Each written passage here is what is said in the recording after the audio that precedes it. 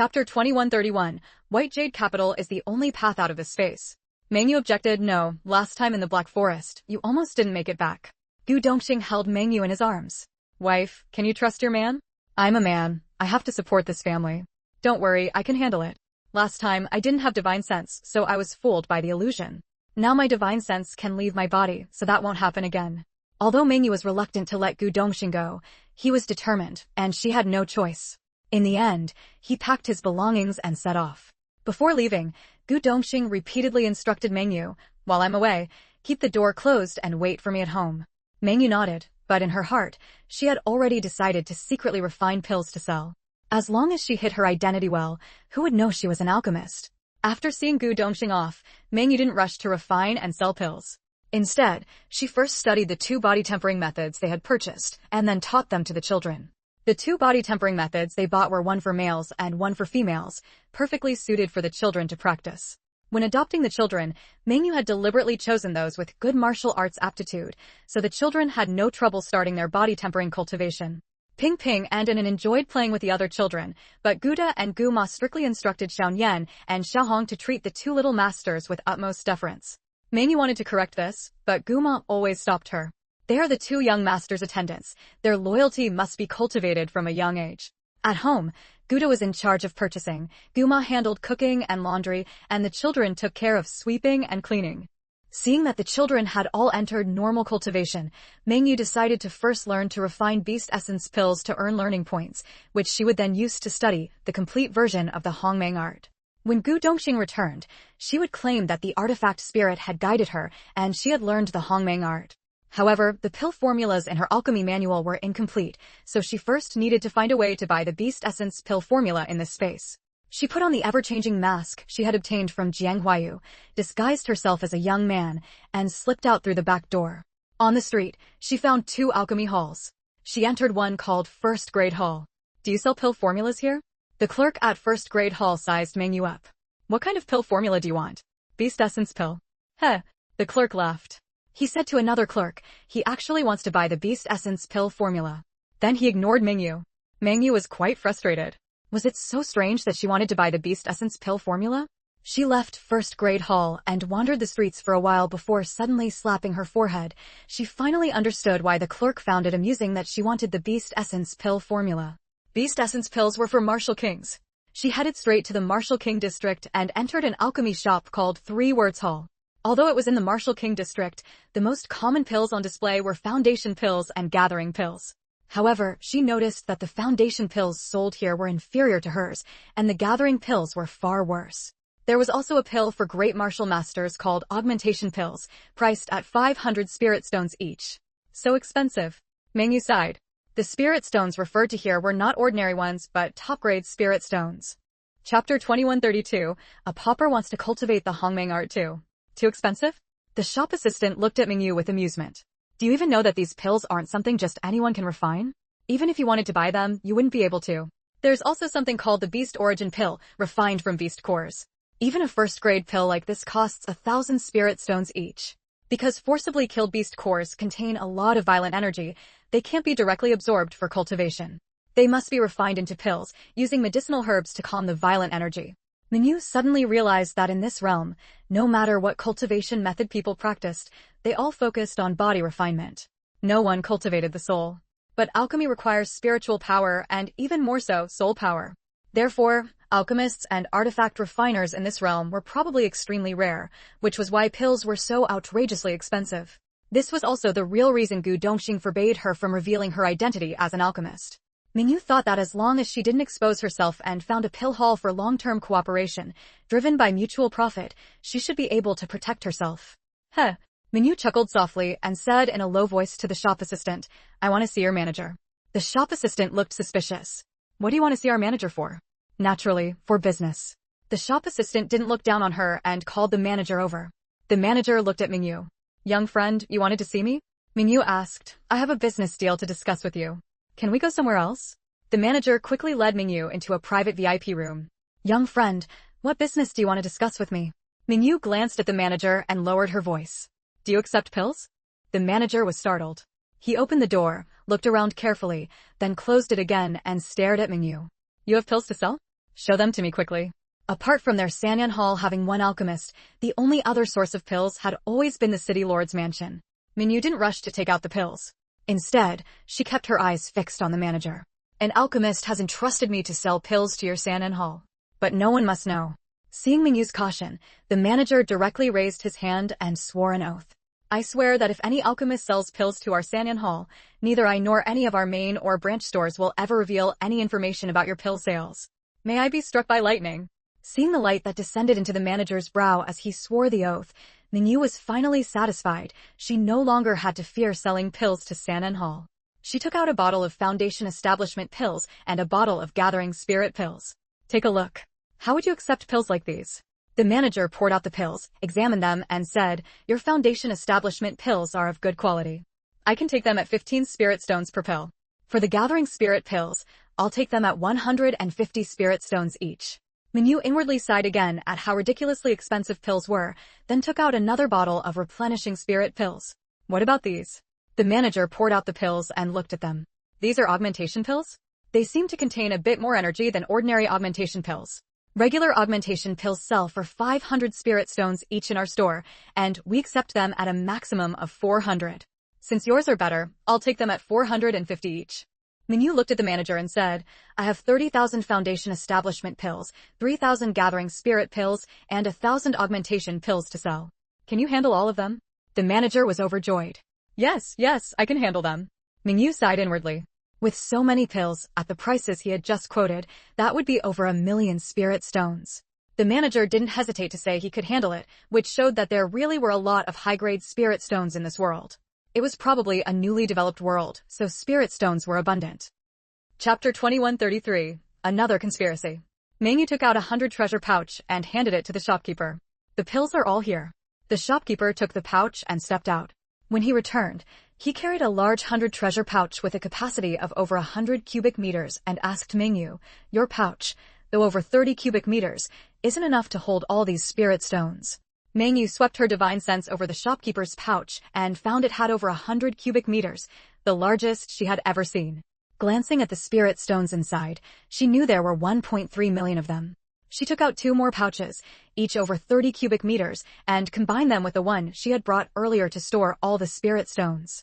With these spirit stones, Mangyu could easily go to the city lord's mansion to exchange for the simplified version of the Hongmeng art.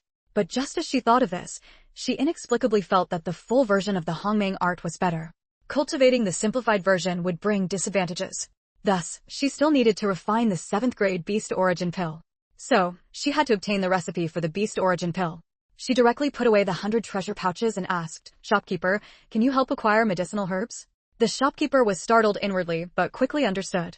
An alchemist couldn't possibly gather herbs and refine pills alone. Naturally, they would need to purchase herbs. Still, he asked, is the alchemist related to you, sir? Mangyu smiled, though with her mask on, it came off as a stiff, forced expression. No, I'm just an errand runner, she said, implying she couldn't disclose more.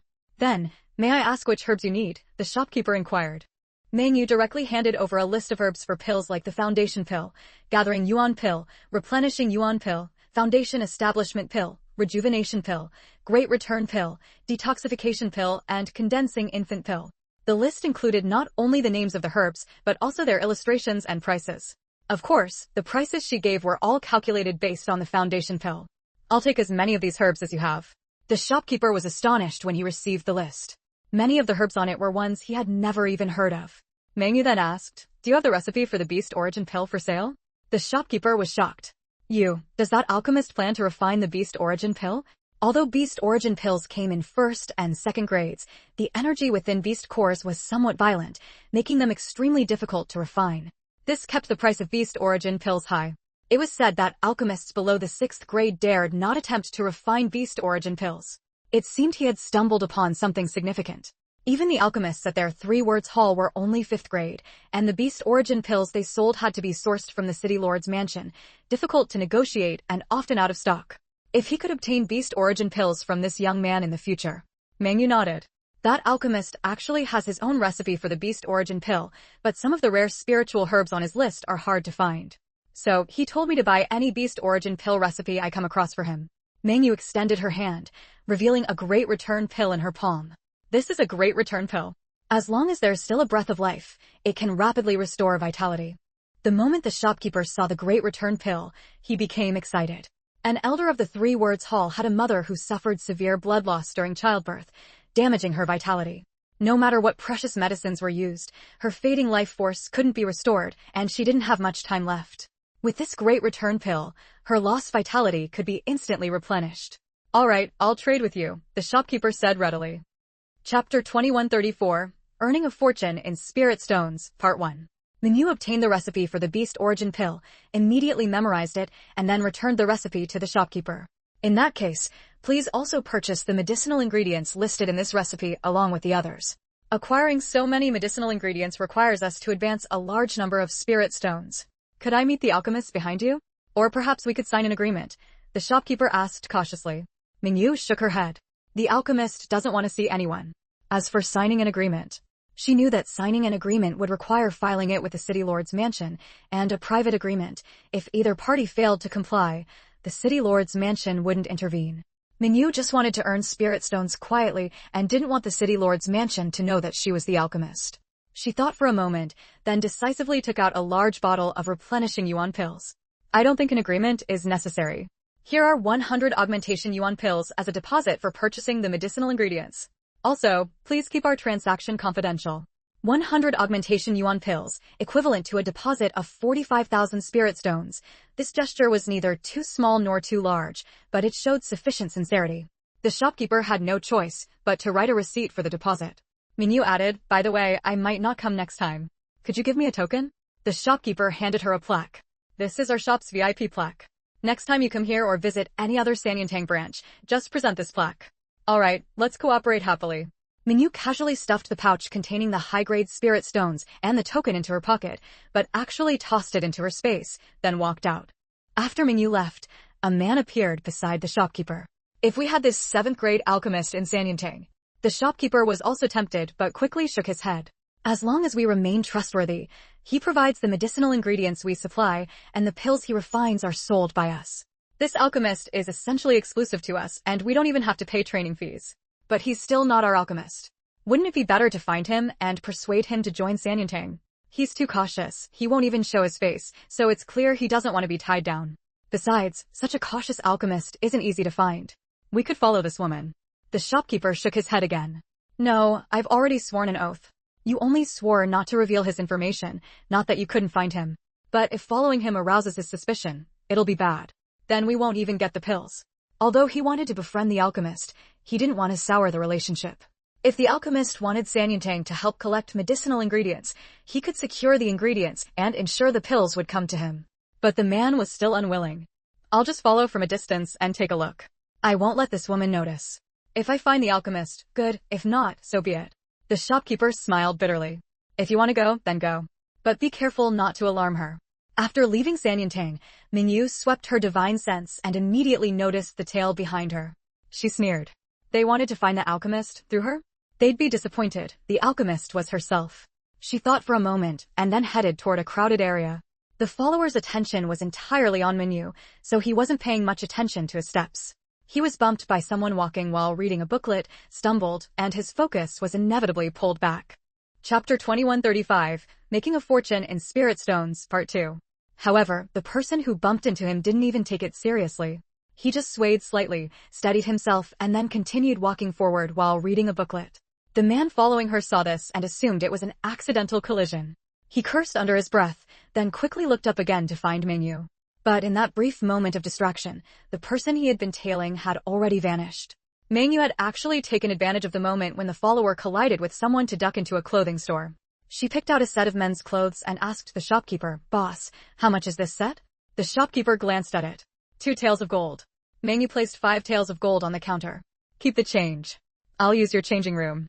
The shopkeeper pointed to the changing room, and Minyu went inside. Not long after, she emerged in a different set of clothes, her face now that of an adult man. She walked straight out of the store.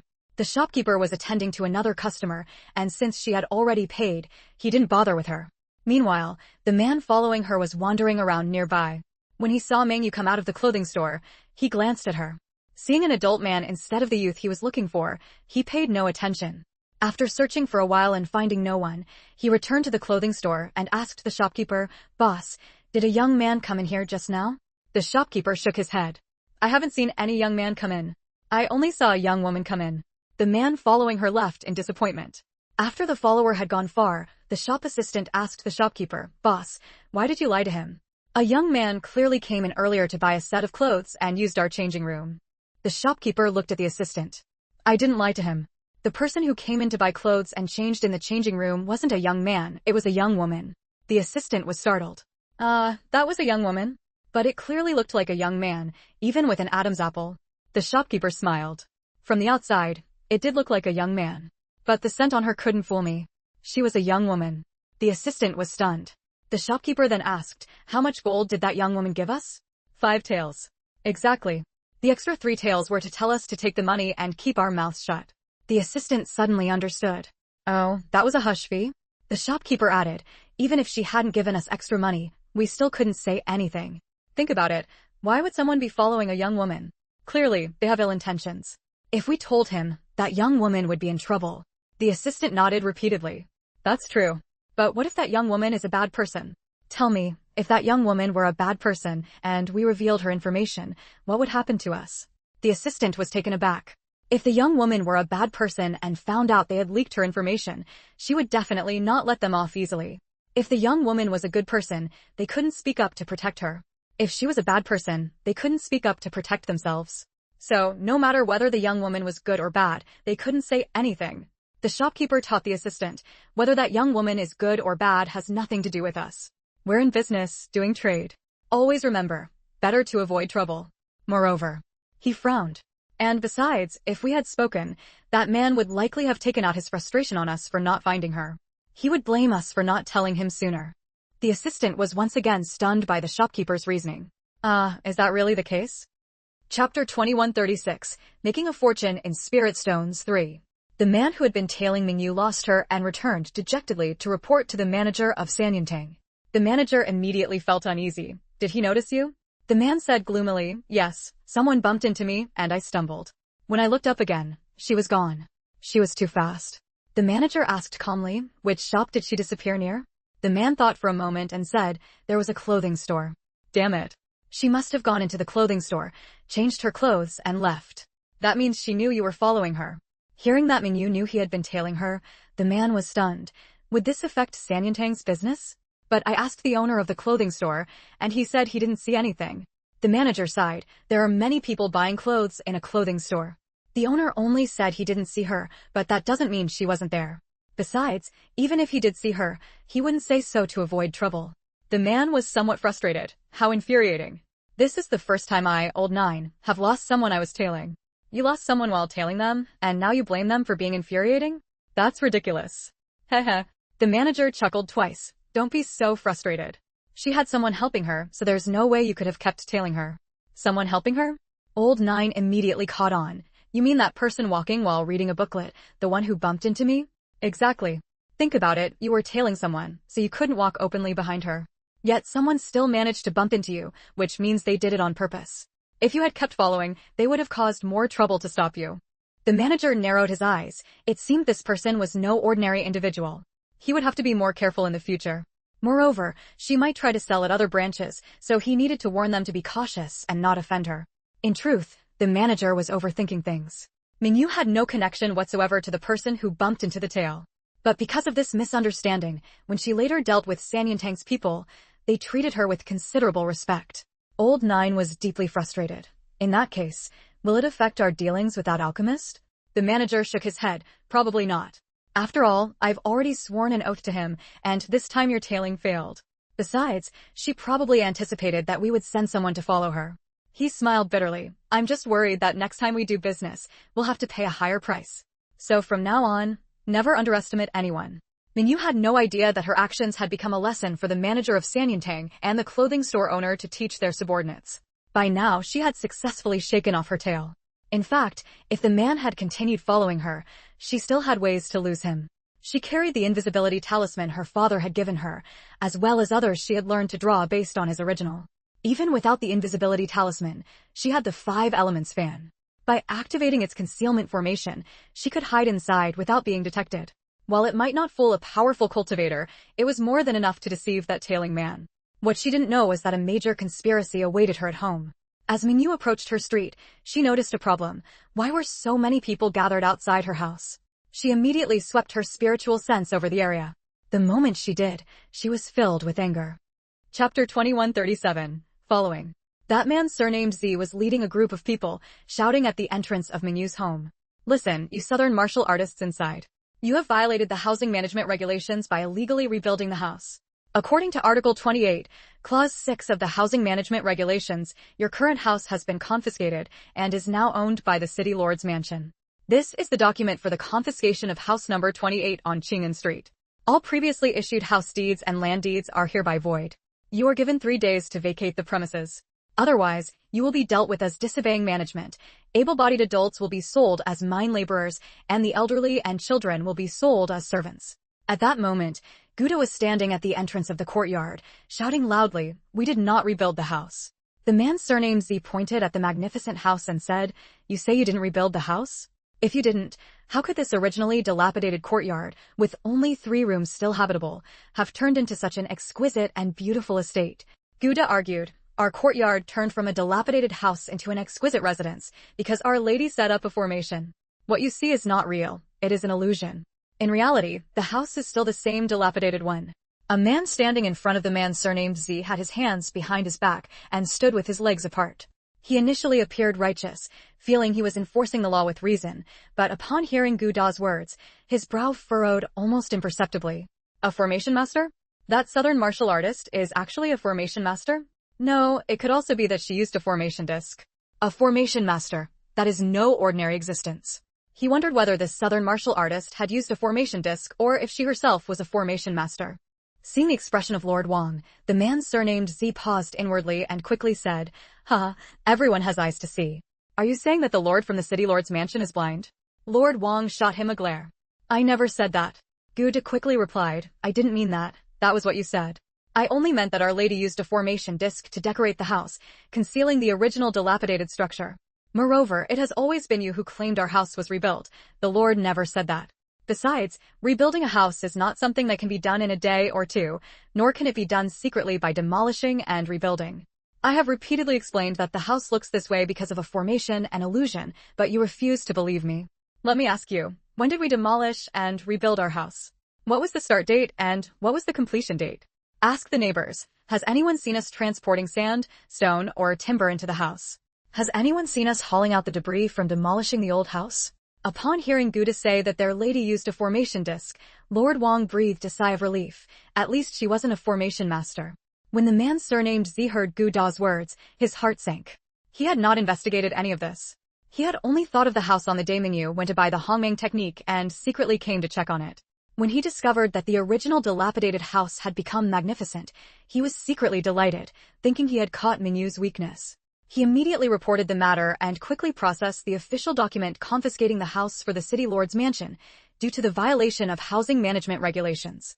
After noticing that Gu Dong had left, he brought a Lord Wang from the City Lord's mansion's housing management office, using his authority to intimidate and suppress that old servant who claimed that Nanyu was a great martial artist. But unexpectedly, when they arrived, they couldn't even enter the courtyard gate, and a steward had already stumped him with questions. Chapter 2138.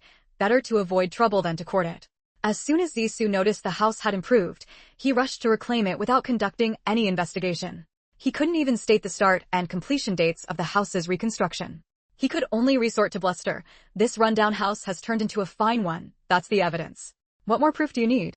But no sooner had he spoken than a sound rang out. Before everyone's eyes, a flash of light passed, and the courtyard before them, magnificent just moments ago, suddenly became dilapidated, with broken walls everywhere, large holes in the roof, and not even window paper pasted on. In fact, the windows, which had been covered with torn paper, now had that old paper ripped away. This was the house's true appearance. Everyone was stunned. The man surnamed Z stared at the house, his face turning pale. The steward had been telling the truth. Their house was still in its original rundown state. It had merely been an illusion. At the same time, a voice interjected. "Who said they wanted to reclaim my house?" As the voice spoke, Mengyu walked over from a distance. She had removed the mask from her face, restoring her original appearance. However, she had applied plant juice to conceal 7/10 of her beauty, revealing only a delicate and refined visage. She immediately spotted the representative from the city lord's mansion and respectfully bowed. "Greetings, sir."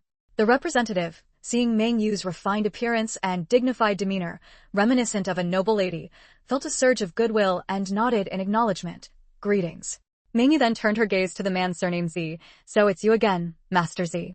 I simply cannot understand why you keep making things difficult for my family." The man surnamed Z tried to protest that he wasn't making things difficult, but Meng Yu wouldn't let him speak and continued. "When we first arrived at Blackstone City and went to the housing office to rent a place, you told me that rent wasn't calculated by the house, but by the person. In our martial artist district, each person's annual rent was 1,000 spirit stones. My family includes 2 young children, so we have a few extra servants. In total, there are 16 of us. At 1,000 spirit stones per person, my family would have to pay 16,000 spirit stones a year just for rent. May I ask, sir, where was I, a newcomer to Blackstone City, supposed to find that many spirit stones to pay the rent? Tell me, wasn't that you making things difficult for me?" As the crowd heard this, they gasped in shock. 16,000 spirit stones a year, that was exorbitant, even more expensive than staying at an inn. Even the representative from the city lord's mansion shot a strange glance at the man surnamed Z, since when was rent in Blackstone City calculated by the head rather than by the house? The man surnamed Z urgently tried to explain, "No." But Meng Yu wouldn't allow him to speak. She exerted her pressure on him, preventing him from interrupting, and continued. "Because my family couldn't afford that many spirit stones for public housing, we had to look for old houses on the street. We finally found this courtyard, and the original owner, seeing that we had a family to support, sold us this run-down yard for 800 spirit stones. At least it kept us from being homeless. But when we went to process the property transfer, you, Master Z, warned us that we could only live in this house as is, no repairs, not even replacing a single tile or pasting a single sheet of window paper." Chapter 2139, Conspiracy Theory. As soon as Meng Yu said this, Lord Wang was stunned again. Someone had bought a house, yet they weren't allowed to repair it. Not even a single tile or a piece of window paper could be replaced. Wasn't this just making things difficult? Which household didn't fix a leaking roof or replace torn window paper? Wasn't this Lord Z simply bullying people? Meng Yu continued, "Don't be fooled by how large this courtyard is or how many rooms it has. Only 3 rooms are barely livable without damage. Our family has 16 people, we can't all squeeze into 3 rooms. If we try to make repairs, we're afraid Lord Z will blame us and take back the house, which we can't afford to lose. So, with no other choice, I used an array disc I happened to obtain to set up a defensive array and an illusion array in the courtyard.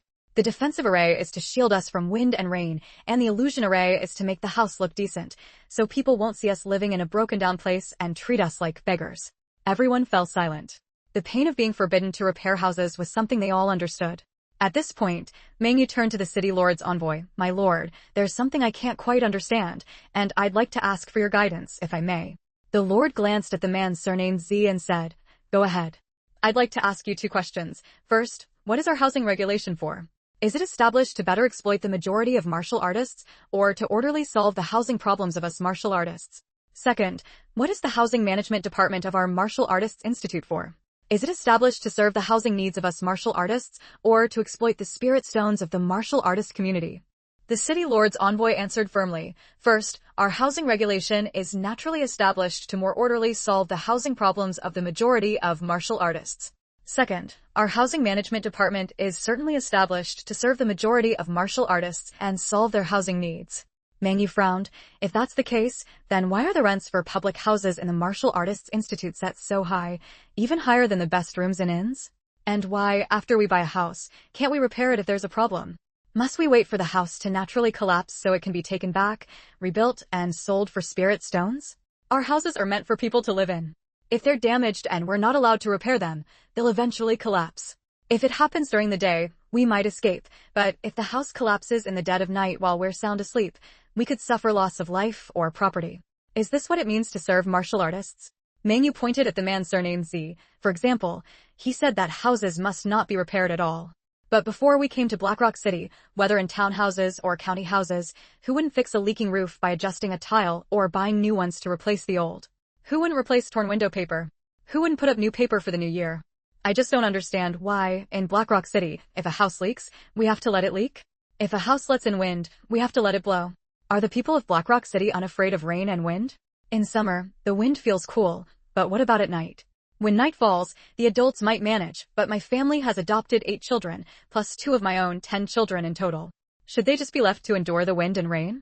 I truly can't figure it out, my lord. Please enlighten me. Why can't a damaged house be repaired? Chapter 2140. The house is about to be taken back.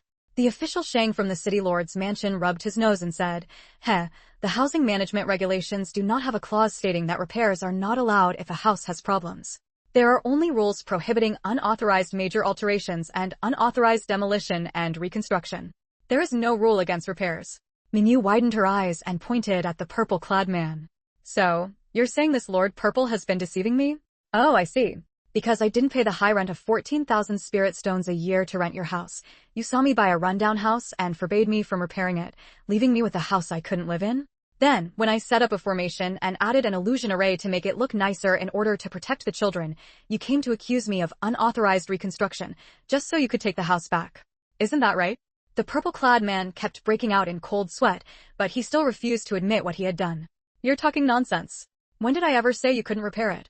Minyu said very seriously, I say you said it, and you say you didn't. Then let's both swear an oath. If you didn't say it, let heavenly thunder strike me dead.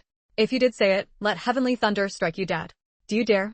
Minyu believed that in this world, the gods were forming and were eager to establish their authority among mortals. Just as when Guda's family swore loyalty, and it produced a reaction, oaths would come true. Therefore, how could the purple-clad man dare to swear? I never said it, so why should I swear an oath? If you don't dare to swear, it proves that you did say it and that you acted on it. Otherwise, why would the original owner of this house not dare to repair it? Clearly, a simple repair could sell it for 10 or even 100 times the price, yet he didn't dare to touch a single brick or tile. He let the house rot rather than fix it. Minyu pointed at her house and showed it to everyone. Look, everyone, how dilapidated is this house? The original owner repeatedly warned me, don't repair it, don't repair it. If you do, the Martial Master Housing Management Office will take it back. He also said, don't think I'm lying. The old Ji family on this street and the old Sheng family on the next street had their houses taken away just like that. They only did a little repair and their houses were confiscated. That's why the original owner never dared to repair the house, leaving it in such a sorry state. And I, following his advice, had to rely on a formation disc to protect the house and barely live in it. But seeing myself living in a broken house every day made me uncomfortable, so I added an illusion array to make it look nicer. Yet, even using a formation to protect the house was unacceptable to Lord Purple, who insisted on taking it away. So, Your Excellency, don't you think the Martial Master Housing Management Office has become a tool for certain people to profit and oppress martial masters? Minyu spoke calmly as she looked at the official from the city lord's mansion, which only made Zissou even more furious, especially since she was openly accusing him right in front of his face. The neighbors and bystanders who had gathered to watch, upon hearing Minyu's words and seeing that the purple-clad man, though his face showed anger and his mouth opened and closed a few times, dared not speak out, clearly afraid, though in reality, he was being suppressed by Minyu's pressure, also began to stir. A young man, seeing that the purple-clad man had not refuted Minyu's words, spoke up as well. That's right. Old Ji's house, he endured the leaks without repairing them until the snow collapsed half of it. He fixed it overnight, but by the next day, when it was discovered, the house was taken away. Another person of similar age beside him chimed in exactly. Their family can't afford to buy a house anymore, and is now living outside the city. Chapter 2141, Why do you keep making things difficult for us? Once this person started speaking, others immediately joined in the discussion. The old Chung family on the next street had it even worse. His mother was sick, and, because they used a fire to keep warm, it accidentally burned down their house. But it was put out quickly by everyone. Some tiles were damaged, so they bought new ones to replace them, yet their house was still confiscated. Yeah, and his mother later died because her condition worsened. They're not the worst off. The Mo family is the most tragic. The housing management office wouldn't let them repair their house, so they lived in a dilapidated building. In the middle of the night, the snow collapsed the roof, killing 2 and injuring 5 out of a family of 8. The only one unscathed was a child who had gotten up to use the toilet. Yeah, I find it strange too. Why didn't the Martial Artist Housing Management Office or the Great Martial Master Housing Management Office forbid house repairs? Yeah, I heard they only do minor repairs themselves and only report to the Housing Management Office for approval before doing major repairs. Exactly. Only we Martial Masters are forbidden from making any repairs, big or small. Because of this, when our house leaks, we're not even allowed to go up and fix a tile. We only dare to adjust the tiles secretly from inside. We even have to replace window paper in secret, afraid of being caught. We deliberately use old paper to avoid suspicion." As the crowd murmured, resentment showed on every face. At this moment, the man surnamed Z was finally able to speak. He pointed at Mengyu. "You are deliberately stirring up emotions among the martial masters, intending to resist official management." He turned to the representative from the city lord's office, Master Shang. Everyone was fine before, but because of this woman's incitement, the crowd is now agitated. She has ulterior motives and must be severely investigated. As soon as the man surnamed Z said this, the crowd immediately fell silent. Mengyu looked at him calmly. "May I ask, Master Z, which of my words was incitement?" The man surnamed Z tried to recall what Mengyu had said, but couldn't pinpoint any sentence that could be considered incitement. Mengyu continued, "Moreover, do you think Master Shang lacks the ability to distinguish right from wrong? Do you think you can cover up your long-term exploitation of martial masters under the guise of housing management with just a few words? Even now, with witnesses and evidence present, you still want to fabricate charges against me to suppress the martial masters' discontent again? You must understand that the people's anger did not arise today. They have been suppressing their emotions under your tyranny, only using my case today as an outlet to vent. Master Shang, managing people is like managing water. Blocking is not as effective as channeling. If problems are left unresolved and people's mouths are simply sealed shut, the more you suppress them, the more violently they will erupt when they reach a breaking point. By then, it will be a flood of beasts." Upon hearing this, Master Shang's expression turned serious. Mengyu's words made perfect sense. If a major incident did erupt, while the Martial Master Office's Housing Management Office would be at fault, the City Lord's Office's Housing Management Office would not escape responsibility either. He swept his gaze across the crowd and said, "The Martial Master Housing Management Office's unauthorized rent hikes, even exceeding in prices, and its prohibition on private house repairs, leading to widespread dissatisfaction among martial masters. This will be strictly investigated.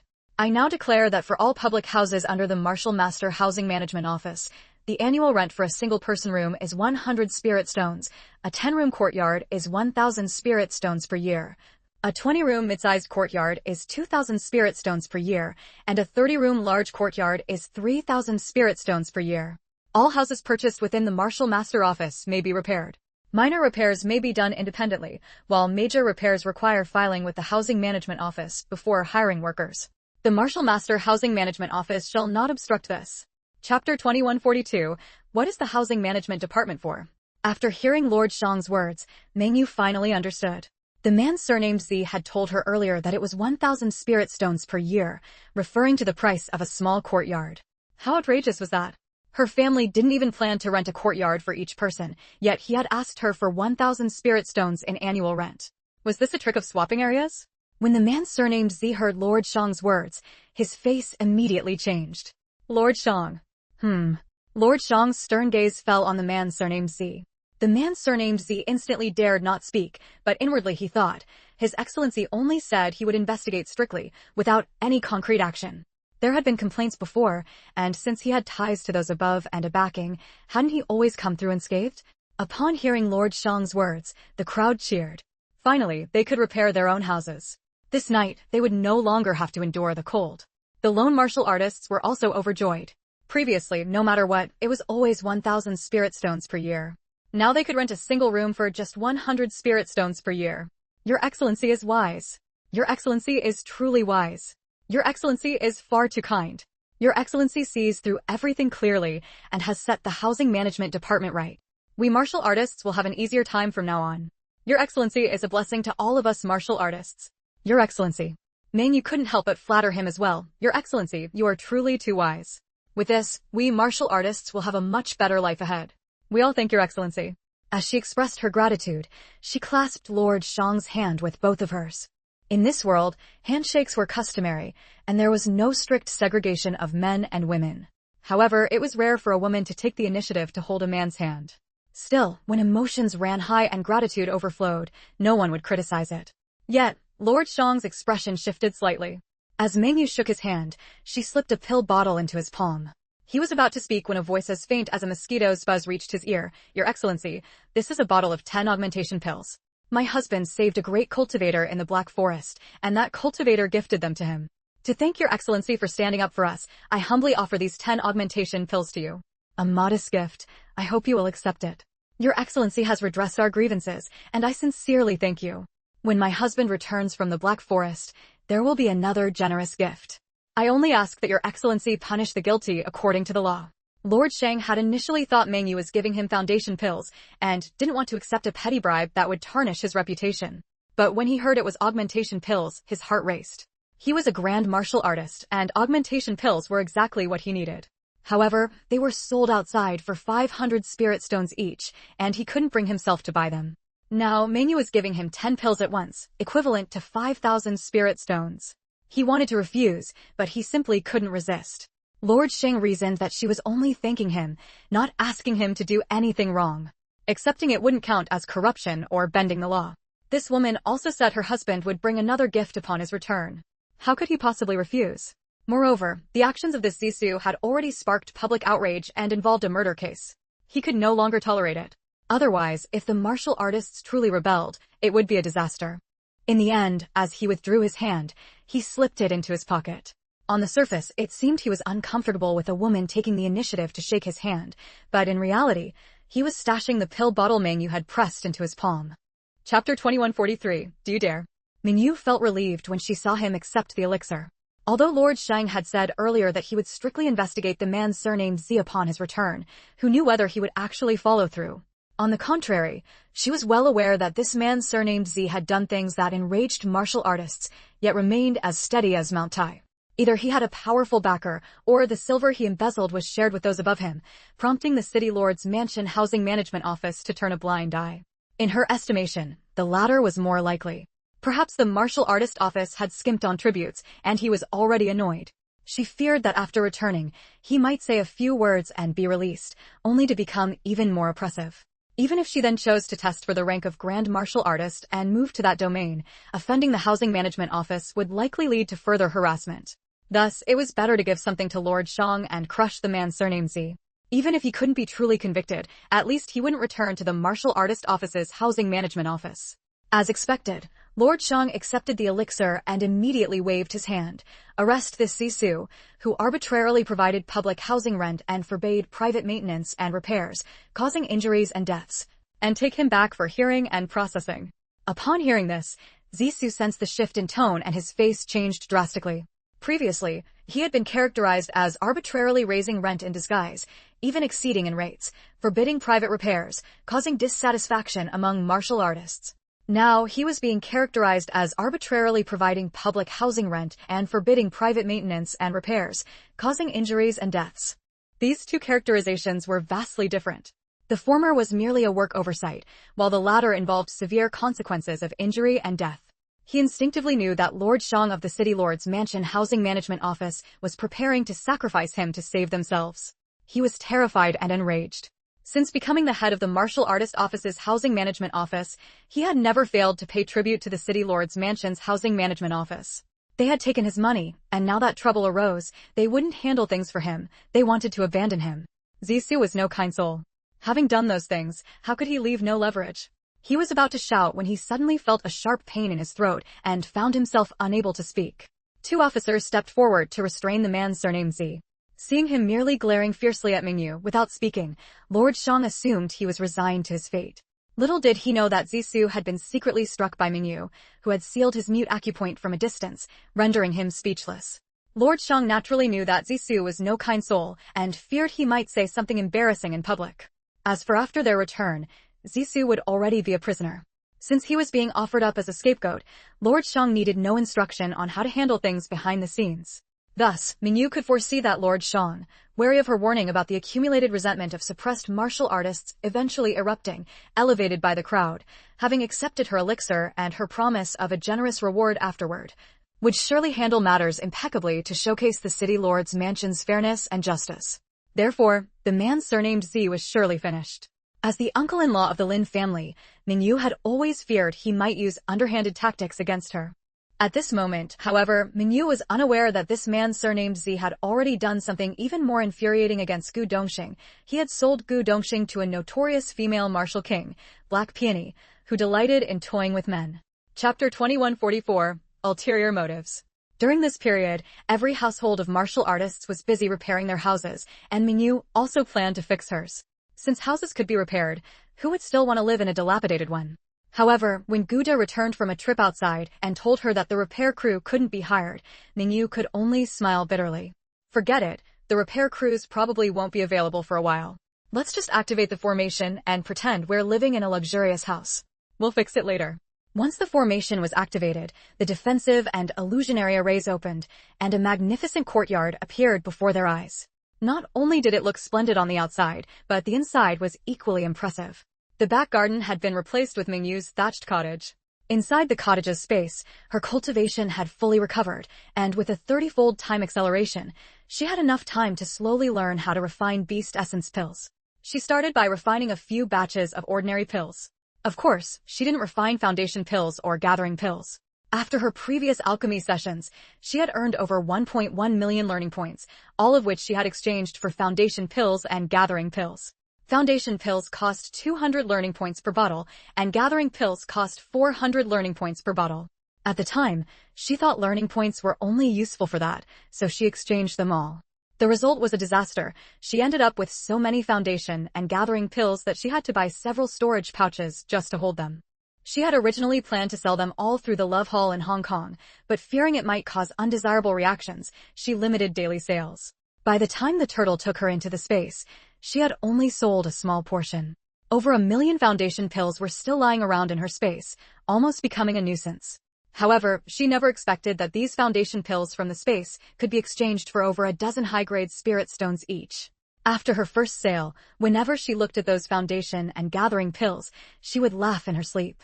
From replenishing pills to infant coagulation pills, Mingyu refined one batch of each type. Unfortunately, she lacked the materials for resurrection pills and couldn't refine them. In this way, she essentially revisited the process of refining 3rd to 5th grade pills before directly moving on to 7th grade pills. After obtaining the recipe for beast essence pills, she realized she could gather all the required herbs. During her time in the Black Forest, she had collected many high-grade herbs, and because she had her space, she habitually dug them up with their roots intact. Later, when she could communicate with the space, she planted all those herbs inside. As for beast cores, after Gu Dongxing learned that Mingyu's space needed Hongmeng energy, he kept only the cores he needed for his own cultivation and gave her the rest. However, Mingyu always felt that beast cores had other, better uses and was reluctant to let the space consume them. The mature beast cores Gu Dongxing obtained from the Valley of Death had no malevolent energy and could be used directly without refinement. Therefore, the beast essence pills she refined used first to 9th grade beast cores from the beasts Gu Dongxing had killed in the Black Forest. The beast essence pills were also refined separately according to the grade of the beast core, from 1st to 9th grade. Mingyu started with the beast core of a wild boar weighing over 500 gene, a 1st grade core. The materials she used were not particularly advanced. Summoning little fire to heat the furnace, she purified the herbs into liquid extracts one by one, finally adding the beast core. However, the energy within the beast core was too violent, causing the liquid in the furnace to immediately become chaotic. Mingyu quickly suppressed it with her mental strength. Now a nascent soul cultivator, Minyu's divine sense was comparable to that of a soul formation cultivator, so suppressing the violent energy of a 1st grade beast core was not difficult. Before long, the violent energy was subdued, and she successfully separated the malevolent energy. Adding a drop of stalactite essence, she succeeded in refining the 1st grade beast essence pill on her first try. Chapter 2145. The Master is Wise. The first time she refined a beast yuan pill, the violent energy within the beast core resisted during the final condensation, and the 1st rank beast yuan pill failed without a doubt.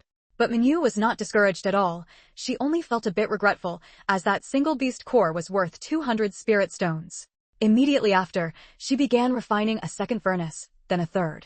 Still, she failed during the condensation stage. By the time she reached the 6th furnace, she finally succeeded in producing a 1st rank beast yuan pill. Next, Mingyu started refining 2nd rank pills, 3rd rank pills, all the way up to 7th rank beast yuan pills. Each time, it took several attempts before she could successfully refine them. As soon as the 7th rank beast yuan pill was successfully refined, Xiao Yuan's voice rang out. 7th rank pill successfully refined. Congratulations on earning 1 billion learning points. Combined with the 100 million learning points rewarded for refining the 6th rank pill, you now have 1.1 billion learning points. Do you wish to learn the Hongmeng art immediately?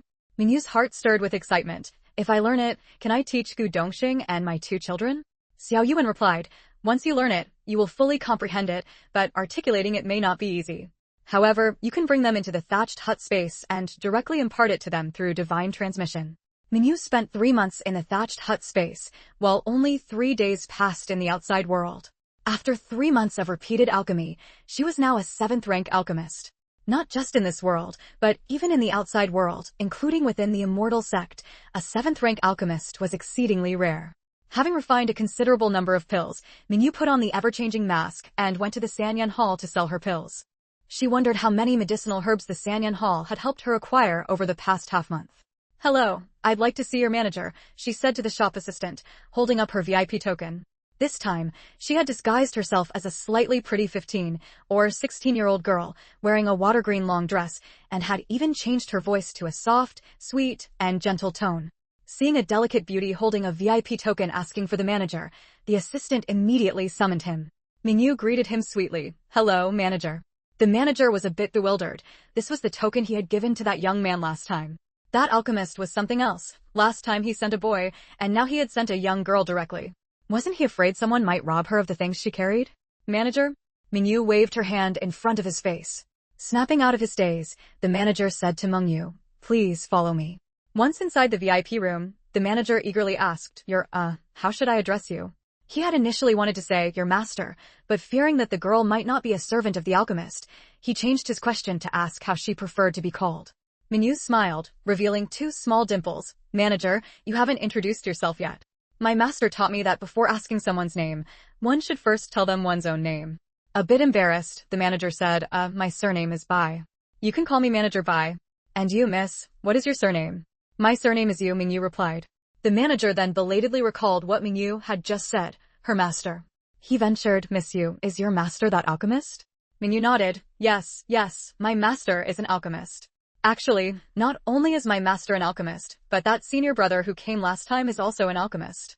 The manager immediately became enthusiastic. He was hosting a disciple of an alchemist. But inwardly, he regretted not realizing last time that the young man was also an alchemist. No, wait, they were so young. They should probably only be considered alchemy apprentices, right? Chapter 2146. Purple Speed is finished. Shopkeeper Bai had no idea that the person he thought was an alchemy apprentice was actually the real alchemist, and a 7th-grade spirit pill master at that. "Miss Yu, what pills did your master have you bring this time?" The pills he had obtained last time were far superior to those made by Sanyan Hall's own alchemists, with at least a 10% increase in potency. As a result, he had sold those foundation consolidation pills for 25 spirit stones each, and they still sold very well.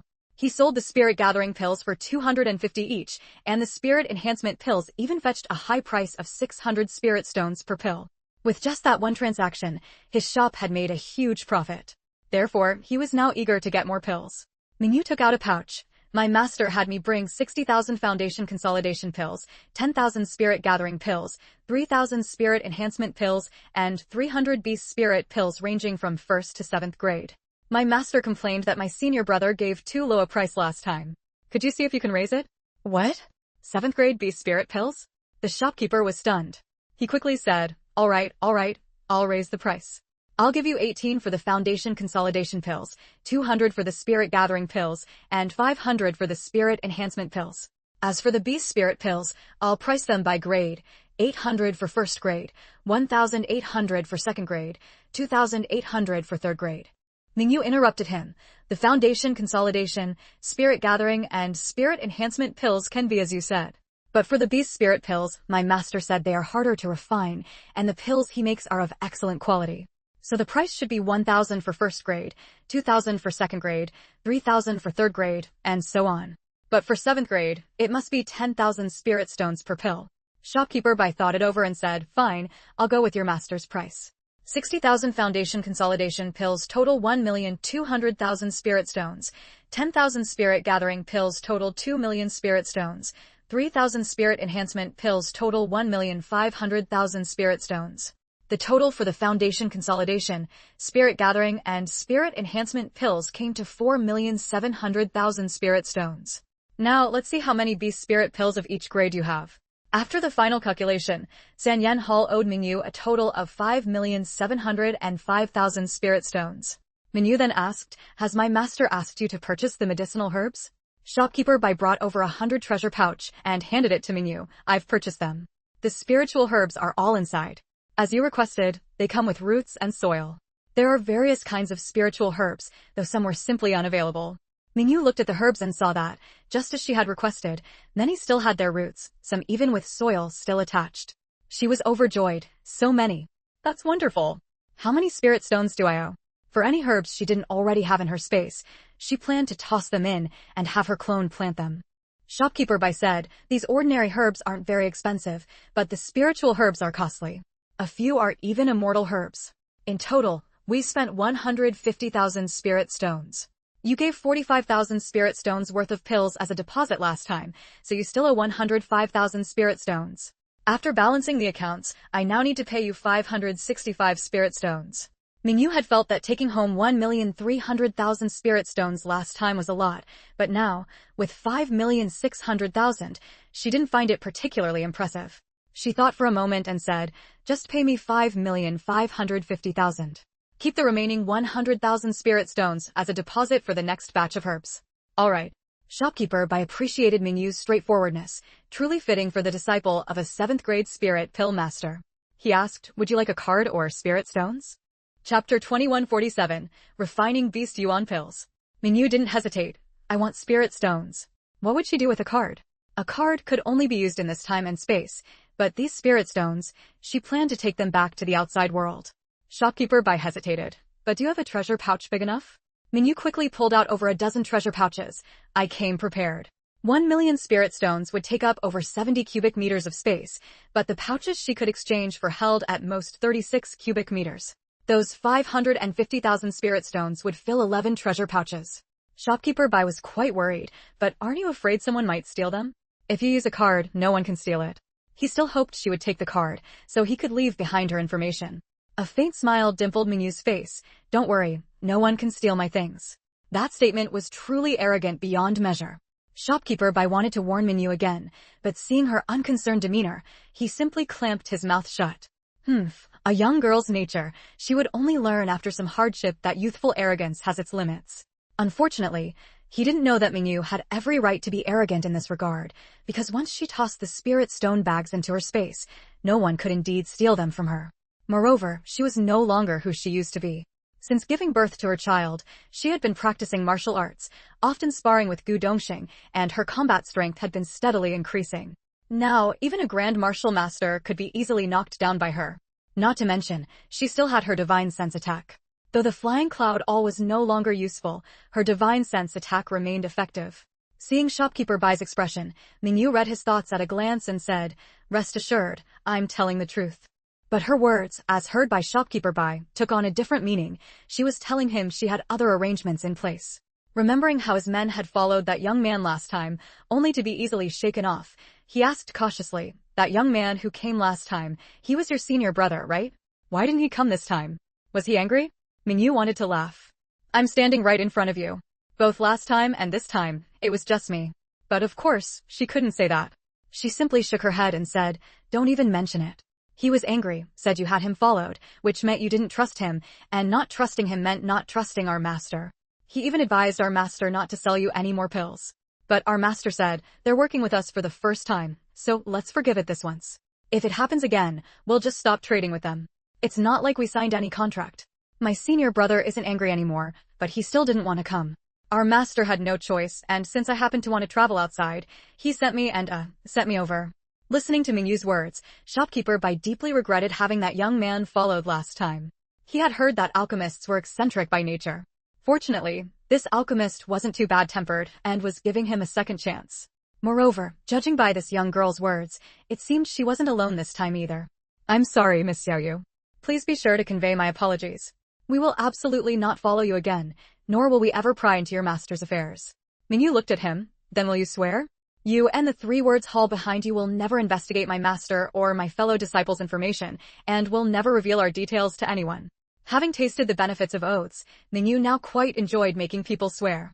Chapter 2148, 7th Grade Alchemist. Shopkeeper Bai had no choice but to raise his hand and swear. I swear that neither I nor the Sanyan Hall will ever reveal to anyone the information about Miss Yu, who sold the elixirs to my Sanyan Hall, nor about her master, fellow apprentices, and siblings. Otherwise, may I be struck by lightning. Mingyu was very pleased to see Shopkeeper Bai swear and told him, "My master said that if you swear not to disclose our information, then our elixirs in this world will only be sold to your Sanan Hall." Shopkeeper Bai was overjoyed. If that were the case, then this alchemist would essentially become the exclusive alchemist for his Sanan Hall. No, that couldn't be right. There must be more than one alchemist. Otherwise, how could they have so many elixirs? This young lady had mentioned that she had fellow apprentices and siblings. They must have refined them together, and those Peiyuan pills were definitely stockpiled by them. He had only sworn an oath, and yet he had gained several alchemists, one of whom was a 7th grade alchemist, as exclusive alchemists for his Sanan Hall. He was truly too clever and too fortunate. He quickly brought the spirit stones to Mingyu, stuffing 6 treasure pouches until they were bulging. That was 5.55 million spirit stones. Fortunately, he had transferred the spirit stones in advance, waiting for the elixirs from this unorthodox alchemist. Mingyu put the 11 treasure pouches into her homemade cowhide single-shoulder bag, held a spirit stone in her hand, and asked tentatively, "Shopkeeper Bai, I have something I'd like to ask." "Shopkeeper Bai, please go ahead." "Among these spirit stones, none are of poor quality, are they?" She had always been puzzled. Why were all the spirit stones in this place of the highest quality? She hadn't even seen a single high-grade spirit stone, let alone mid-grade or low-grade ones. Shopkeeper Bai chuckled. "Rest assured, the spirit stones I've given you are all good. Moreover, spirit stones that haven't fully formed cannot be mined. Those that can be mined are all good spirit stones." Mingyu's heart skipped a beat. Spirit stones that haven't fully formed? In their eyes, high-grade, mid-grade, and low-grade spirit stones were all considered unformed? It seemed that this world had an abundance of formed spirit stones, allowing them to only mine those that had already become top-grade spirit stones. But perhaps it was also because the people here were martial cultivators, not immortal cultivators, and had no use for spirit stones? That was also why spirit stones were so cheap. Mingyu smiled as well. "Haha, the way you say it, it sounds like there's no better spirit stone than yours." Shopkeeper Bai couldn't help but find it amusing. "Of course, there are better ones than mine. Immortal stones and divine stones are superior to my spirit stones. However, whether immortal stones or divine stones, once they are mined from the quarries, they are sent to the City Lord's mansion, and then to the White Jade capital. Even the City Lord's mansion doesn't keep any immortal or divine stones. We ordinary people can't even see them." Mingyu's heart pounded. This realm actually had immortal stones and divine stones? But then she thought, this world was a newly formed one. Not to mention anything else, the primordial energy of chaos could only exist when a world was first created. How could a mature world still have it? Could she perhaps obtain some immortal and divine stones to take back? If immortal and divine stones were sent to the White Jade capital, did that mean the White Jade capital was the higher realm of this world? She recalled that in Earth's myths and legends, the earliest gods lived alongside humans, beings like Gungang, the dragon goddess, and Nuwa all resided on Earth. Her heart stirred with excitement. If the immortal and divine stones here were all sent to the White Jade capital, did that mean that in the White Jade capital, currency was immortal and divine stones? Moreover, when she eventually ascended to the immortal realm, she would need immortal and divine stones. She absolutely had to get her hands on some immortal and divine stones. Chapter 2149. Selling Pills Again. Mingyu put on a look of longing. "I really want to see what a divine stone looks like." Seeing Mingyu like that, Shopkeeper Bai couldn't help but laugh again. "If you want to see immortal stones or divine stones, it's easy. At the mine, besides sending those who have committed crimes there, they also recruit some martial artists. You just need to take a mission to go to the mine, and you can go." Mingyu's heart stirred. There were missions like that? Seeing that Mingyu was genuinely tempted, Shopkeeper Bai quickly stopped her. "All right, I was joking. You're a disciple of an alchemist. Why would you need to go to the mine? We don't need those things either. If you really want to see immortal stones, you can also exchange them at the City Lord's mansion. 100 spirit stones can be exchanged for 1 immortal stone, and 100 immortal stones can be exchanged for 1 divine stone." Mingyu was puzzled. "Didn't you just say that immortal stones and divine stones are all sent to the White Jade capital, and even the City Lord's mansion doesn't keep any?" "The City Lord's mansion doesn't keep them, but during the time from when they are mined to when they are sent to the City Lord's mansion, and then to the White Jade capital, the City Lord's mansion still has them. The Spirit Mine Department sometimes keeps a few, because there are always people who want to exchange them to carve protective talismans for their descendants to wear." Mingyu, however, picked up a secret from Shopkeeper Bai's words. The City Lord's mansion had a way to go to the White Jade capital. If only I could go to the White Jade capital. To go to the White Jade capital, you need to be a martial king. Mingyu was puzzled again. Wasn't it that only martial venerables could go? Shopkeeper Bai sighed and said, "It used to be that only martial venerables could go, but in recent years, every 10 years, 10 martial venerables are sent to the White Jade capital." How many people can break through to martial venerable? With fewer martial venerables, they have to make do with martial kings. Mingyu gained another piece of information, so martial venerables were sent to the White Jade capital only once every 10 years. She thought to herself, Xiao Yuan had said that the martial king realm corresponds to the return to truth realm of Earth's martial artists. The White Jade capital was said to be equivalent to the immortal realm. Could someone at the return to truth realm survive there? It seemed she still knew too little. It looked like after Gu Dongxing returned, she should start interacting with that Shang official and get closer to the city lord's mansion. After Mingyu left, the man who had previously followed her when she was disguised as a young man appeared beside Shopkeeper Bai again. Should we follow her? Shopkeeper Bai immediately stopped him. No, she is the disciple of a 7th grade alchemist. A disciple is even better. If we capture his disciple, wouldn't that 7th grade alchemist obediently become our Sanyan Hall's alchemist? Shopkeeper Bai shook his head. Impossible. A 7th grade alchemist has many means. If we truly offend him, he could just move his lips and summon martial kings or even martial venerables to act on his behalf. At that point, even Sanyan Hall wouldn't be able to protect us. Besides, she has already said that as long as I swear an oath, their family's pills will only be sold through our Sanyan Hall in the future. Moreover, as long as we can use them, why must we possess them? After Mingyu left Sanyan Hall, she used her divine sense to keep an eye on the rear. Hearing the conversation between Shopkeeper Bai and the man who had followed her last time, she smiled smugly.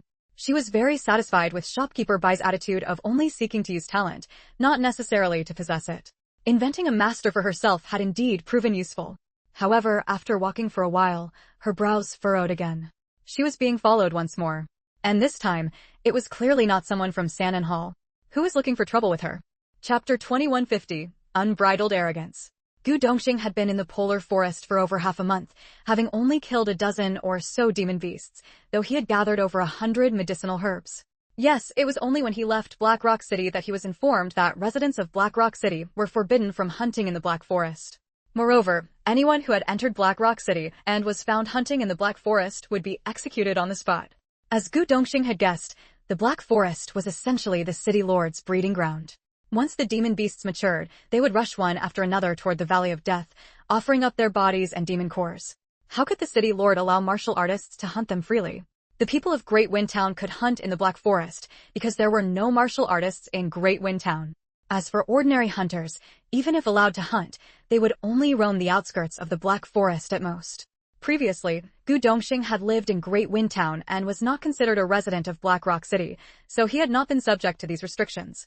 However, about 600 kilometers from Black Rock City lay the Polar Forest, and over 1,000 kilometers away was the White Mist Forest, where beasts could be hunted freely.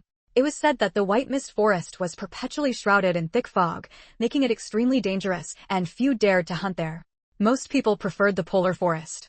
But of course, a place that was not too dangerous yet suitable for the powerful martial cultivators of Black Rock City to hunt could not possibly have as many demon beasts as the Black Forest. In the past few days, Gu Dongxing had encountered many martial cultivators who had come to the Polar Forest to hunt demon beasts. Most of them traveled in groups. Lone wolves like him were rare, though not entirely absent. He had also run into several groups of hunters in the Polar Forest. What struck him as strange was that their methods were very simplistic. They relied purely on brute force against the demon beasts, at most ambushing them from the side or from behind.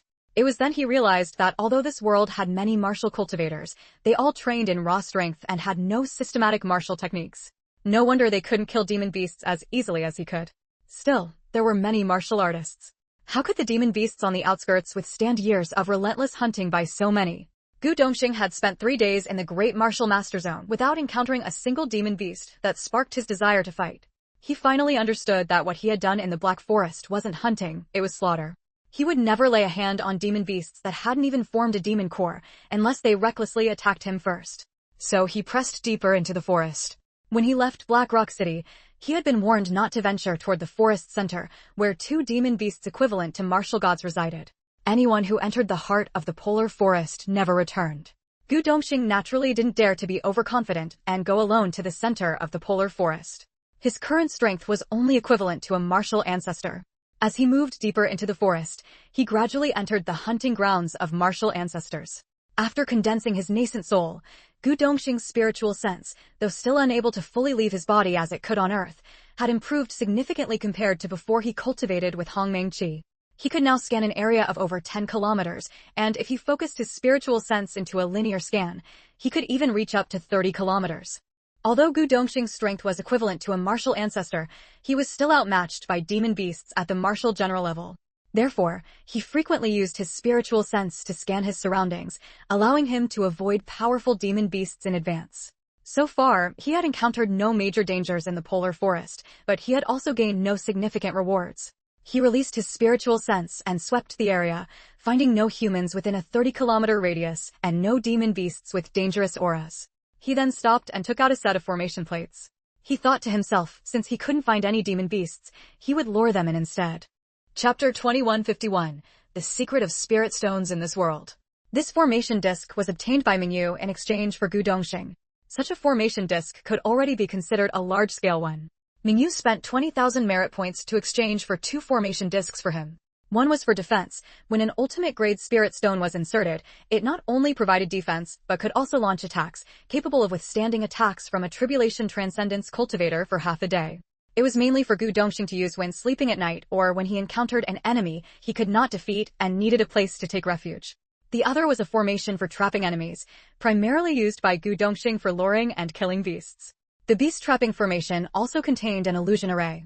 Anyone trapped inside who did not understand formations, even if they had already formed an infant soul, would be unable to escape. This was also what Mingyu provided for Gu Dongxing to use when he encountered an extremely powerful enemy that he could not overcome through sheer force. This time, what Gu Dongxing brought out was the trapping formation. After setting up the trapping formation, he placed a beast-luring fruit inside. It was one he had obtained from the Valley of Death. At that time, he had also dug up the immature beast-luring fruit plant and brought it back to Mingyu, who had cultivated it in her thatched cottage medicinal garden. This was a freshly ripened beast-luring fruit still attached to its plant. He set up restrictions around the beast-luring fruit so that the beasts could see it but not eat it, preventing the first beast that entered from devouring the fruit and failing to lure other beasts. After arranging the formation, Gu Dongxing opened the formation gate, released Feiyun, mounted it, and ascended into the high sky, disappearing from view. Not long after, a herd of several hundred wild goats arrived. However, this herd of wild goats were only beasts with 5th-grade beast cores. They circled the formation a few times before one by one entering it. Gu Dongxing was somewhat disappointed. He did not even feel like fighting such beasts. Fortunately, he had made preparations, and those goats could not eat the beast-luring fruit. The beast-luring fruit continued to emit its fragrance. About an hour later, a pack of wolves was lured out. This pack consisted of over 200 wolves. From their aura and size, he could tell they were beasts with 7th-grade beast cores. But just as the wolves entered the formation, a herd of wild boars followed. Yes, a herd of over 100 wild boars, each weighing around 1,700 to 1,800 jin. As they passed, the ground rumbled with a pounding sound. Gu Dongxing was a bit stunned. His plan was to trap the beasts and then go in to slaughter them. But with such a large herd of wild boars, if he encountered them under normal circumstances, he would have to avoid their onslaught. How was he supposed to go in and kill them? Just as he was feeling troubled, another loud clatter sounded. This time, it was a herd of wild buffalo, at least 300 of them. These buffalo, each weighing around 2,000 jin, also entered the formation one by one. Gu Dongxing felt he had miscalculated. Would the formation disc Mingyu gave him be damaged by those wild buffalo and wild boars? While he was worrying, another beast community arrived, an elephant herd. And following the elephants came a herd of rhinoceroses. Oh heavens, had he lured out all the beasts from the depths of the forest? He now wished he had never set up this trapping formation. Because, from the direction of the forest center, he sensed a dangerous aura approaching. Ignoring the danger, he quickly commanded Feiyun to descend. From a height of over 10 meters, he opened his defensive shield and jumped down, risking danger to enter the range of the formation gate. He inserted an ultimate-grade spirit stone into the last slot on the formation disc. Before the beasts could react, he swiftly leaped back onto Feiyun, which rapidly ascended and transformed into an inconspicuous gray cloud. With the ultimate-grade spirit stone inserted, the formation gate finally closed, sealing the fragrance of the beast-luring fruit inside the formation. Chapter 2152, Who is Looking for Trouble? On the road, there were still many beast spirits rushing over. Fortunately, Gu Dongxing closed the formation in time, preventing more beast spirits from being attracted. The beast spirits that had just arrived had originally followed the scent of the lure fruit, but when they reached the spot, they could no longer smell it. Each of them wondered where the fragrant fruit had gone. Had it been eaten by someone? Or hidden by someone? The later arriving beasts grew irritable and easily provoked, inadvertently stirring up conflicts with other beasts. As a result, many beast spirits began fighting in front of the formation Gu Dongxing had set up. Gu Dongxing paid them no heed, instead focusing his attention on the direction of the forest center, the source of that unsettling aura. He dared not even extend his divine sense in that direction, relying only on his perception. After the formation gate was closed, the dangerous aura seemed to stop moving. But Gu Dongxing did not dare to relax even slightly. He continued to sense the aura from that side. Finally, the dangerous aura gradually faded into the distance, and Gu Dongxing quietly breathed a sigh of relief. Though he was in midair, he was certain that if that beast spirit had come, even being in the sky would not have guaranteed his safety. He extended his divine sense again, probing bit by bit toward the forest center. Only when he felt that the dangerous aura had indeed returned to the center did he turn his divine sense toward the formation. By then, most of the beast spirits outside the formation had left, leaving behind over a dozen corpses and more than 30 beast spirits on the verge of death from injuries. With a wave of his hand, Gu Dongxing collected the dead beast spirits, finished off the dying ones, gathered them all, and swept away the bloodstains on the ground. Only then did he look inside the formation. Inside the formation, chaos had erupted. Most of the wild sheep were dead, with a few huddled in corners pretending to be dead. Wild boars, wolves, cattle, elephants, and rhinoceroses were locked in a chaotic melee, with corpses littering the ground. Every beast wanted to get to the lure fruit. Seeing that the battle within the formation was still ongoing and that it was not yet time to enter, Gu Dongxing once again rode his flying cloud into the air. Why didn't he fly up into a tree? Because he felt safer on the flying cloud in the sky. The flying creatures in this world were generally weaker. Presumably, this was because the primordial energy came from the ground, first absorbed by the people and animals on land, with only the remnants reaching the flying creatures. After waiting another hour or so, Gu Dongxing noticed that only 4 or 5 wild elephants and 3 or 4 rhinoceroses remained in the formation. Just as he was about to descend, open the formation, and kill the remaining wild cattle and rhinoceroses, he heard a surprised voice. "Oh, there's a formation here. Little Nine, is there something good inside?" Gu Dongxing swept his divine sense over and saw that the newcomers were a man and a woman. The man, whom the woman called Little Nine, was very handsome. Since he hadn't made a move, his cultivation level was unclear. The woman had slightly dark skin but was very beautiful, with eyes as clear as autumn water, looking at people with a watery gaze. Gu Dongxing analyzed that this area was beyond the range where ordinary martial masters and grand martial masters would venture. At least one of them had a cultivation level above martial ancestor. Moreover, upon seeing the formation, she should have realized it was man-made.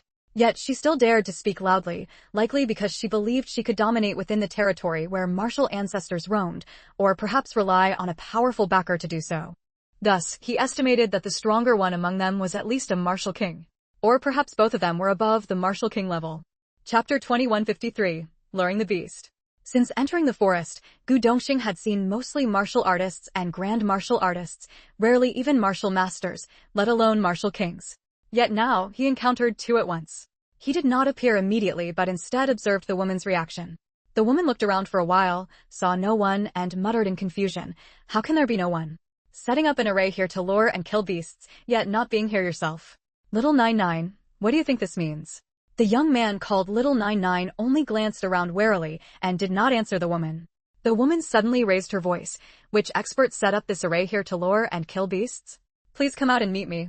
After a long silence with no response, she said again, "Does this array have an owner? If no one answers, this young lady, will take it as an ownerless item and carry it away." Gu Dongxing initially wanted to ignore her, letting her inspect and then leave on her own. But hearing her bold declaration that she intended to take his array disc, he could not tolerate that. After a moment's thought, he reached into his pocket and pulled out a leftover spirit stone from setting up the array. He tossed the spirit stone down, landing it right in front of the woman's foot. This was merely to indicate that the array had an owner and that she should not think of forcibly taking it. The woman was startled by the sudden appearance of the spirit stone at her feet. She picked it up, smiled, and said, "A single spirit stone isn't enough to make me back off. Who knows what treasures are in your array? Come out. If you don't, I'll take this array away." Sensing that the spirit stone seemed to have been thrown from a tree, the woman inspected all the surrounding trees, but found no one. She concluded that the person must be hidden within the array. Just then, the young man spoke. "Mu Dan, let's just go. It's only an array for luring and killing beasts. Let's hurry and find that Gu Dong." Once they found Gu Dong, he would be free. Gu Dongxing was startled by the man's words. This pair of man and woman was actually out looking for him? He was certain he did not know them, so they should not be searching for him. Perhaps he was mistaken. There were many people with the same name in the world, and the Gudong they sought was not him at all. The woman was displeased. Little 99, are you feeling wronged being with me? Eager to find Gudong so you can leave me? The man protested. Mu Dan, how can you say that? Since I started following you last year, you've granted every request my family made. Because of you, my family's cultivation resources have increased greatly. My family remembers your kindness. How could I feel wronged? Gu Dongxing, however, sensed something amiss from the man's words. He said, you've granted every request my family made, and my family remembers your kindness, but not that he himself felt grateful. Could he truly be happy? Moreover, his expression clearly showed reluctance. This confirmed for Gu Dongxing that the martial king among the two was the woman. In other words, this man was actually the woman's male concubine. The woman nodded. That's right. Little 99, I'm the best lover you could have. The way I treat you is far better than how I treat my other men. You might never find someone who treats you as well as I do, so you should be good to me, understand? Hearing this, Gu Dongxing felt a wave of disgust. This woman had many male concubines. Chapter 2154, A Dangerous Aura. The man said against his conscience, yes, Black Peony, I've always been truly grateful that you took a liking to me, allowing my family to cultivate without worries. If you really want to break up with me, I'd be reluctant to let go. Xiao Jiujiu, I'm actually reluctant to let you go too. The woman sighed. Gu Dongxing's divine sense focused on the man, successfully catching a look of terror in his eyes. The woman continued, but Xiao Jiujiu, don't worry.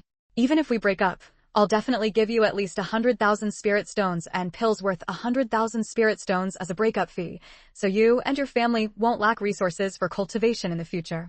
Moreover, that Gudong might not be as good as that Zisu from the housing management department made him out to be. I might not even take a liking to him. My 100th man, also my last man, must be a man of unparalleled elegance, the best man in the world. When Gu Dongxing heard the words, housing management department, and Zisu, his heart skipped a beat.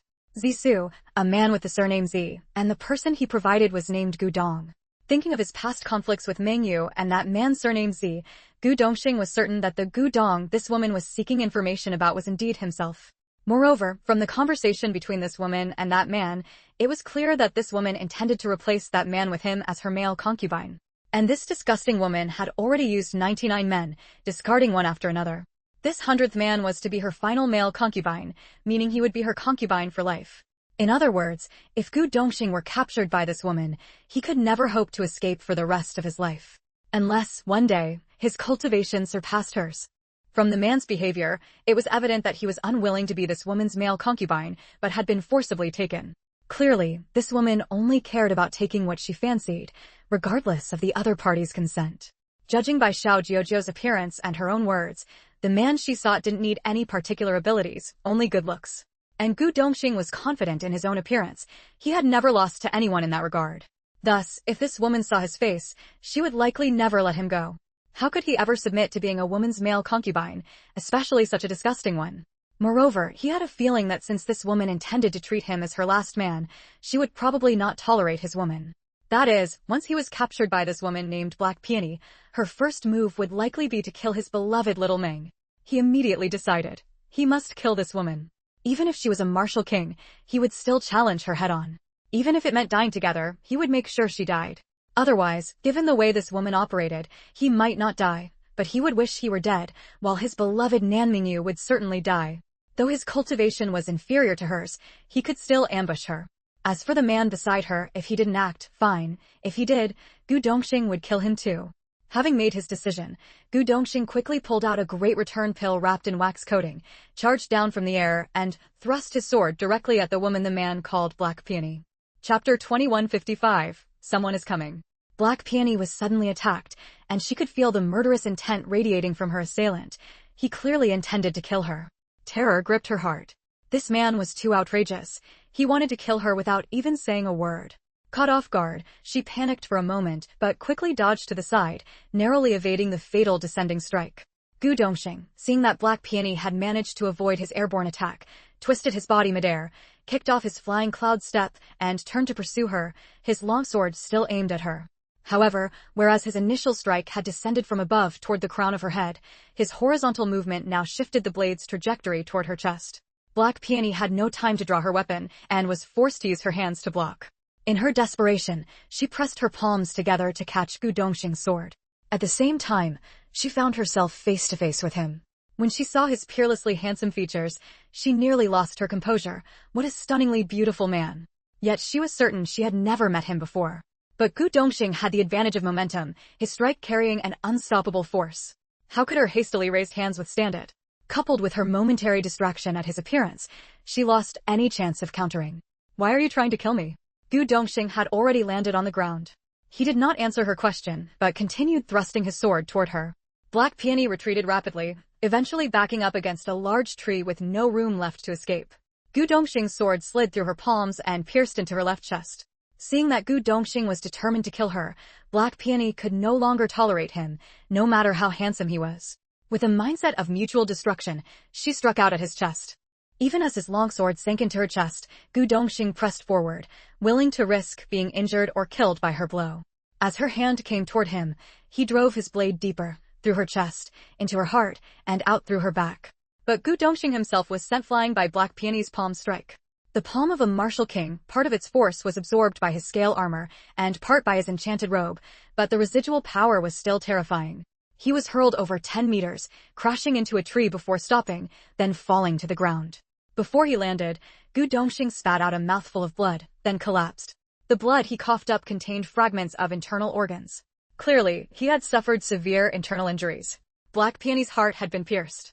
She was not a cultivator, but a martial artist, so a wound to the heart was a fatal blow. She likely would not survive, but she did not die immediately. Now, glaring fiercely at Gu Dongxing, she said to the man beside her, Xiao Jiujiu, "Go, kill him for me." But Xiao Jiujiu dared not move. If even a martial king had been slain by that man, what could he, a mere martial master, do? Even wounded, he was no match. He said, "Peony, he's already done for. Just leave him to die." Black Peony still had Gu Dongxing's sword lodged in her chest, her face rapidly turning ashen. Seeing Xiao Jiujiu disobey her, she added, "Xiao Jiujiu, why don't you go now? He's not moving because he's healing. You're with me once I'm dead and he recovers, you won't escape either. So you must kill him while he's still helpless." The man was convinced. He pulled a large blade from his treasure pouch and walked step by step toward Gu Dongxing. Chapter 2156, Male Concubine. While Gu Dongxing was engaged in a fierce battle with the Black Peony in the extreme forest, Mengyu was being followed by someone on the other side. After detecting the tail with her divine sense, Mengyu immediately ducked into an alley, swiftly removed her long skirt to reveal a young boy's short outfit, tossed the clothes into a ring, and swapped her embroidered shoes for a pair of height-increasing boots. From entering the alley to taking off the skirt and changing into the boots, it took no more than 30 seconds. Once she had finished changing, she walked out of the alley.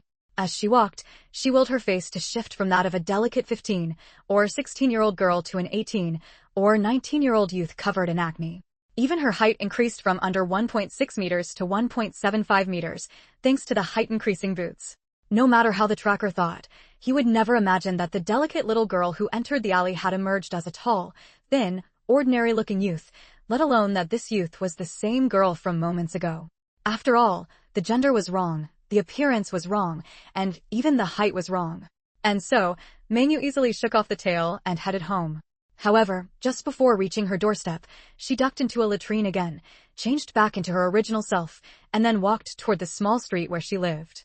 But as soon as she stepped onto the small street, 2 burly men approached her from the front. Mengyu quickly turned around, only to find 2 more burly men behind her. Clearly, these 4 men had been lying in wait on her street, blocking her path. With 4 men surrounding her, Mengyu couldn't help but feel exasperated. Was she cursed with bad luck today? She had just shaken off one tail, only to run into an ambush. Since she couldn't avoid it, she would face it. At worst, she would have to reveal her fighting skills and take them on. She looked at the 4 men and asked in a low voice, "What do you want?"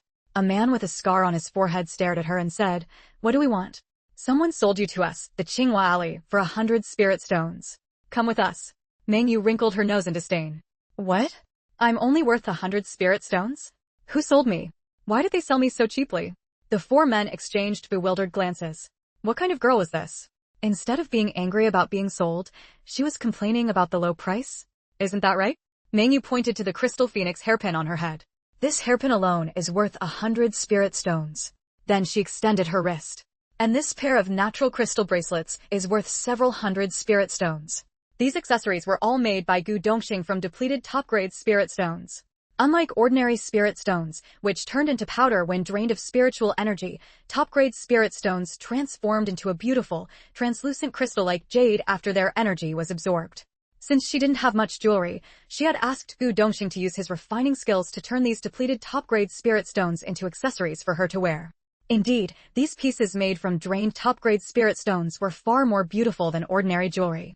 Mengyu then pointed to her earrings and necklace. Tell me, how many spirit stones is this whole outfit worth? And you want to buy me, a lady, for just 100 spirit stones? Are you fools, or is the person who sold me the fool? Tell me quickly, who sold me to you? I need to find them and have it out with them. Mengyu put on an indignant expression, and the four men were left somewhat dazed by her words. One of them replied stupidly, it was Zisu from the housing office who sold you to us. Chapter 2157. The 100th Man. Mengyu was furious. Zisu, that man surnamed Z from the housing management department, had actually dared to sell her. No, wait. Hadn't Zisu been taken back to the city lord's mansion by Lord Shang? How could he have gotten out?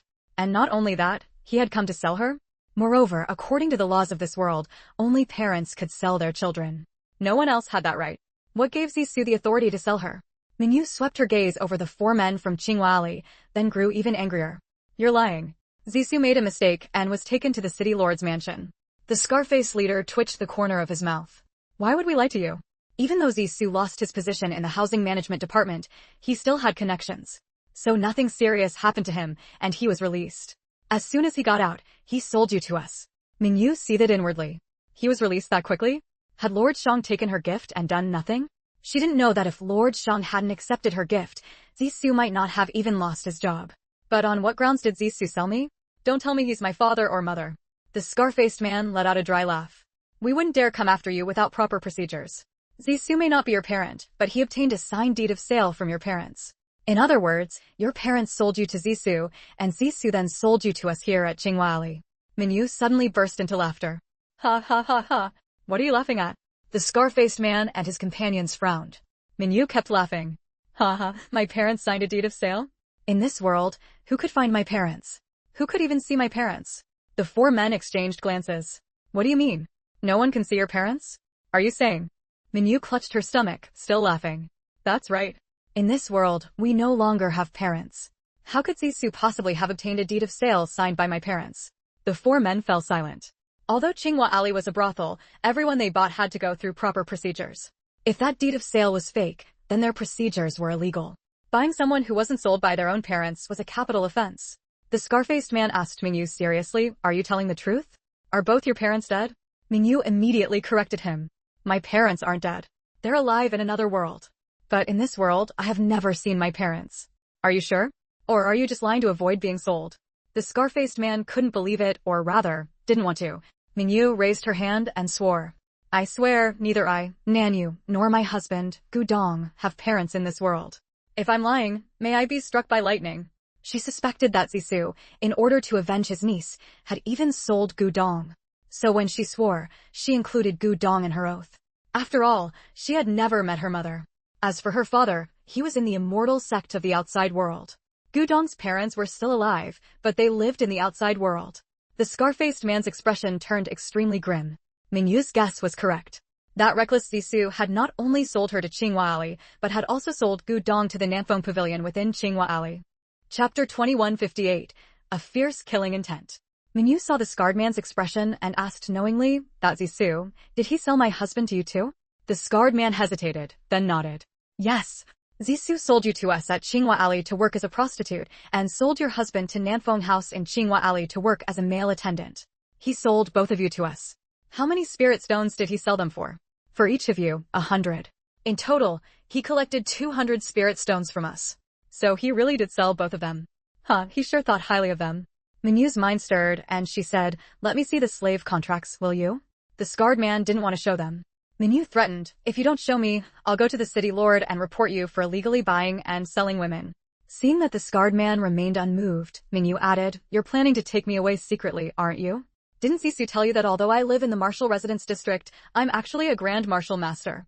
The scarred man's eyes flickered, a trace of fear passing through them. Menyu, who was closely monitoring him with her divine sense, immediately caught it. Fear of a Grand Martial Master meant they were martial masters. Right, Tsinghua Alley was in the Martial Master District, so these thugs' martial skills were at most at the Martial Master level. I'm afraid they didn't tell you, did they? When we took the Martial Master test, we already reached the Grand Martial Master scale, but since we didn't exceed the width, we were classified as Martial Masters. But in reality, after this period of cultivation, not only have I long stepped into the ranks of Grand Martial Masters, but my husband entered the Grand Martial Master realm even earlier than I did. Don't believe me? Back when Zissou was still in the housing management office, he once tried to make us pay $16,000 to rent a house.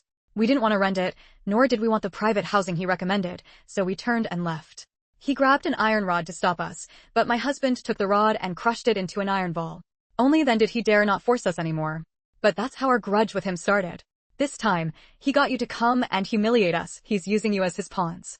Do you really think you 4 martial masters can easily take me, a Grand Martial Master, away? You can't, can you? As soon as I start fighting with you, the residents on both sides of this small street will come out immediately. By then, can your illegal human trafficking still be covered up? By the time the scarred man heard that Mingyu was a Grand Martial Master, he already knew the situation was hopeless. So he had no choice but to take out the slave contracts. Mingyu took them, glanced at them, and said to the scarred man, "I'll give you 200 spirit stones. Give me these 2 slave contracts. But we have to sign an agreement stating that you bought me and Gudong from Zissou because you didn't know the truth, that Nanyu and Gudong's parents had long since left this world. Now that you know the facts, you're willing to return the spirit stones and void the transaction." The scarred man had originally thought this deal was a loss, but now he realized he could still recover his capital. As for signing an agreement, the 4 of them read it over twice and felt it posed no problem for Tsinghua Alley. Moreover, it even absolved Tsinghua Alley of any involvement. So they quickly signed the agreement, handed the 2 slave contracts to Mengyu, and Mingyu gave them 200 spirit stones. Thus, the ambush and capture scheme finally came to an end. Before the 4 men left, Mingyu instructed them, "I, a dignified Grand Martial Master, being sold, this is utterly shameful. This matter must not be spread." The scarred man and his companions were more than happy to keep quiet, so they agreed readily. "Fine. Whatever you say, we'll do." Chapter 2159, Sold Out. In fact, when that purple speedster sold people to them earlier, Scarface had already warned the boss that the women in Tsinghua Alley were mostly ordinary people. Even if they were afraid those people couldn't withstand the martial arena, getting 2 martial artists was already impressive. Buying martial masters, that was out of the question.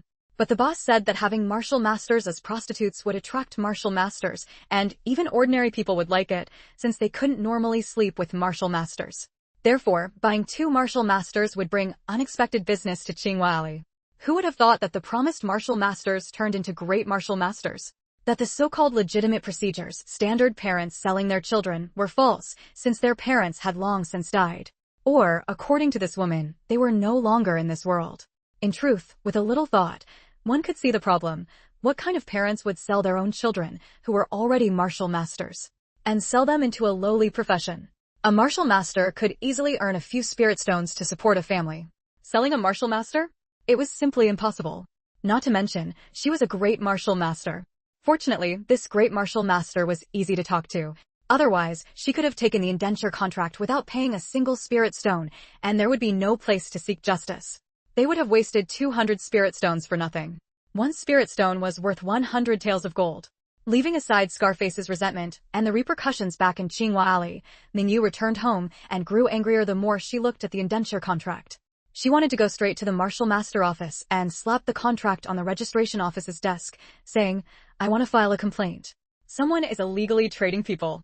But after thinking it over, she decided to wait until Gu Dongxing returned before confronting the Martial Master office. It would be more imposing. Still, the thought that she was now registered as a lowly servant infuriated her. The indenture contract for a lowly servant was filed and recorded at the registration office. Moreover, when they filled out the registration form, they clearly wrote none in the parents column. So how could the registration office have approved the contract selling them? Didn't they see that the form said none? Mingyu suspected that the registration office had a hand in their sale. She decided that once Gu Dongxing returned, she would go to the registration office and make a scene, then move to the Great Martial Master District. By the way, she should first register at the Great Martial Master office and buy a house in that district. The rundown house in the Martial Master District wasn't worth keeping anyway. Mingyu acted on her decision and went straight to the Great Martial Master office to request a strength test. During the test, she used 80% of her power to throw a punch. The light indicator rose to just shy of the martial ancestor line, barely stopping before breaking through. Even Mingyu was startled. She had thought her strength was at most that of a great martial master. But now, using only 80% of her power, she had reached the martial ancestor threshold. If she used full power, she would definitely surpass the great martial master line and reach martial ancestor. Still, this was fine. Though she was registered as a great martial master, she was right at the martial ancestor line. When she eventually broke through to martial ancestor, no one would suspect anything. After all, her great martial master test had already nearly reached that level. The examiner was astonished. How is this possible? You're almost at martial ancestor. It hasn't been long since you registered as a martial master, has it? Mingyu's heart sank. She had faked her earlier results to keep a low profile, but now a problem arose. They had arrived in Blackstone City during the day and registered with the Envoy 1. Only a little over a month had passed, yet her strength had increased so much. How could she explain this? Chapter 2160. Even Gu Dong was sold off. Mingyu lowered her head and thought for a moment before coming up with an idea. She looked up at the registrar with a sheepish expression. Actually, my husband and I are hunters living in the Black Forest. When we first entered Blackstone City to register, the registrar told me to punch the wall. At the time, I thought, how could that wall withstand my punch? I was afraid that if I damaged it, I'd have to pay spirit stones for repairs, so I only used 3/10 of my strength. Oh, so you were holding back your strength back then. What about your husband? What do you think his cultivation level is? Mingyu thought for a moment and said, my husband is the same as me. He didn't dare to hit with full force either.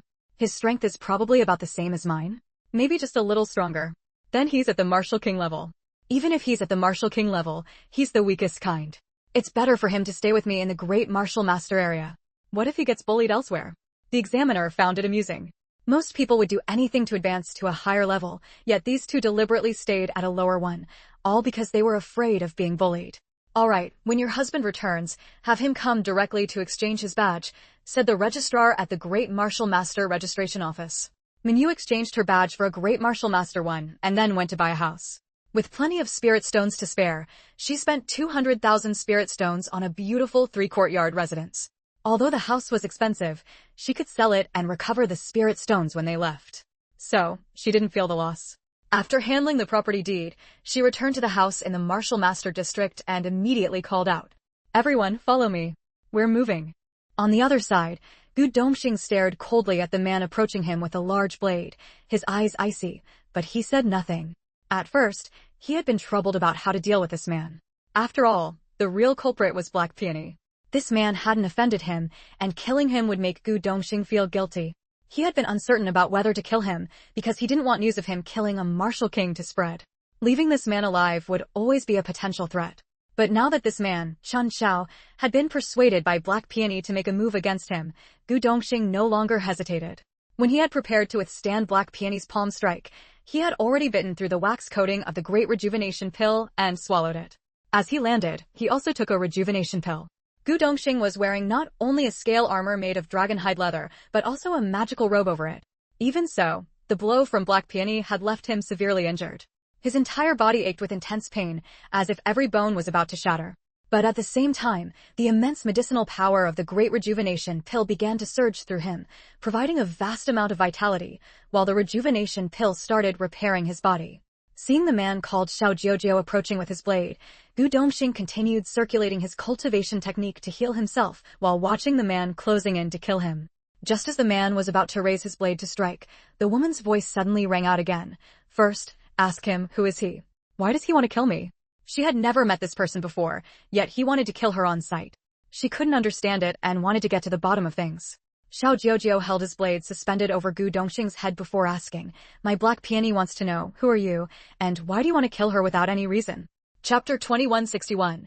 Demanding the return of the indenture contract. Gu Dongxing initially didn't want to bother with them, but he still needed time to heal his injuries. Therefore, he looked up at Xiao Jiujiu and said, because my name is Gu Dong. The man who had been about to raise his knife suddenly froze. He paused for a moment and asked, what did you say? What did him being named Gu Dong have to do with him wanting to kill Black Peony? Gu Dongxing said, I said, my name is Gu Dong. I am the Gu Dong that Zisu spoke of, the 100th man that woman planned to take. Now, do you understand why I want to kill her? If I don't kill her, I'll become her 100th male concubine. You've only been a male concubine for a year or two, and even that was hard for you to endure, wasn't it? But she intended to make me her eternal male concubine. Do you think I should kill her or not? When the man heard Gu Dongxing clearly state his identity, he was stunned. When Gu Dongxing asked him whether she deserved to be killed, he wanted to say yes, but he didn't dare. Although the broadsword still hung over Gu Dongxing's head, the man turned his head to look at Black Peony. Peony, he says he is Gu Dong. Black Peony's originally ashen face suddenly flushed. She asked excitedly, what did you say? He is Gu Dong? The man of unparalleled beauty that Zisu spoke of, Gu Dong. She strained to get a clear look at Gu Dongxing. Indeed, he is Gu Dong. Truly, he is the peerlessly elegant Gu Dong. Xiao Jiujiu, that brat Zisu didn't deceive me. Even after leaving me for so many years, he still thinks of me. This Gu Dong is truly unparalleled in grace. I want him. I want him to be my 100th man. Xiao Jiujiu, hurry up and kill him. Upon hearing the woman's words, Gu Dongxing was certain that the backer surnamed Z was none other than this Black Peony. Haha, now that she was dead, he would no longer have to worry about that backer seeking revenge. The man thought he had misheard. Black Peony wanted Gu Dong to be her 100th man, yet she was telling him to kill him quickly? Was she sure she hadn't misspoken? But when he glanced at Black Peony, who still had the long sword piercing through her chest, he understood. She knew she was about to die and wanted him to send Gu Dong to the underworld as well, so they could be a pair of underground lovers. She wanted Gu Dong to be buried alive with her. Sure enough, Black Peony mustered her last breath and shouted, Gu Dong, I don't blame you for killing me, but I've set my sights on you. No man I've ever fancied has been able to refuse me. So, take the first step. Let's go to the underworld and be a pair of dead lovers.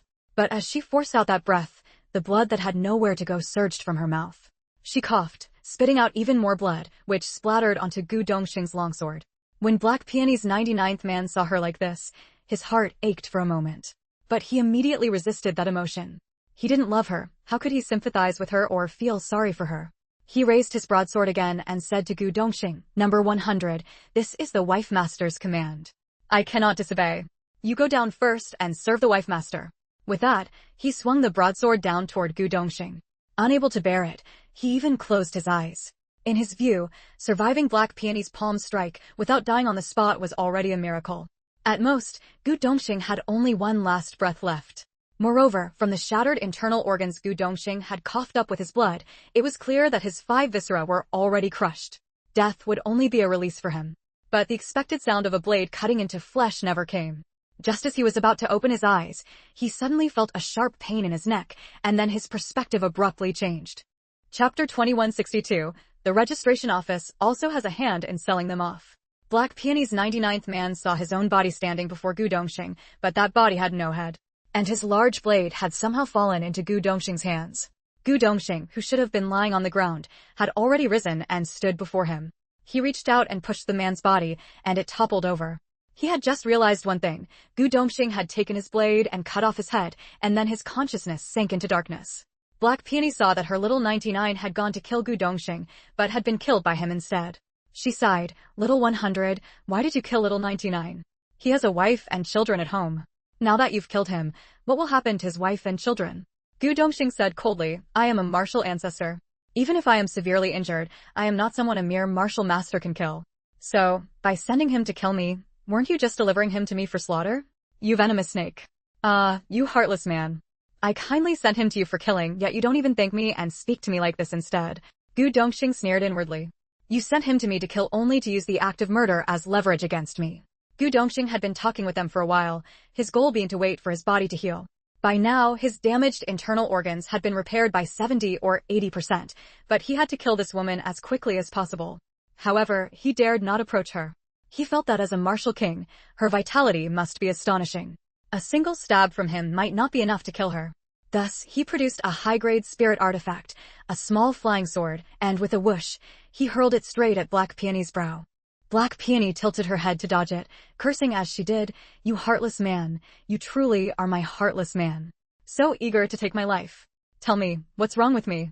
Why do you want me dead the moment we meet? If I don't kill you, will you spare my wife? Black Peony was visibly stunned.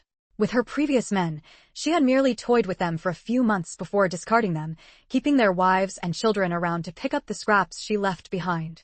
But Gu Dongxing, as Zisu had said, was a man of unparalleled grace, and as a martial ancestor, he was worthy of her. She had planned to make him her 100th man and then stop, preparing to settle down as a couple. Thus, she was determined to kill Gu Dongxing's original woman. As a martial king, she could never share a man with anyone.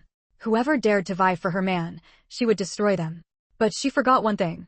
The The man she wanted was another woman's man. In other words, it wasn't another woman stealing her man, it was she herself stealing someone else's man. Seeing Black Peony stunned, Gu Dongxing knew he had guessed correctly. This woman truly intended to kill his beloved wife. So, she left him no choice. This woman, who could bring deadly danger to his wife, had to be dealt with cleanly. He could not leave a threat to his woman. He flicked his left hand, and another flying knife shot out, again aimed straight at Black Peony's brow. Same trick again? Don't you get tired of it? Black Peony tilted her head to the right to dodge the knife, but she didn't anticipate that the first flying knife was waiting for her on the right. As she moved her head to the right, the knife Gu Dongxing had thrown first slashed her throat. Chapter 2163. Why kill her? Black Peony truly had not anticipated that the small sword she had previously thrown away could actually fly back on its own to slit her throat. No, not just her throat, half of her neck had been cut open. That small sword had even severed her bones. It was only because she was leaning against a large tree, her head tilted onto her shoulder, that her head did not fall off. She was unwilling to accept this. Her heart was actually on the right side. The sword strike Gu Dongxing had delivered to her had not caused too severe an injury.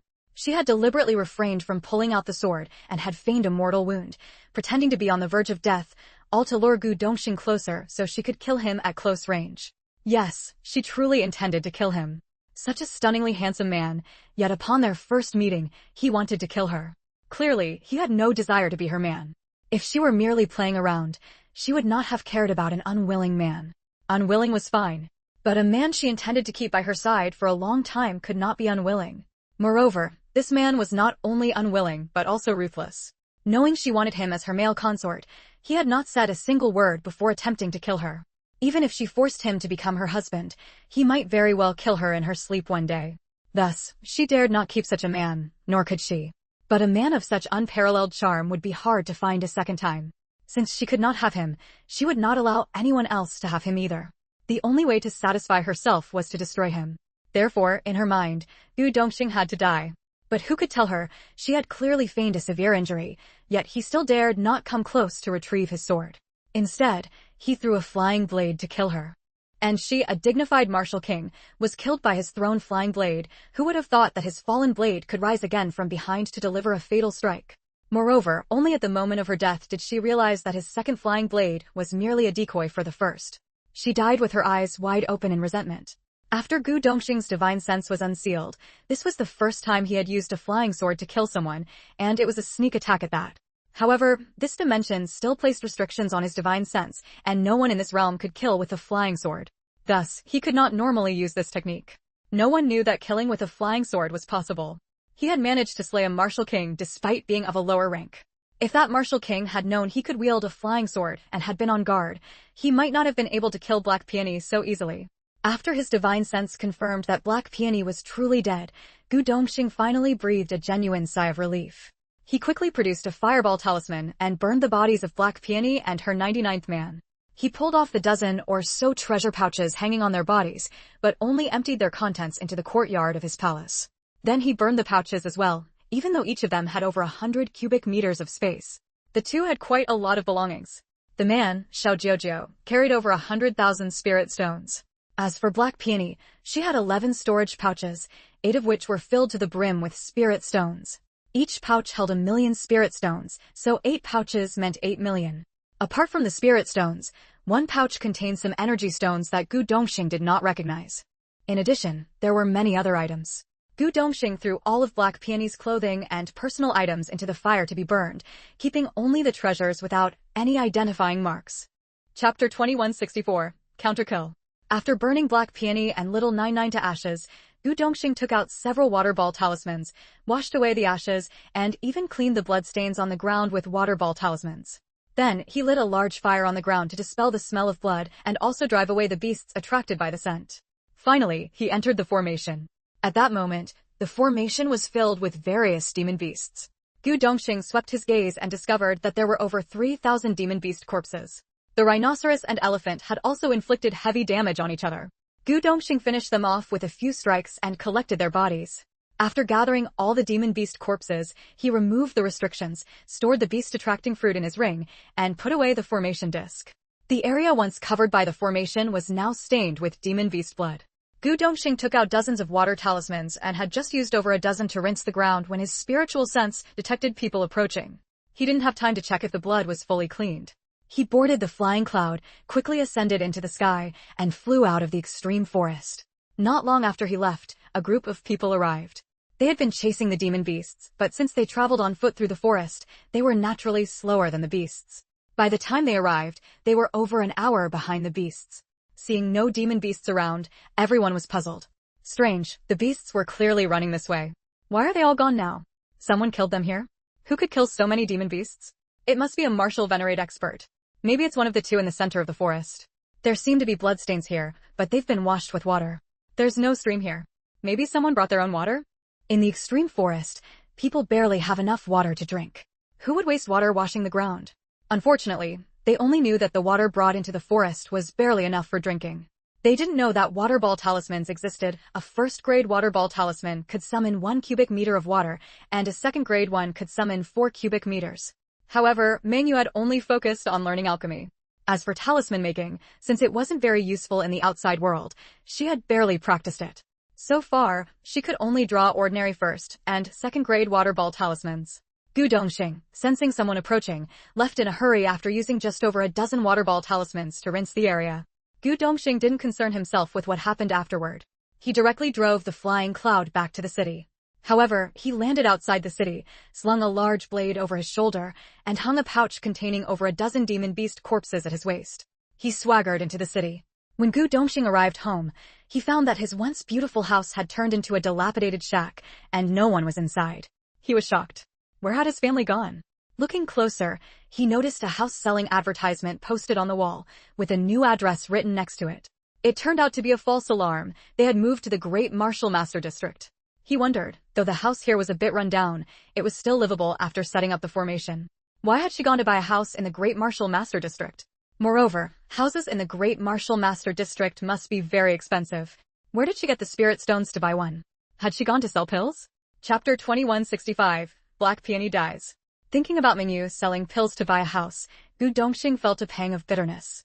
In this world, men were supposed to support the family, but his beloved wife still had to rely on herself to do so. Couldn't she lean on her husband a little more? Seeing Gu Dongxing standing at the door for a long time, an elderly woman from across the small street came out. Are you the man of this house? Your family has moved to the Grand Martial Master's residence. Gu Dongxing couldn't help asking, Auntie, has someone been bullying my wife? The elderly woman sighed. Yes, someone really did bully her. She recounted how Zisu had come looking for trouble, insisting that their house had been rebuilt, bringing people to seize it and drive them out. Then she told how Mengyu had displayed her extraordinary abilities, stirred up everyone's resentment, and rallied the martial masters from the entire street and several surrounding streets to resist. This forced Zisu into an awkward position and compelled Master Shang from the city lord's mansion to announce an investigation into him. Now, in the martial master's domain, people are allowed to build their own houses. Minor repairs don't need reporting, and major repairs only require notification. From now on, we can all have warm and safe homes. This was all won for us by Martial Master Nan. No, Grand Martial Master Nan, the elderly woman said excitedly. Gu Dongxing hadn't expected that Zisu not only brought that disgusting woman Black Peony to him, but also extended his evil hand to his family.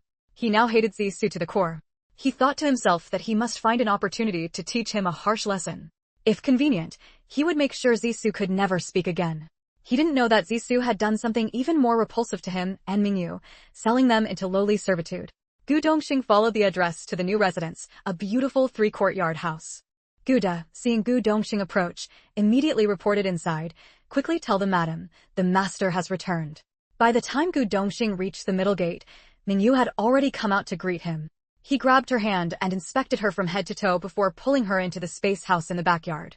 He didn't even notice his 2 children, who were playing with 2 white wolf cubs in the yard. When they saw Gu Dongxing return, they abandoned the cubs and wanted to go to their father for kisses, hugs, and being lifted high. Pingping and Anin, the 2 precious ones, pouted their lips in grievance, complaining to each other. Pingping, Daddy is so annoying. He doesn't love us anymore. Anin, no, our daddy loves mommy more. That's why he's kissing, hugging, and lifting her high. Xunyan and Shaoan, who were always watching the 2 little ones, exchanged glances and then. Inside the space house, Gu Dongxing asked impatiently, while I was away, were you all right? He was afraid that Black Peony, having learned of his appearance from Zisu, had decided to make him her 100th man.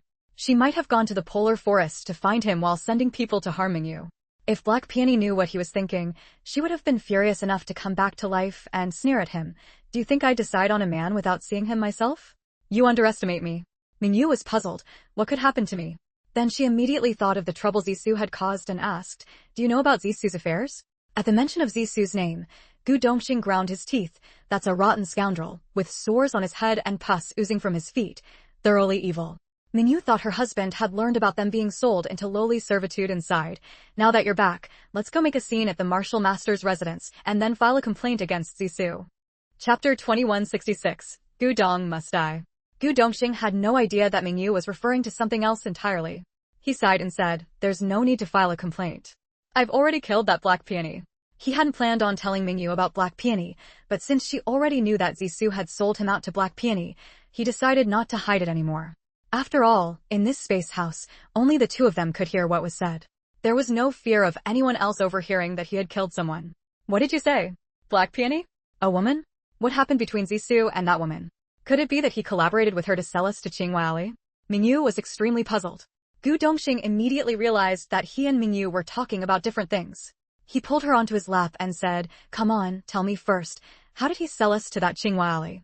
Mingyu didn't keep him in suspense. She directly recounted how she had been blocked by people when she returned from outside, how they claimed she had been sold to Qinghua Alley and demanded she go with them, how she deliberately caused a scene to make them reveal who sold her, and how she ultimately obtained the deed of sale. When we registered at the martial arts office, we filled in none for the parents column. Yet the martial arts registration office allowed someone to change our status to that of lowborns. I originally wanted to storm the martial arts registration office and sue Zissou for illegal human trafficking. But then I thought it might be related to you, so I decided to wait for you to come back before taking action. Gu Dongxing was both amused and exasperated. If it weren't related to me, would you have gone to cause a scene alone? His woman, when would she ever learn to rely on him? A wife too strong meant pressure on the husband. Mingyu felt a little guilty. If it hadn't been for the fact that Gu Dongxing was also sold along with her, she might have indeed gone alone to cause a scene and file a lawsuit. Gu Dongxing reached out and ruffled Minyu's hair affectionately. Wife, from now on, if something happens, tell your husband first. You need to learn to rely on me. Minyu's heart warmed. All right, from now on, I'll come to you when something happens.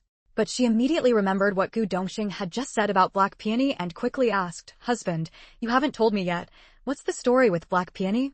Could it be that her husband had attracted another troublesome romantic interest? Gu Dongxing sighed and told Mingyu everything that had happened with Black Peony in the polar forest. Mingyu was even angrier than when she had been sold herself. She jumped up and exclaimed, damn it. How dare she try to make my man her 100th male concubine? Did she ask me, Nan Mingyu, for permission? Damn it, I want to kill her. Gu Dongxing quickly pulled her back into his arms. Wife, don't be angry, don't be angry. I've already killed her. He then took out everything he had obtained from Black Peony and her subordinate Xiao Jiujiu. I burned everything with her markings, but some items might be useful in the future, so I brought them back. However, I can't keep this woman's things with me. Put them all in your space. Mingyu then remembered that Gu Dongxing had said he had already killed her. As for the various treasures, she didn't mind them at all and stored them all away. Moreover, she was very satisfied with Gu Dongxing's attitude of handing over a woman's belongings.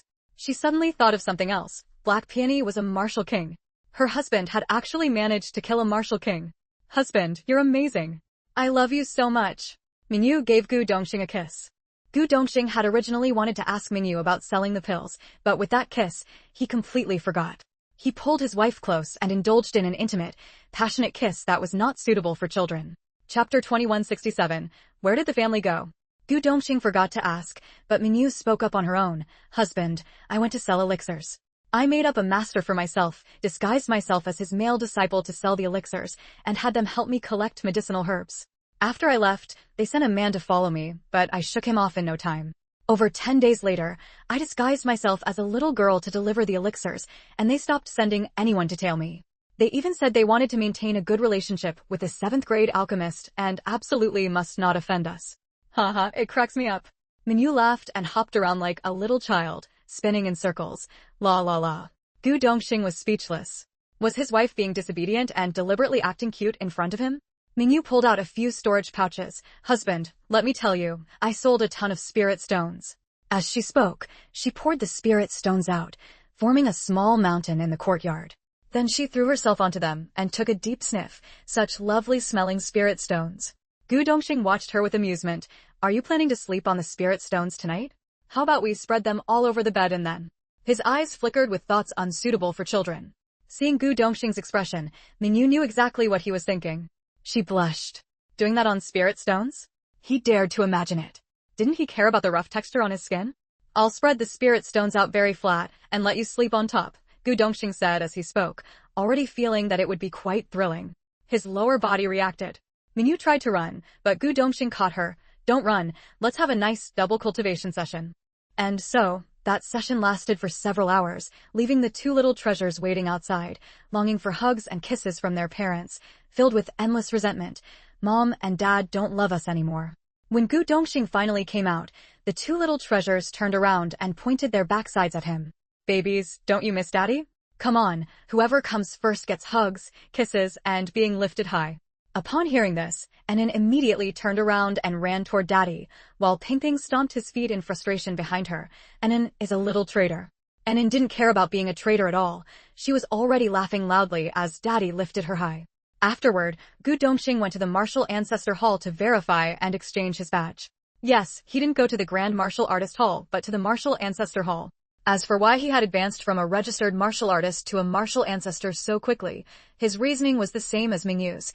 He had previously been a hunter in the Black Forest, and when he first came to Blackstone City, he hadn't seen much of the world. Afraid of damaging the wall and having to pay compensation, he hadn't dared to use his full strength during the test, which resulted in being assessed as a martial artist. In reality, he had already been at the martial ancestor level when he arrived. The registrar at the Martial Ancestor Hall didn't suspect he was lying, as no one would believe someone could advance from martial artist to martial ancestor in such a short time. The registrar politely helped him exchange his badge. Gu Dongxing put on the martial ancestor badge and then went with Mingyu to the martial artist registration office to cause trouble there. Gu Dongxing directly pulled out the slave contract and slammed it on the registration office's desk. I want to see your registration records. Who registered us? A couple whose parents are no longer in this world, as slaves in the registration office. Registrar Old Ding saw the slave contract, and his legs began to tremble. That Zissou had doomed him. Chapter 2168. Daddy is so annoying. I'm sorry. That day, Zissou came to the registration office to play, and someone happened to be looking for me. I asked him to keep an eye on things while I stepped out. I didn't realize he would overstep and register you both as lowborn. Old Ding felt utterly lacking in confidence, so his voice grew quieter as he spoke. In truth, when Zissou brought their slave contracts to register them as lowborn, he didn't help him with the registration but couldn't refuse outright, so he simply used the excuse of someone looking for him to slip away. When he returned, he found that the couple had been registered as lowborn. He was deeply frustrated, but could only hope the two martial artists wouldn't notice. Now, seeing Gu Dongxing wearing a martial ancestor badge on his chest and Mingyu wearing a great martial master badge as they came to find him, he knew things had blown up. Seeing that Gu Dongxing remained silent for a long time, Mingyu couldn't hold back. She decided to handle the verbal confrontation herself and leave the fighting to Gu Dongxing. She advanced on Old Ding. Oh, so with a simple overstepping, you've turned us into lowborn? And even sold us to Greenflower Lane? Do you realize this is dereliction of duty? No, you couldn't have been unaware all along that we were registered as lowborn. You didn't tell us. That makes you complicit in the crime. Don't you know that what Zissou did is illegal human trafficking, punishable by beheading? And you dared to help with something that could get you killed? Are you tired of living? Old Ding grimaced. I'll erase it right away. Mingyu sneered. Is erasing it enough? Well, just erasing it obviously isn't enough. This matter has already been recorded in the registry. We need to attach the slave contract and note that you've been redeemed. Then you'd become free citizens. But that would mean the two martial artists would carry a stain on their identities for life. Once sold to Greenflower Lane, the woman labeled a prostitute and the man a gigolo. This was exactly the punishment Zissou had intended for the couple. Even if you weren't caught by Greenflower Lane and forced into prostitution, even if you redeemed yourselves, the labels of prostitute and gigolo would stick to you forever. Impossible to wash off. Aside from noting a redemption, there should be another way to erase this registration, right? Old Ding shuddered. Of course, there was another way, cancellation. But he wouldn't mention it. Mingyu sneered again. Since you won't say it, then we, a martial ancestor and a great martial master, will go to the city lord's mansion to file a complaint. We'll accuse Zissou of forging slave contracts signed by our parents, who are no longer in this world, and engaging in illegal human trafficking. Then, the city lord's mansion can cancel this transaction registration. But if it comes to that, according to the law, Zissou will be beheaded. As for what happens to you, I wouldn't know. Old Ding broke out in a cold sweat from fear. What would happen to him? At best, he'd be fired from his post. At worst, he'd be sentenced to hard labor in the mines. He had thought it was just a matter of slapping a label on two martial artists to humiliate them, assuming they, as martial artists under his jurisdiction, wouldn't dare make a big fuss. But who knew that in the blink of an eye, one had become a great martial master and the other a martial ancestor. A martial ancestor was already a powerhouse in this world, and powerhouses had their dignity. Sticking a gigolo label on a powerhouse was an act of suicide. This had truly blown up. Even if Zissou had once been a male concubine to the martial king Black Peony, that was in the past. Black Peony wouldn't offend a young powerhouse who had already advanced to martial ancestor and might one day become a martial venerate for his sake. So, if this escalated, it was hard to say whether Zissou would keep his head, and he himself, due to dereliction of duty, would at the very least be fired. Chapter 2169, A Wife Too Strong Puts Pressure on Her Husband.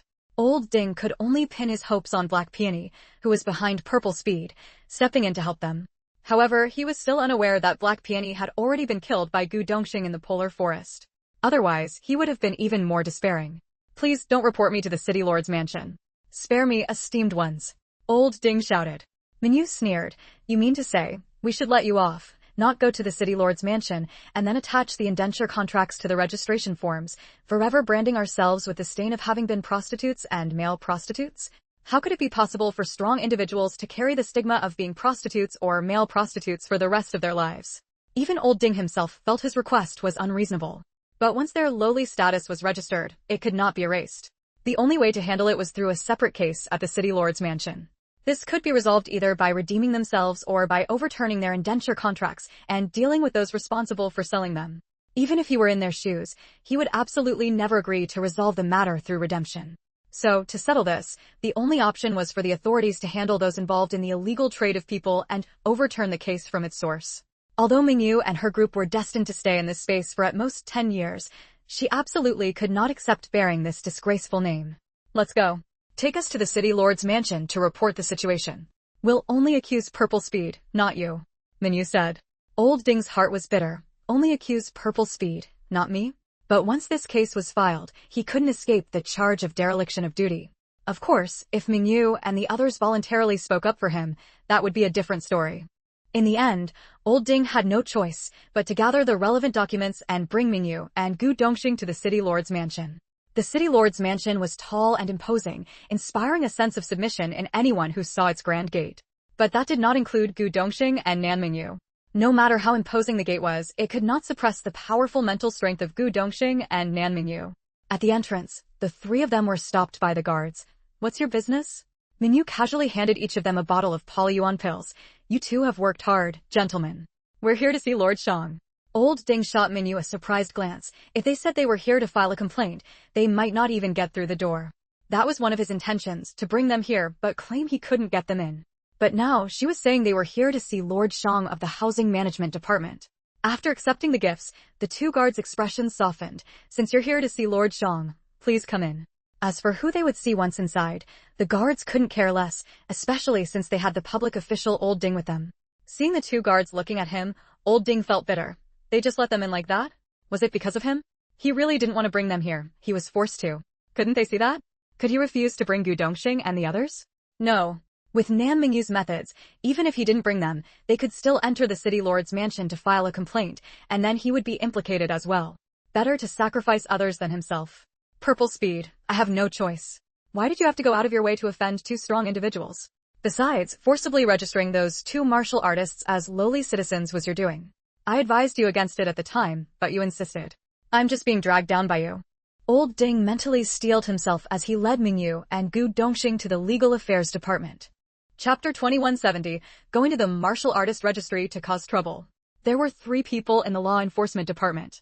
One of them, who appeared to be in charge, glanced at the trio. When he noticed that Gu Dongxing was wearing the badge of a martial ancestor, his expression shifted slightly.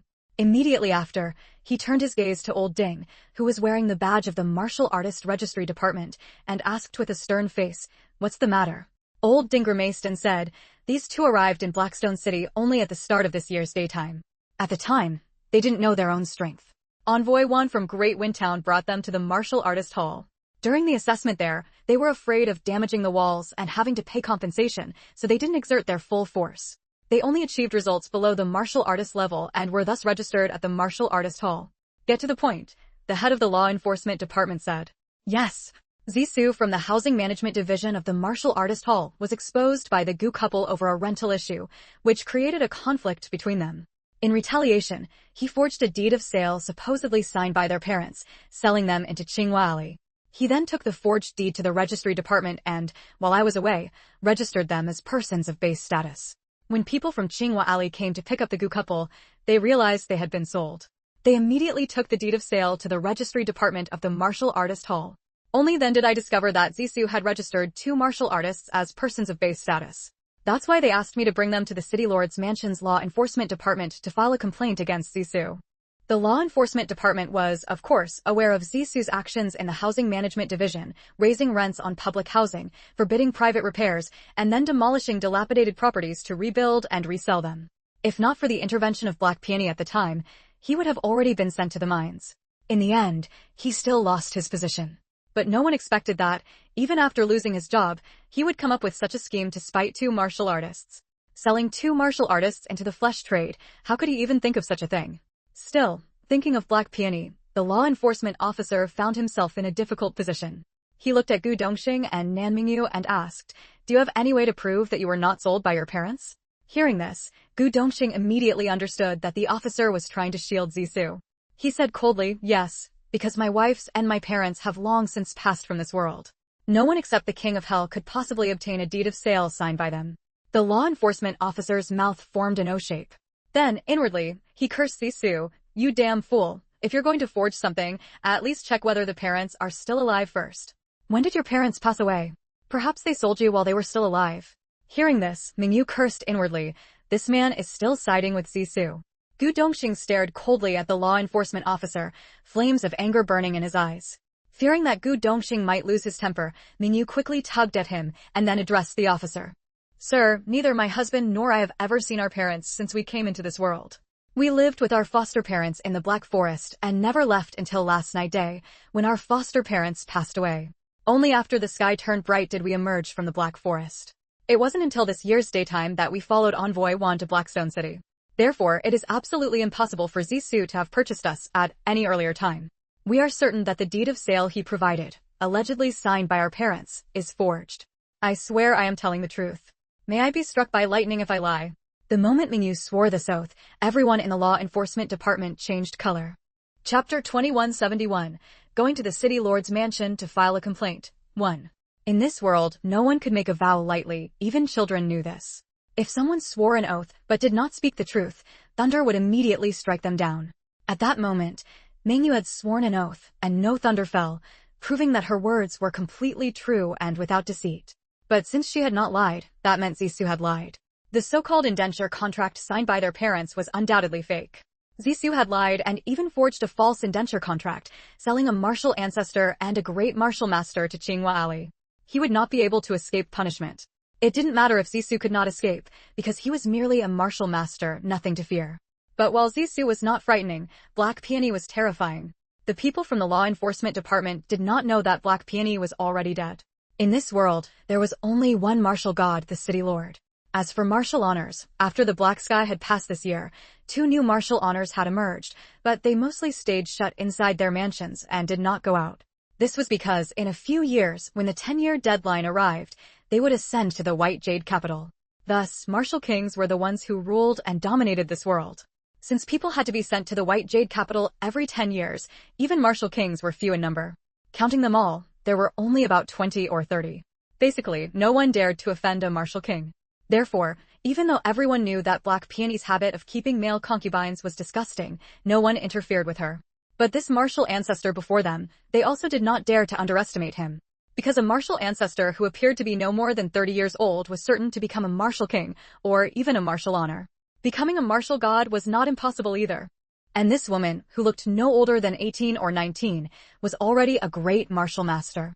Her future prospects were also limitless. Why Zissou, a mere male concubine of a martial king, could not think straight and had to provoke 2 potential martial kings and martial honors. He might not care about his own predicament, but he had put them in a difficult position. They could not refuse to accept the complaint from this martial ancestor and great martial master.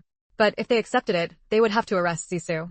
Moreover, according to the law, illegal trafficking of people without the consent of their biological parents was punishable by beheading.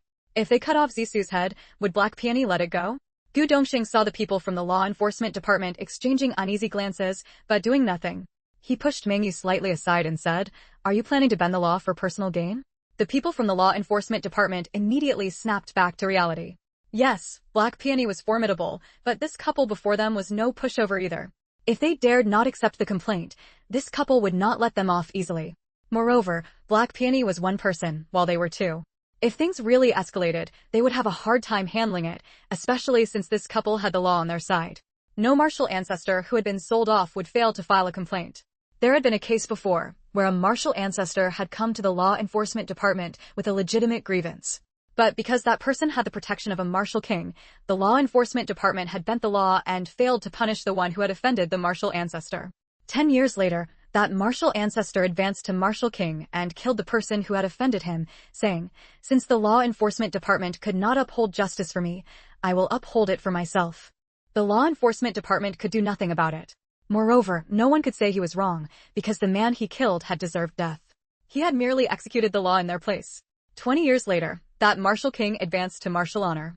Before ascending to the White Jade capital, he very decisively killed the people from the law enforcement department as well.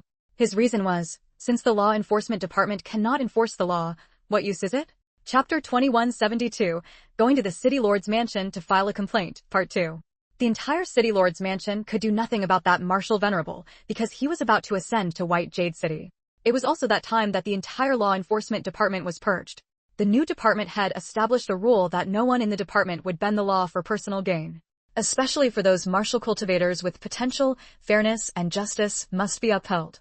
Now, hearing Gu Dongxing say they intended to bend the law, everyone in the law enforcement department became alert.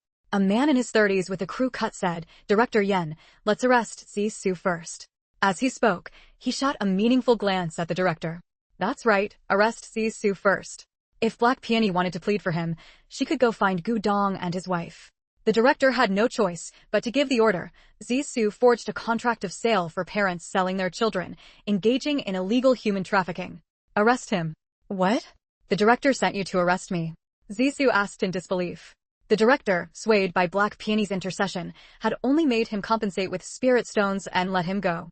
He didn't know that his arrest this time wasn't for his misdeeds at the Martial Master's Housing Management Office, but because his sale of Gu Dongxing and Mengyu had come to light. Yes, the director personally signed the arrest warrant, said the law enforcement department officer. An arrest warrant. It was actually an arrest warrant. Even when he had abused his power for personal gain and caused a death, no arrest warrant had been issued. At the City Lord's mansion, he had merely been dismissed from his post. But this time, an arrest warrant had been issued. Could it be that the family of the person crushed to death by the dilapidated house wouldn't let him off?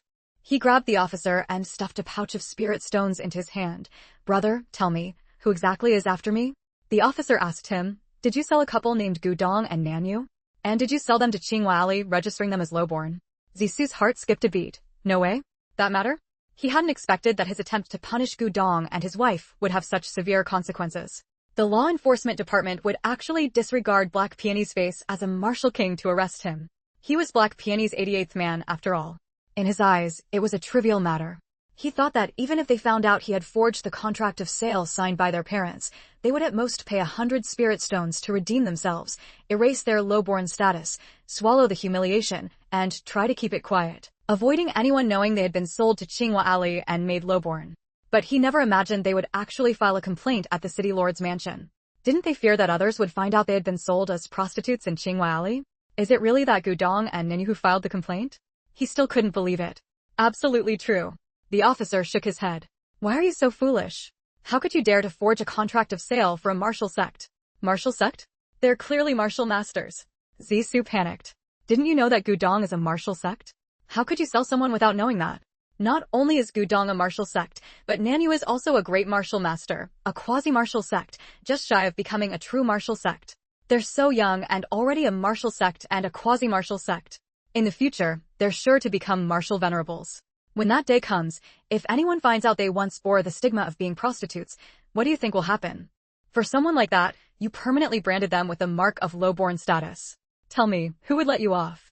Even if you have backing, would the law enforcement department dare not to arrest you? Chapter 2173, Going to the City Lord's Mansion to File a Complaint, 3.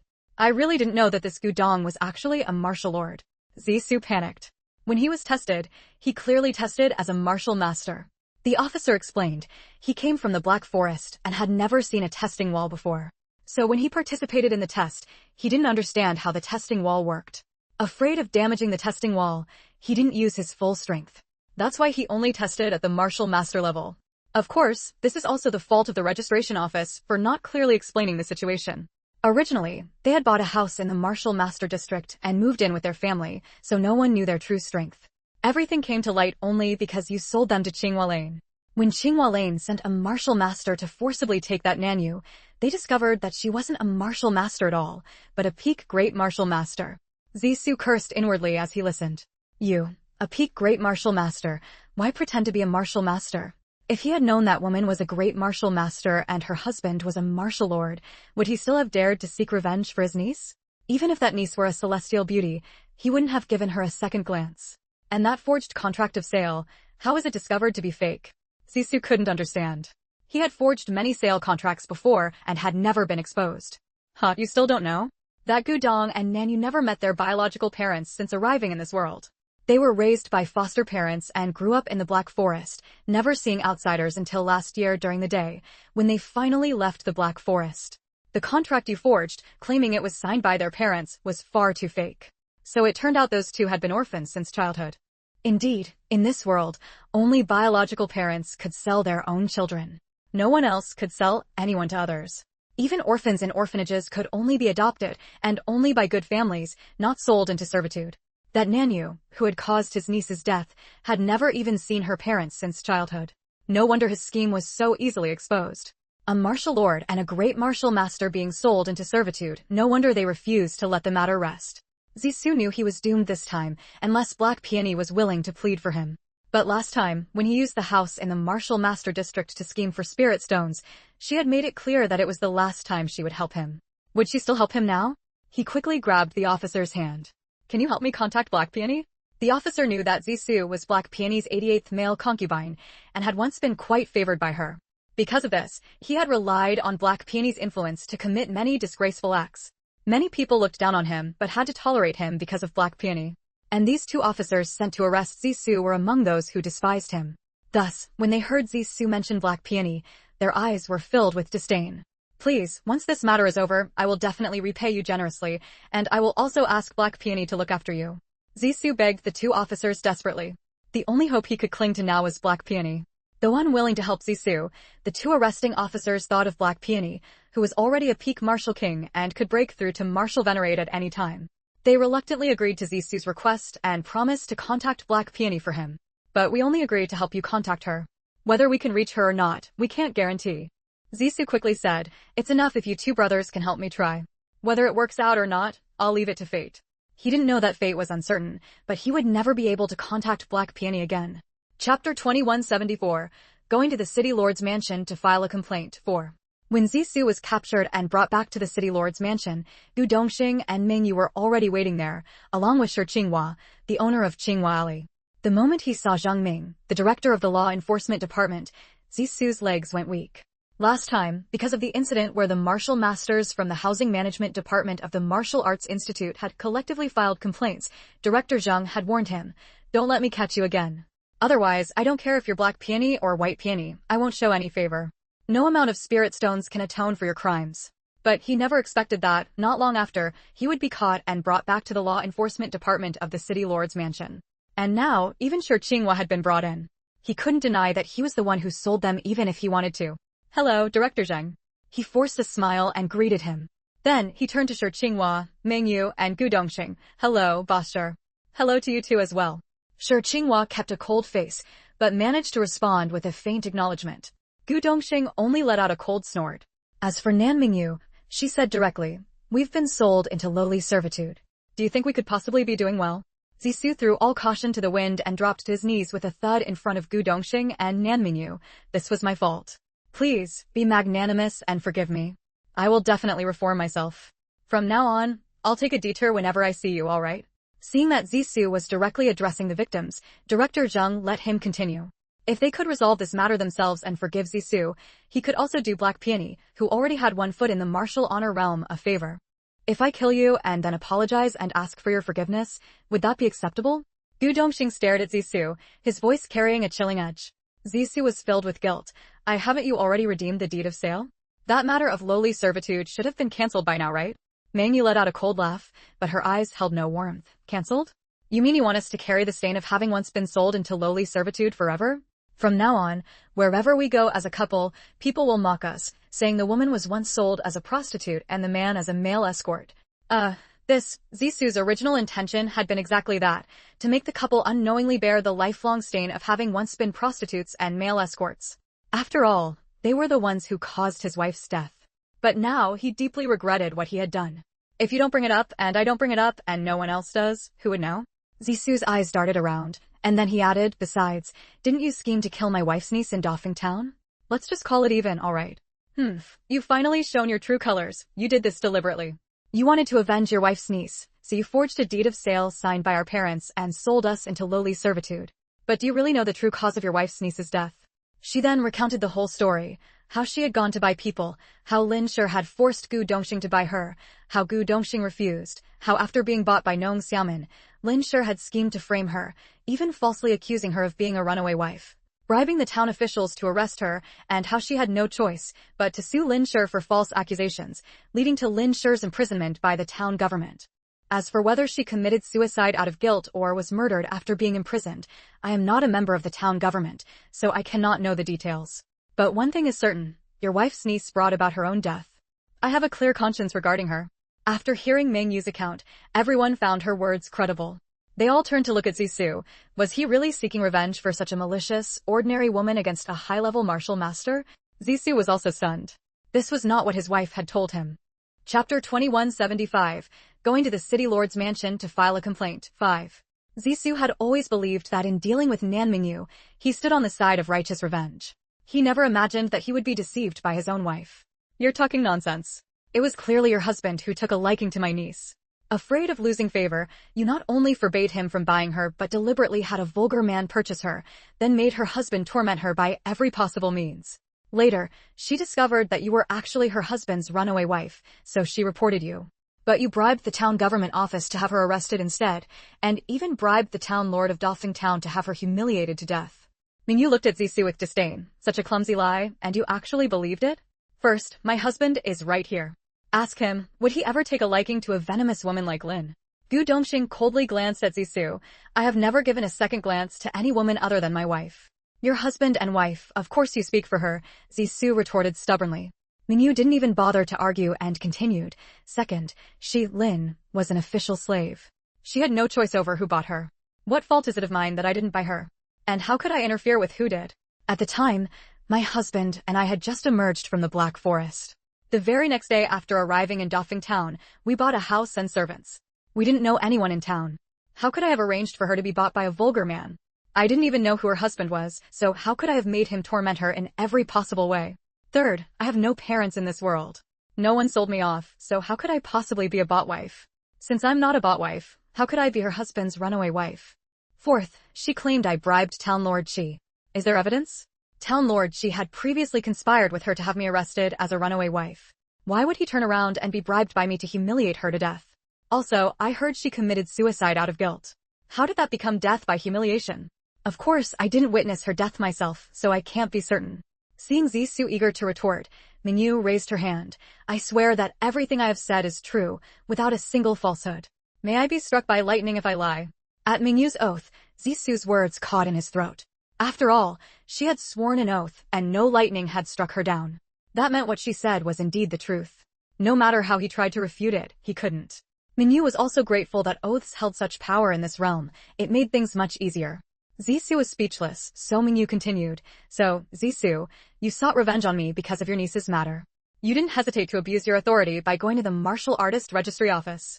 Taking advantage of old Ding's inattention, you registered my husband and me as lowborn status and forged our parents' signed slave contracts to sell us to Qinghua Alley. This constitutes illegal human trafficking, and as someone who knows the law, you committed it knowingly. Your crime should be punished even more severely. Zisu's forehead beaded with sweat as large as soybeans. I didn't mean to. I just wanted to punish you a little. I never actually intended to sell you. With your abilities, how could you possibly have ended up being forced into prostitution by Qinghua Ali? At most, you would have just had to pay 100 spirit stones as compensation. What did you say? Sure, Qinghua was also enraged. You knew from the start that we wouldn't be able to take them. You sold them to Qinghua Ali with the intention of using us to humiliate these two esteemed individuals. Chapter 2176. Going to the city lord's mansion to file a complaint. 6. Sure, Qinghua turned to Gu Dongxing and Meng Yu and said, "Two esteemed ones, I was completely unaware of Zisu's scheme. I only believed that the deed of sale signed by the parents in his possession was genuine. Moreover, the person involved was aware that he had been sold by his parents to Qinghua Lane. Even if he wasn't willing to come to our Qinghua Lane, at least the procedures were legal. But I never expected that this Zisu had forged the deed of sale for the parents selling their child. I was deceived, esteemed ones. Please forgive me." Gu Dongxing, however, stared at Shi Qinghua and said, "But you sent people to stake out the area, intending to capture my wife and take her to Qinghua Lane." Shi Qinghua said with a mournful face, "Esteemed one, although I sent people to intercept your wife, they did not resort to force. They spoke politely, and after learning that you could not possibly have been sold by your parents, they let your wife go. So, please forgive me, esteemed ones." Gu Dongxing looked at Meng Yu, who nodded and said, "Although the people sent by Qinghua Lane did stake out and block me, they were still courteous. I am willing to forgive him." Upon hearing this, Shi Qinghua was greatly grateful. "Thank you, Lady Nan. Thank you for your magnanimity in forgiving me." "Esteemed Gu," Gu Dongxing said coldly, "since my wife is willing to forgive you, I will not pursue the matter either." Shi Qinghua was overjoyed. After expressing his gratitude profusely, he turned to Director Zheng. "Director Zheng, esteemed Gu and Lady Nan are willing to forgive me. Could you possibly cancel this transaction?"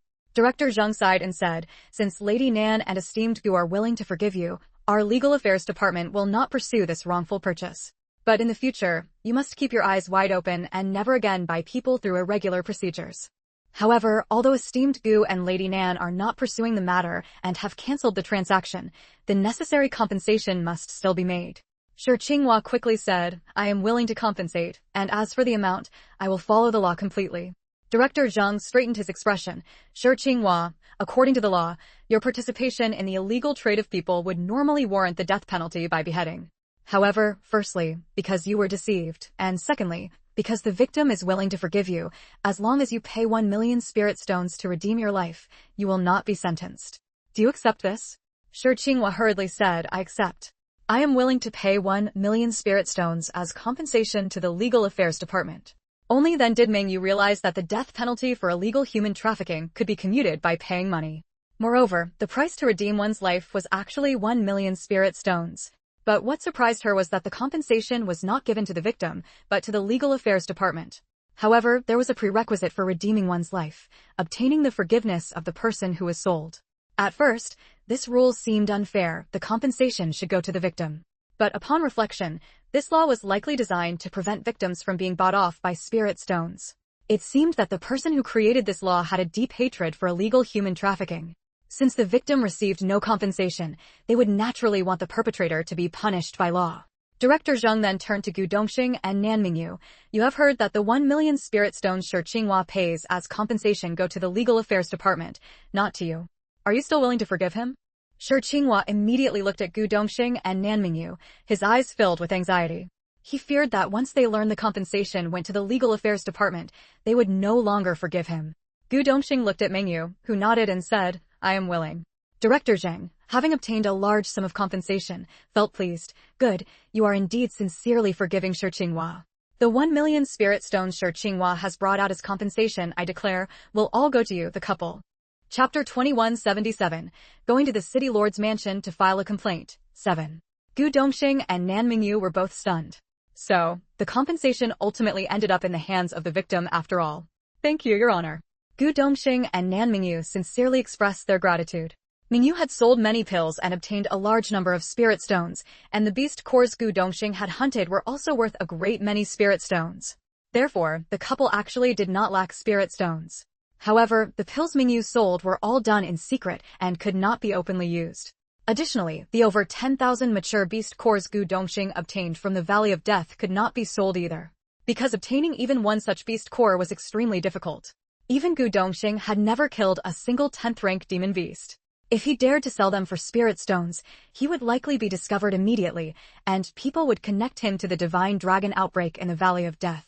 But now, with this 1,000,000 spirit stones, it was convenient for her to use spirit stones. Although Shi Qinghua felt pain to part with 1,000,000 spirit stones, at least she was free of burdens. Zissou originally thought that even if he had engaged in illegal human trafficking, no matter what, he would still have Shi Qinghua as company. Even if he were to be beheaded, he would have someone to accompany him. But now, Shi Qinghua, who might have died, no longer had to die, while he still did not know what would happen to him. He immediately felt even more miserable. That is human nature. Even in the face of great disaster, having someone to accompany you makes the pain feel half as much. Conversely, if there is good news, sharing it with someone doubles the joy. But now, the disaster that once had a companion was left for him to bear alone, and he could no longer accept it. He glared viciously at Mingyu. You forgave him, so why won't you forgive me? I was the one who begged for your forgiveness first. No, since you were willing to forgive Shi Qinghua, you must also forgive me. But Gu Dongxing and Nan Mingyu both turned their heads away, clearly not intending to forgive him. He immediately turned to Director Zheng. I am also willing to pay 1,000,000 spirit stones to redeem my life. Director Zheng sighed. The victim has not forgiven you, so you do not have the right to pay spirit stones. Why did you forgive Shi Qinghua but not me? Zissou shouted at Nan Mingyu and Gu Dongxing. Either forgive no one or forgive both. You cannot treat one favorably and the other unfavorably.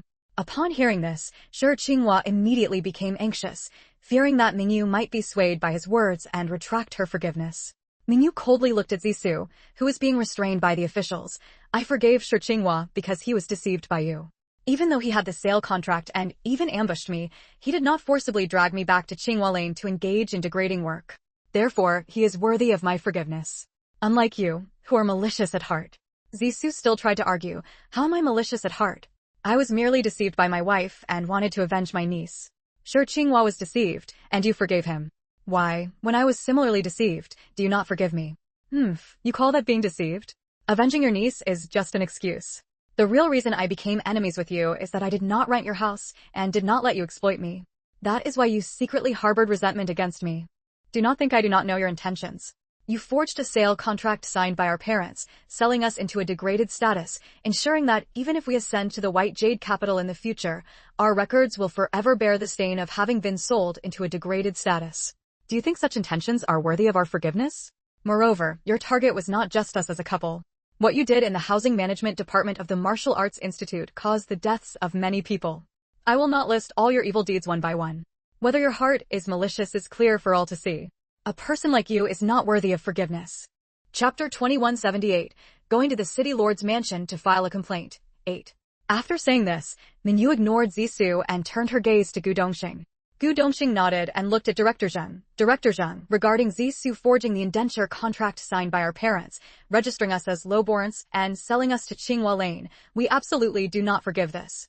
Seeing a woman beside Director Zheng hesitate to speak, Gu Dongxing added, even if He Muden pleads on his behalf, we still absolutely will not forgive Zissou. Well, since they knew about the relationship between Zissou and He Muden and still chose to offend He Muden rather than forgive Zissou, the people from the Legal Affairs Department had nothing more to say. No! Zissou shouted. Don't. I am He Muden's little 88. If you don't forgive me, you'll be trying to kill me. He Muden won't let you off. He had never directly spoken about his relationship with He Muden.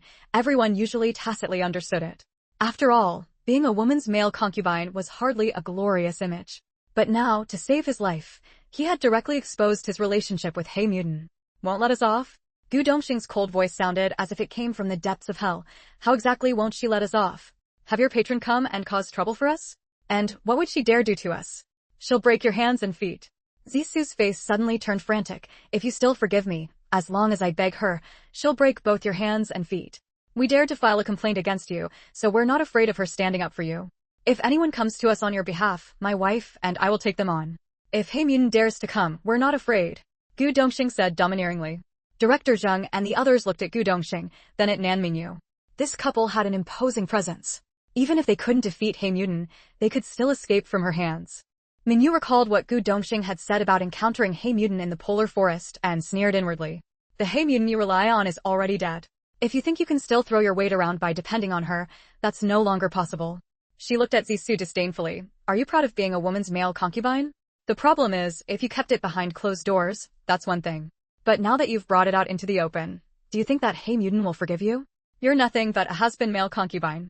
Maybe she won't even acknowledge you. Zissou panicked. This woman was right. He was indeed a has-been male concubine.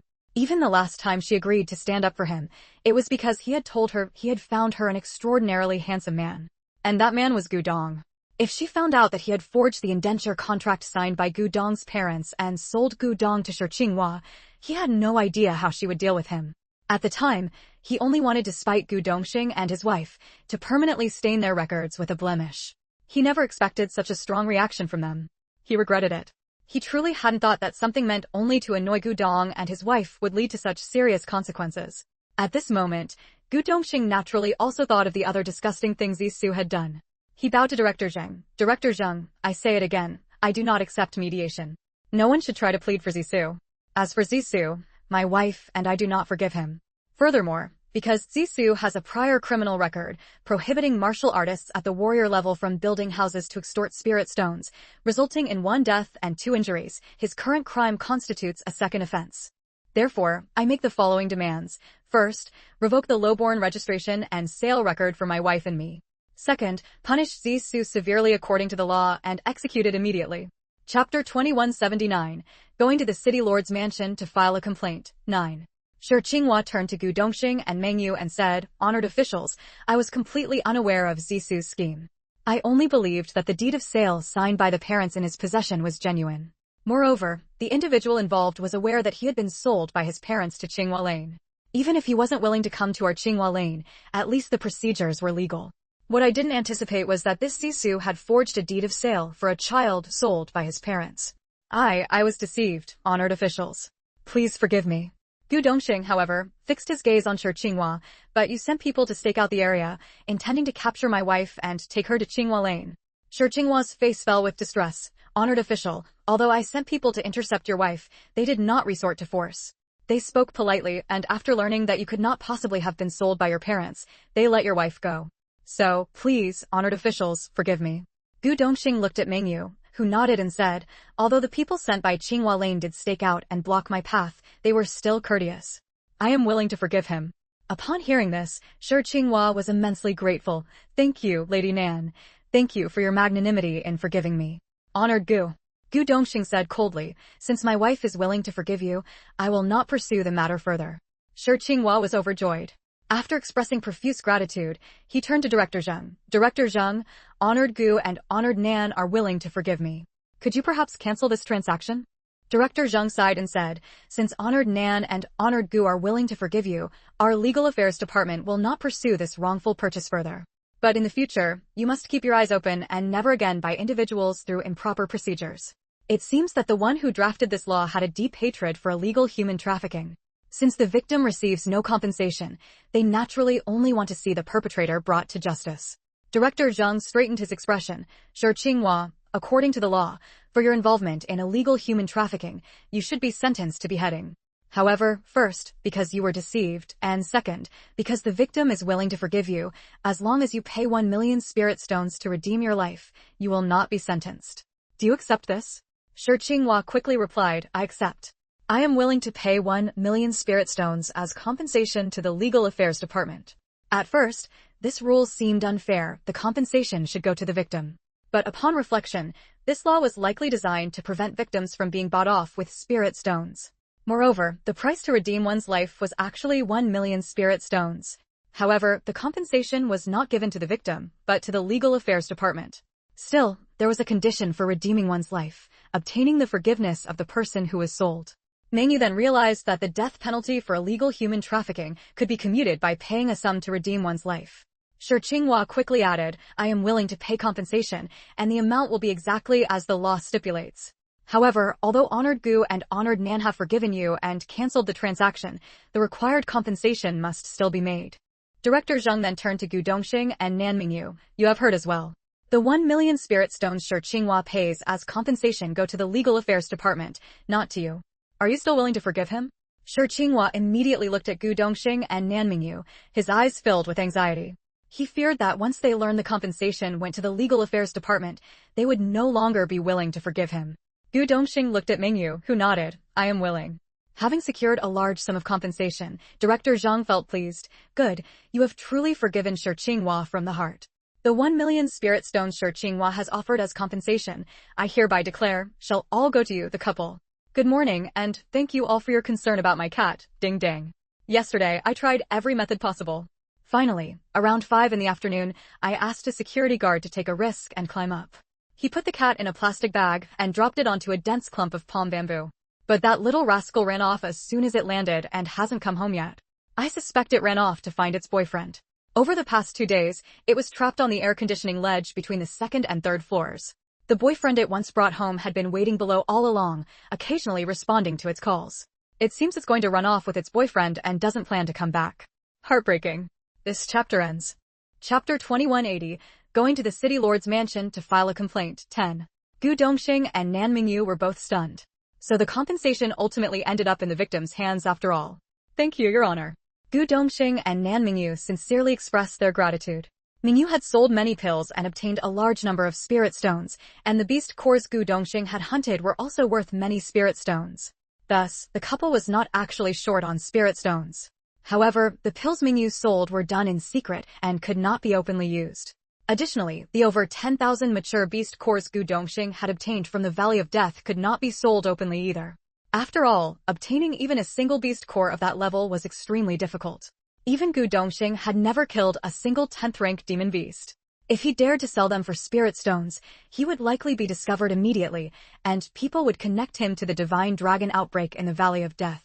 But now, with this 1 million spirit stones, it was convenient for her to use spirit stones openly. Shi Qinghua handed over 1 million spirit stones. Though it pained her, at least she was free of trouble. Zixu had originally thought that even if he had engaged in illegal human trafficking, no matter what, Shi Qinghua would still be there to keep him company. Even if he were to be beheaded, he would have a companion. But now Shi Qinghua, who might have faced death, no longer had to die, while he himself still did not know his fate. This immediately made him feel even worse. He quickly turned to Director Zheng. I am also willing to pay 1 million spirit stones to redeem my life. But now, the disaster that once had a companion was left for him to bear alone, and he suddenly could not accept it. He glared viciously at Mingyu. You forgave him, so why won't you forgive me? I was the first to ask for your forgiveness.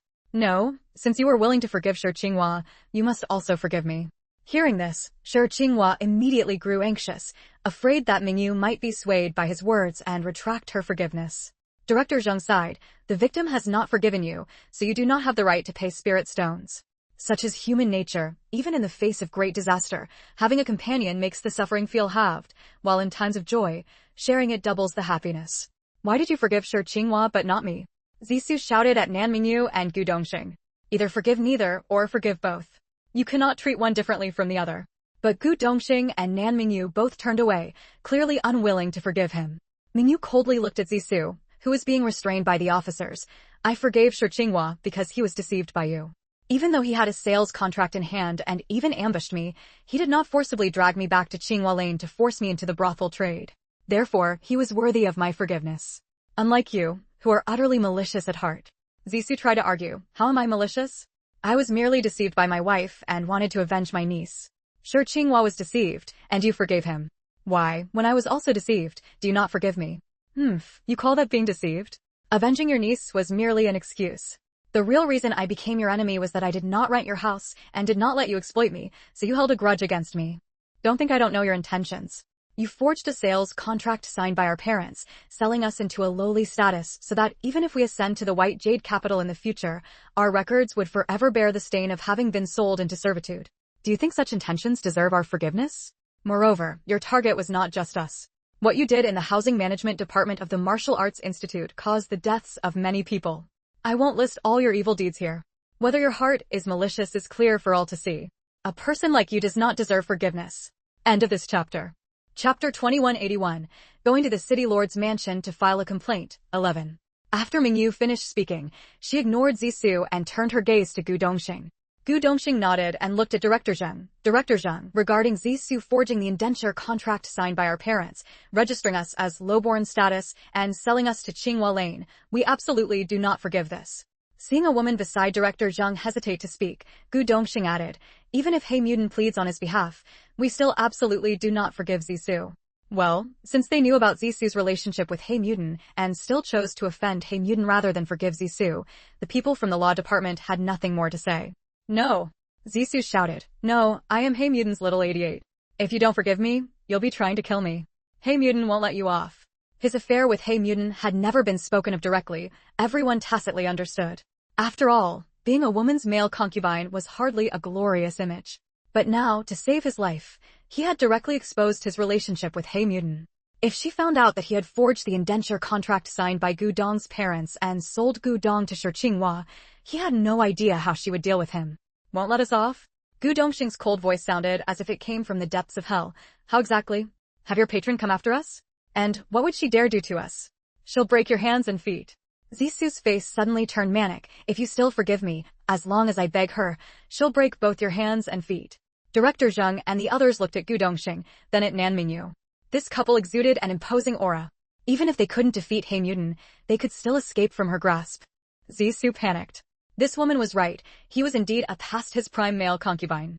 Even the last time she was willing to stand up for him, it was because he had told her he found her an extraordinarily handsome man. She looked at Zisu disdainfully. Are you proud of being a woman's male concubine? The problem is, if you kept it behind closed doors, fine. But now that you've brought it into the open, do you think Hey Mutant will forgive you? You're just a washed-up male concubine. For all you know, she might not even acknowledge you. We dare to sue you because we're not afraid of her stepping in for you. If anyone comes knocking on our door on your behalf, my wife and I will handle it all. If Hey Mutant dares to come, we're not afraid. Gu Dongxing said domineeringly. Mingyu recalled what Gu Dongxing had said about encountering Hey Mutant in the polar forest and sneered inwardly. The Hey Mutant you rely on is already dead. If you think you can still throw your weight around through her, that's no longer possible. And this man was none other than Gu Dong. Back then, he only wanted to spite Gu Dongxing and his wife, to permanently stain their records with a blemish. He never expected such a strong reaction from them. He regretted it. He truly hadn't thought that trying to spite Gu Dong and his wife would lead to such serious consequences. At this moment, Gu Dongxing naturally also thought of the other disgusting things Zisu had done. He bowed to Director Zheng. Director Zheng, I'll say it again, I do not accept mediation. No one should try to plead for Zisu. My wife and I do not forgive Zisu. Furthermore, because Zisu has a prior criminal record prohibiting martial artists at the warrior realm from building houses to exploit spirit stones, resulting in 1 death and 2 injuries, this crime counts as a repeat offense. Therefore, I make the following demands. First, revoke the lowborn status sale registration for my wife and me. Second, punish Zisu severely according to the law and execute it immediately. Next update time, 8 p.m. Chapter end. Chapter 2182, a heavy threat. How dare you? Zisu was utterly panicked. Even if you were sentenced to death for illegal human trafficking, executions typically only took place after nightfall. During that time, if his family came to visit, they could go find Black Peony to save him. However, the law did have such a provision. If someone committed consecutive offenses, both of which warranted the death penalty, then upon the second offense, the victim could demand immediate execution. Previously, when the incident with the house steward occurred, it had caused loss of life. According to the law, a harsh sentence would also have been death, but due to Black Peony's plea, his crime was suppressed, on the condition that he mend his ways. But now, the forgery of indentured contracts and illegal human trafficking had happened again. If Gu Dong insisted, he really would be executed immediately. Now he hadn't even seen Black Peony. If Gu Dong's demand for immediate execution took effect, how could he wait for Black Peony to save him? Director Zheng was also somewhat troubled. Immediate execution is something that can't be determined so quickly. How about this? We'll conduct further investigations. If it's confirmed that his crimes warrant immediate execution, we'll proceed with sentencing. And how long will this investigation period be? About a month. After a month, we'll give you a definite answer, Director Zheng said. In reality, he was still leaving a sliver of hope for Zisu, allowing him to seek help from Black Peony. Although it wasn't publicly acknowledged, everyone knew he was one of Black Peony's 88 male concubines. As long as Black Peony learned he was facing the death penalty and immediate execution at that, even if only to protect her own reputation, she wouldn't let him be executed. Mengyu and Gu Dong exchanged a glance, understanding that Director Zheng was likely waiting to see what Black Peony would do. Gu Dong said, "Fine, I'll give you a month. During this month, I'll go into seclusion to break through to the Martial King realm. I hope that when I emerge, I'll hear news that the one who betrayed me has been punished." He had almost forgotten, this man was still a peak martial ancestor. Whether it was because of his fast cultivation speed or if he had truly concealed his power during the earlier test, no one could say for sure. Perhaps after his seclusion, he would emerge as a martial king. If so, the remaining martial kings would be the pinnacle of this world. They couldn't exactly say that Black Peony was already dead, and that waiting would bring no results. As for the martial god of the City Lord's mansion, that was a god of the entire world. Gods did not leave the City Lord's mansion to meddle in mundane affairs. Every year, martial venerables were sent to the White Jade capital. If this world now only had 2 recently broken through martial venerables, then once the night passed, even peak martial kings might have a chance to go to the White Jade capital. Upon hearing Director Zhang's words, Zisu's heart steadied. He had already asked the 2 officials who arrested him to contact Black Peony. From Gu Dong's words, Director Zhang detected a heavy threat. Thus, the martial god was left merely as a deterrent presence. Could he ignore Gu Dong's threat? Obviously not. Rest assured. Having heard the confrontation among the 3 parties today, we've grasped the basic situation. Your registration as commoners can be revoked immediately. But whether Zisu's death sentence qualifies for immediate execution must undergo rigorous investigation to ensure it becomes an airtight case. But I promise you, we are a law enforcing department. We will never tolerate any criminal. End of chapter. Chapter 2183, Purple Speed Turns Informant, 1. Although Director Zhang had bought Purple Speed this 1 month of time, during this month, even if Black Peony came to plead for him, he could not easily agree to pardon Purple Speed from the death penalty. At most, he would give her face and postpone the immediate execution, but Purple Speed's death sentence for illegally trafficking people, he had already decided it. If Black Peony did not appear within this month, then sorry, Purple Speed would have to be beheaded immediately. Mingyu and Gu Dongxing could only take what they could get. When they returned home, they truly entered the backyard to go into seclusion. Not only did they go into seclusion themselves, but they also brought the 2 children into the backyard, saying they would cultivate together with them. In reality, they entered that hut space to cultivate. This world was too dangerous, and they wanted to improve their cultivation as quickly as possible. Days passed one by one. Every midnight, although darkness did not fully arrive, a faint flash of black light signaled the end of the old day and the arrival of the new one. Purple Speed anxiously counted the days, waiting for his savior Black Peony to rescue him. However, day after day went by, and he never saw his Black Peony. Until the 20th day, someone from the City Lord's registration department announced that Black Peony had gone missing in the polar forest and was very likely already dead. No, it's him. It must be him. He killed Black Peony. In extreme despair, Purple Speed suddenly recalled something. Black Peony no longer appeared to plead for him, and Purple Speed lost all hope. It's Gu Dong. Purple Speed blurted out impatiently, it must be Gu Dong. Purple Speed quickly added, no, I won't speak recklessly. I really know who killed Black Peony. Director Zhang looked at Purple Speed. You'd better have reasons and evidence before you speak, or else I don't mind having you executed immediately. Director Zhang looked at Purple Speed as if he were an idiot. Gu Dong is a martial ancestor, while Black Peony is a martial king at the peak, 1 foot into martial venerable. You're telling me Gu Dong killed Black Peony? Are you joking? No, I'm not joking. Purple Speed said rapidly, last time, because of the housing management office matter, I was reported by the martial masters, and because I didn't allow them to repair their houses, causing a collapse that killed people. Lord Sheng of the City Lord's housing management office was furious. He arrested me and sent me here to you. At first, I only had a slight suspicion. As time passed, my suspicion grew deeper. Finally, I shouted from death row, I want to turn informant. I know who killed Black Peony. She had once declared that after playing with 99 men, she would find 1 man as her lifelong partner, and she had been searching for her 100th man. Director Zhang suppressed his anger and asked, all right, tell me, who killed Black Peony? Purple Speed said, I sent someone to deliver a message to Black Peony, asking her to save me. Because this man was her last man, she wanted to find one of unparalleled grace and excellent talent. I told her that if she came to save me, I would tell her about such a man. As a result, she immediately came to see me. She pleaded for me and saved me from imprisonment. I told her the information about that unparalleled man. I told her his name was Gu Dong, in his 20s and already a peak martial master. He had gone alone to hunt in the polar forest.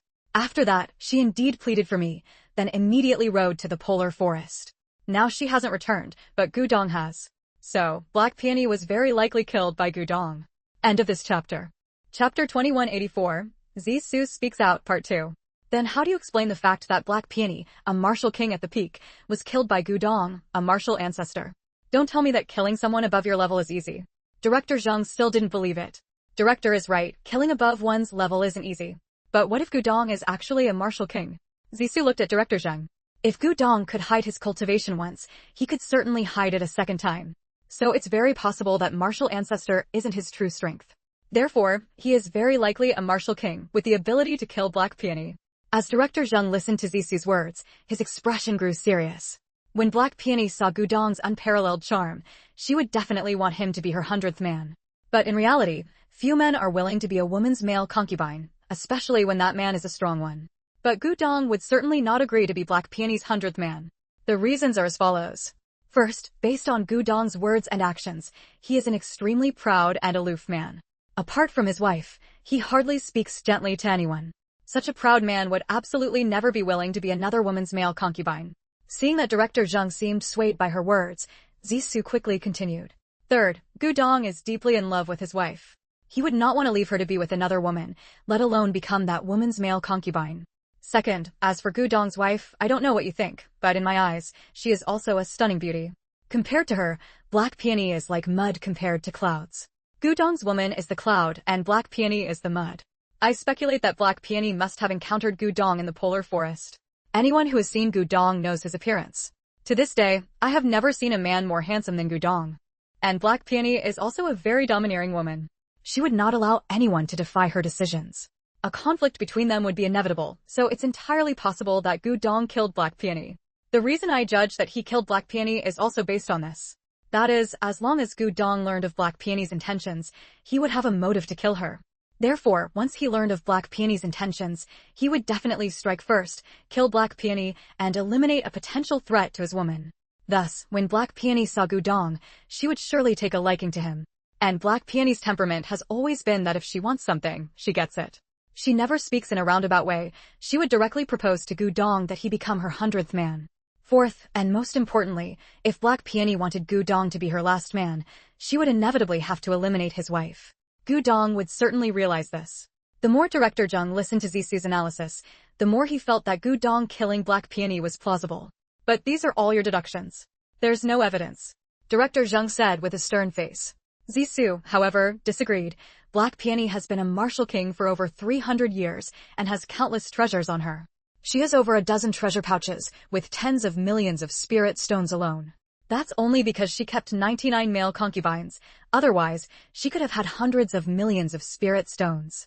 After Gudong killed Black Peony, seeing those treasure pouches, especially the items inside, he would definitely be unwilling to discard them. As long as we capture them and search their home, we are sure to find those items. Then wouldn't we have the evidence? Today's 6 chapters are finished. Good night, fairies. This chapter ends. Chapter 2185, Purple Speed takes the lead, 3. And if nothing is found? Director Zheng asked. We can directly interrogate him. If he doesn't confess, we can make him swear an oath. If he isn't the one who killed Black Peony, he will definitely swear. But if he is, he won't dare. Purple Speed said viciously. Director Zheng was finally persuaded by Purple Speed. Fine, do as you say. If Gudong really killed Black Peony, you'll have rendered a service, and Gudong's demand for immediate execution can be ignored. But if nothing is found, I'm afraid you won't even have the original 1-month buffer. Execution must be carried out immediately. Are you willing? I am willing. At this point, Purple Speed naturally had to gamble. If he won, he would gain a few more months of life, at least not worrying about execution until the next day arrived.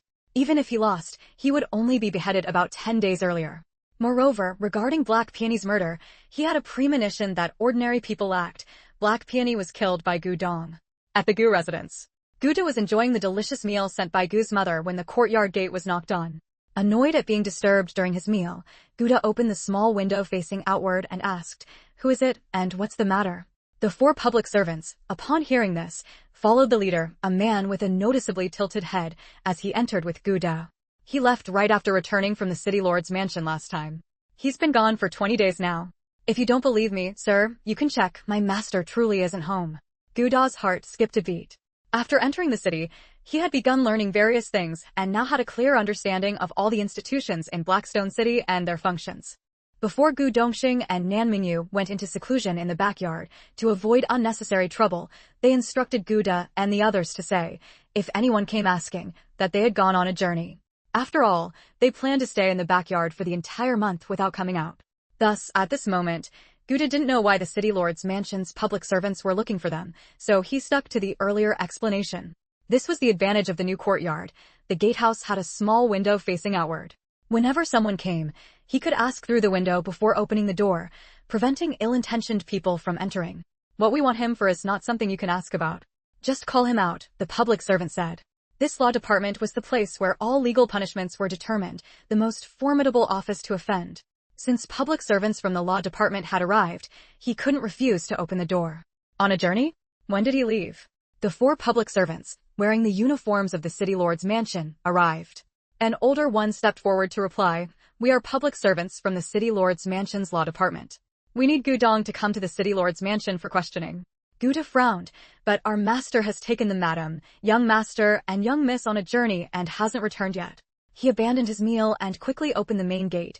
"May I ask, sir, what business do you have with my master?" They not only wanted to see if Gudong was home, but also to search his residence. This was also what Purple Speed had instructed. He felt that if Gu Dongxing had killed Black Peony, he wouldn't dare carry so many hundred treasure pouches on him. It would be hard to explain if seen. With so many hundred treasure pouches, he must have hidden them somewhere in the house. The 4 men entered and began looking around. Finding that Gu Dongxing and his wife were truly not home, they started ransacking the place, opening cabinets and chests. Several younger children were frightened into crying. End of chapter. Chapter 2186. Purple Speed steps forward, too. "What are you doing? Don't frighten the children." Mother Gu tried to stop them. She looked at her husband. What was going on? The officer easily restrained Mother Gu. "Don't interfere with our official duties. Otherwise, we'll arrest you first." Suddenly, Mingyu's voice echoed in Mother Gu and Big Gu's minds. "Don't resist. Let them search." Hearing Mingyu's voice, Big Gu quickly pulled Mother Gu back.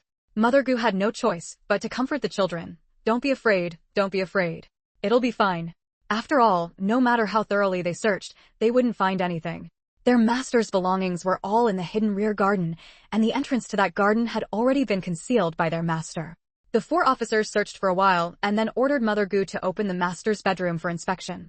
But no matter how hard they looked, they found nothing belonging to Black Peony. They did find quite a few pouches, all filled with gold leaves and gold beans.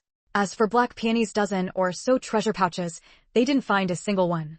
"What happened at the city lord's mansion this time?" Minyu asked, puzzled, looking at Gu Dongxing. Gu Dongxing thought for a moment and said, "Probably because my killing of Black Peony has been exposed." When they moved to their new home, they had also bought the horse from the rear stable along with the property. And since Black Peony had gone missing while he himself had left the extreme forest, it was only natural for suspicion to fall on him as the killer. A glint of bloodlust flashed in Gu Dongxing's eyes. "No one searches our house without reason." Now, how could he dispel Director Zhang's suspicions and clear his name? Even though Black Peony deserved to die, his strength was insufficient for now. The city lord's mansion had a martial god guarding it, so he couldn't publicly admit to killing Black Peony. He had to deny it. Mingyu thought it over and said, "I'll go deal with them. You'd better stay inside." Mingyu was a bit confused herself. "All right, let's stay inside for now. Later, we can slip out through the back door, go invisible, and return from outside the city." He really should have pushed Director Zhang harder to have Purple Speed executed immediately, rather than agreeing to a 1-month investigation period. Gu Dongxing shook his head. "I'm the one who killed her. They won't leave without seeing me. Besides, Big Gu already told them we went out for training. If you suddenly show up now, wouldn't that make Big Gu a liar?"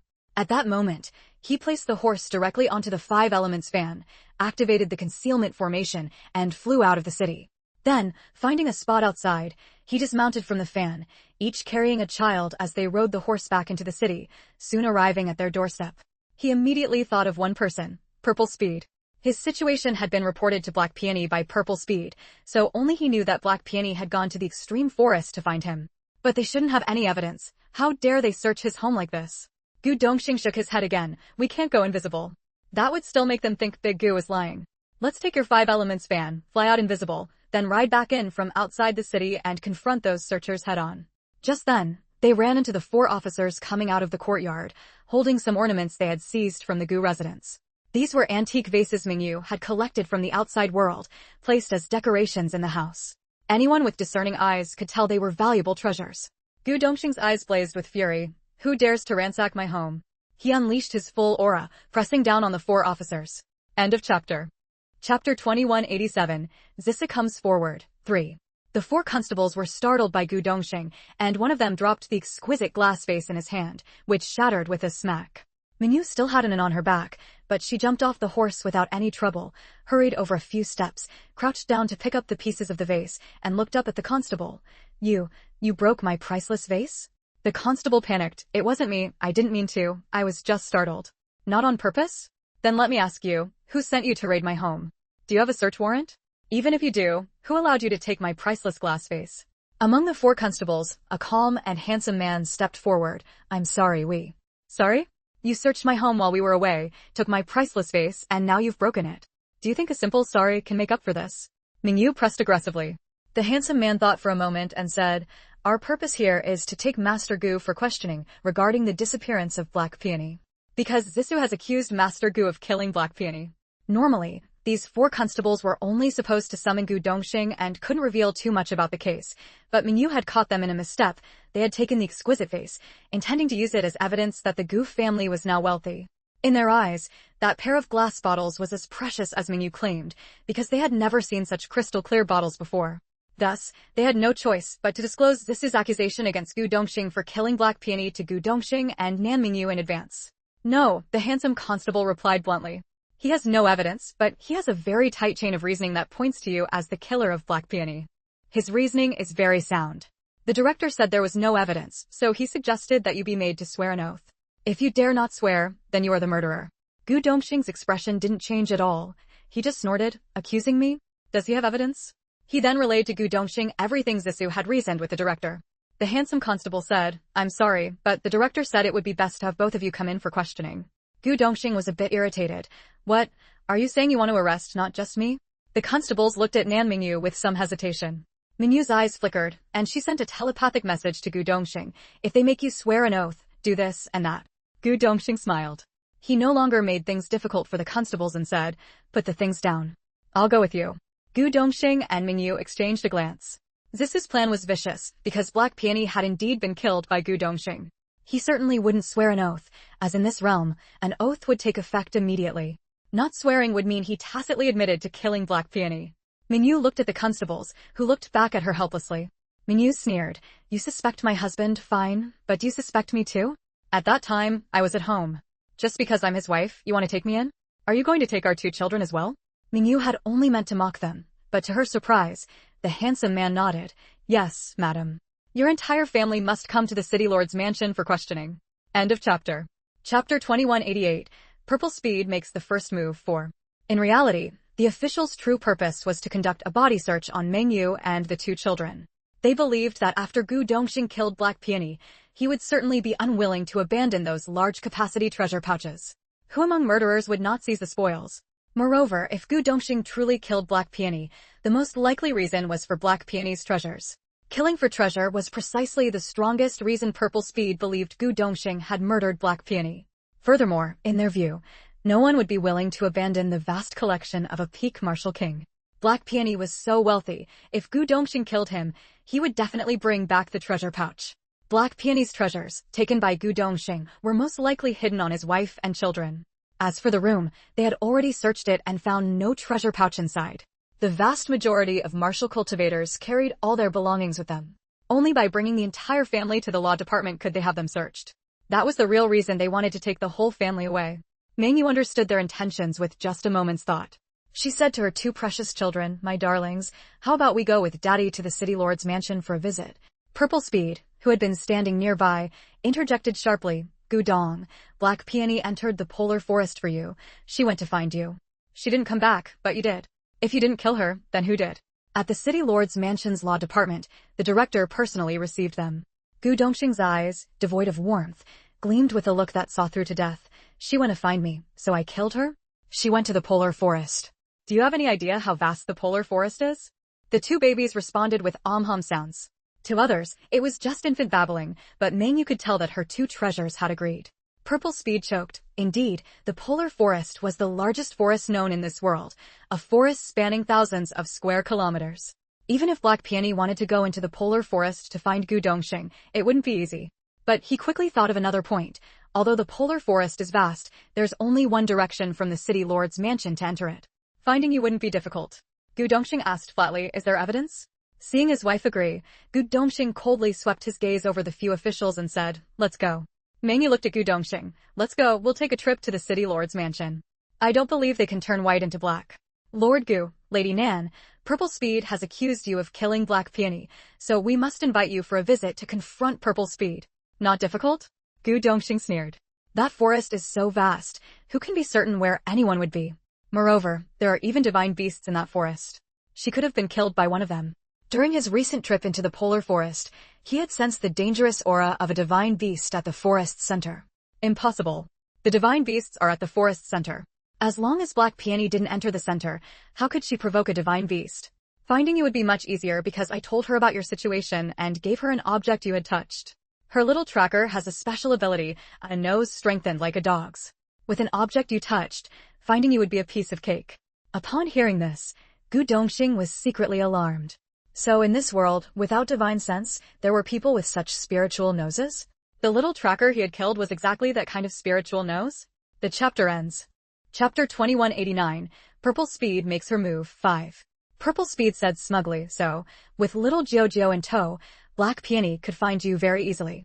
And as soon as she heard that you were exceptionally handsome, she expressed her intention to take you as her last man. You, a martial ancestor, didn't want to be her male concubine, and you were afraid she would kill your woman, so you simply killed her first. Thus, you have a motive for killing Black Peony. Gu Dongxing snorted coldly. The motive you speak of is nothing but nonsense. First, I don't know Black Peony, nor do I have any grudge against her, so there's no reason for me to kill her. Even if she wanted me to be her 100th man, from what I've heard, her male concubines are not forced. Although there might be suspicion of luring them with benefits, she never forces men, does she? Since she doesn't force men, I could simply refuse. Why would I kill her? Second, among her male concubines, at least a dozen have their own families, wives, and children, but she has never killed any of their women. On the contrary, she has given some compensation to their women. Therefore, your claim that I killed her out of fear she would kill my wife is unreasonable. So, your argument that I killed her first, because I feared she would kill my woman doesn't hold up. Third, I've long heard that Black Peony is a martial king, and a martial king with 300 years of history. My cultivation level is only martial ancestor. Her power is a whole major realm above mine. I couldn't kill her. Don't talk about me being able to kill someone above my level. To kill someone above your level, you must have very rich experience, and the person being killed must also be someone with high cultivation, but no combat experience. Black Peony is at least several hundred years old, while I am not yet 30. My experience in facing enemies is far less than hers. So, saying I killed someone above my level is nonsense. When the crowd heard Gu Dongxing's words, it seemed that the motive for murder that Purple Speed had mentioned was somewhat untenable. But Purple Speed insisted on her view. I don't believe it. It's clearly you who killed Black Peony, Purple Speed said loudly. Although the motive I mentioned just now is a bit forced, what about the accumulation of a martial king over several hundred years? Black Peony has a lot of treasures. It's entirely possible that you saw her many treasure pouches and were tempted by greed. Gu Dong, do you dare let me search you? Oh. Just as he was about to leave, he happened to run into Lord Gu returning with his wife. Startled, 2 exquisite vases fell to the ground and shattered. Among the 4, the handsome officer quickly replied, when we went to invite Lord Gu, he was not at home. We searched Lord Gu's residence according to regulations and brought back a few ornaments that could represent the property of Lord Gu's household. Gu Dongxing suddenly looked at Director Zheng. So, those officers went to my home and ransacked it, just to find out whether I had obtained Black Peony's assets? Director Zheng of the Legal Affairs Department darkened his face and looked at the officers who had brought Gu Dongxing and his wife and were now standing by the door. What's going on? I'm sorry to disappoint you. They didn't find anything belonging to Black Peony. Instead, they smashed my wife's priceless artistic vases. I think I have the right to demand compensation from your Legal Affairs Department. So, you didn't find anything belonging to Black Peony? The director asked. Yes, Director. There is nothing belonging to Black Peony in the Gu residence. The director turned to Purple Speed. Purple Speed, your reasoning doesn't hold up. Upon hearing this, Purple Speed immediately became somewhat flustered. This chapter ends. Chapter 2190, Purple Speed's First Appearance, 6. To mask the panic in his heart, Purple Speed quickly shouted, which cultivator doesn't carry all their valuable possessions on them?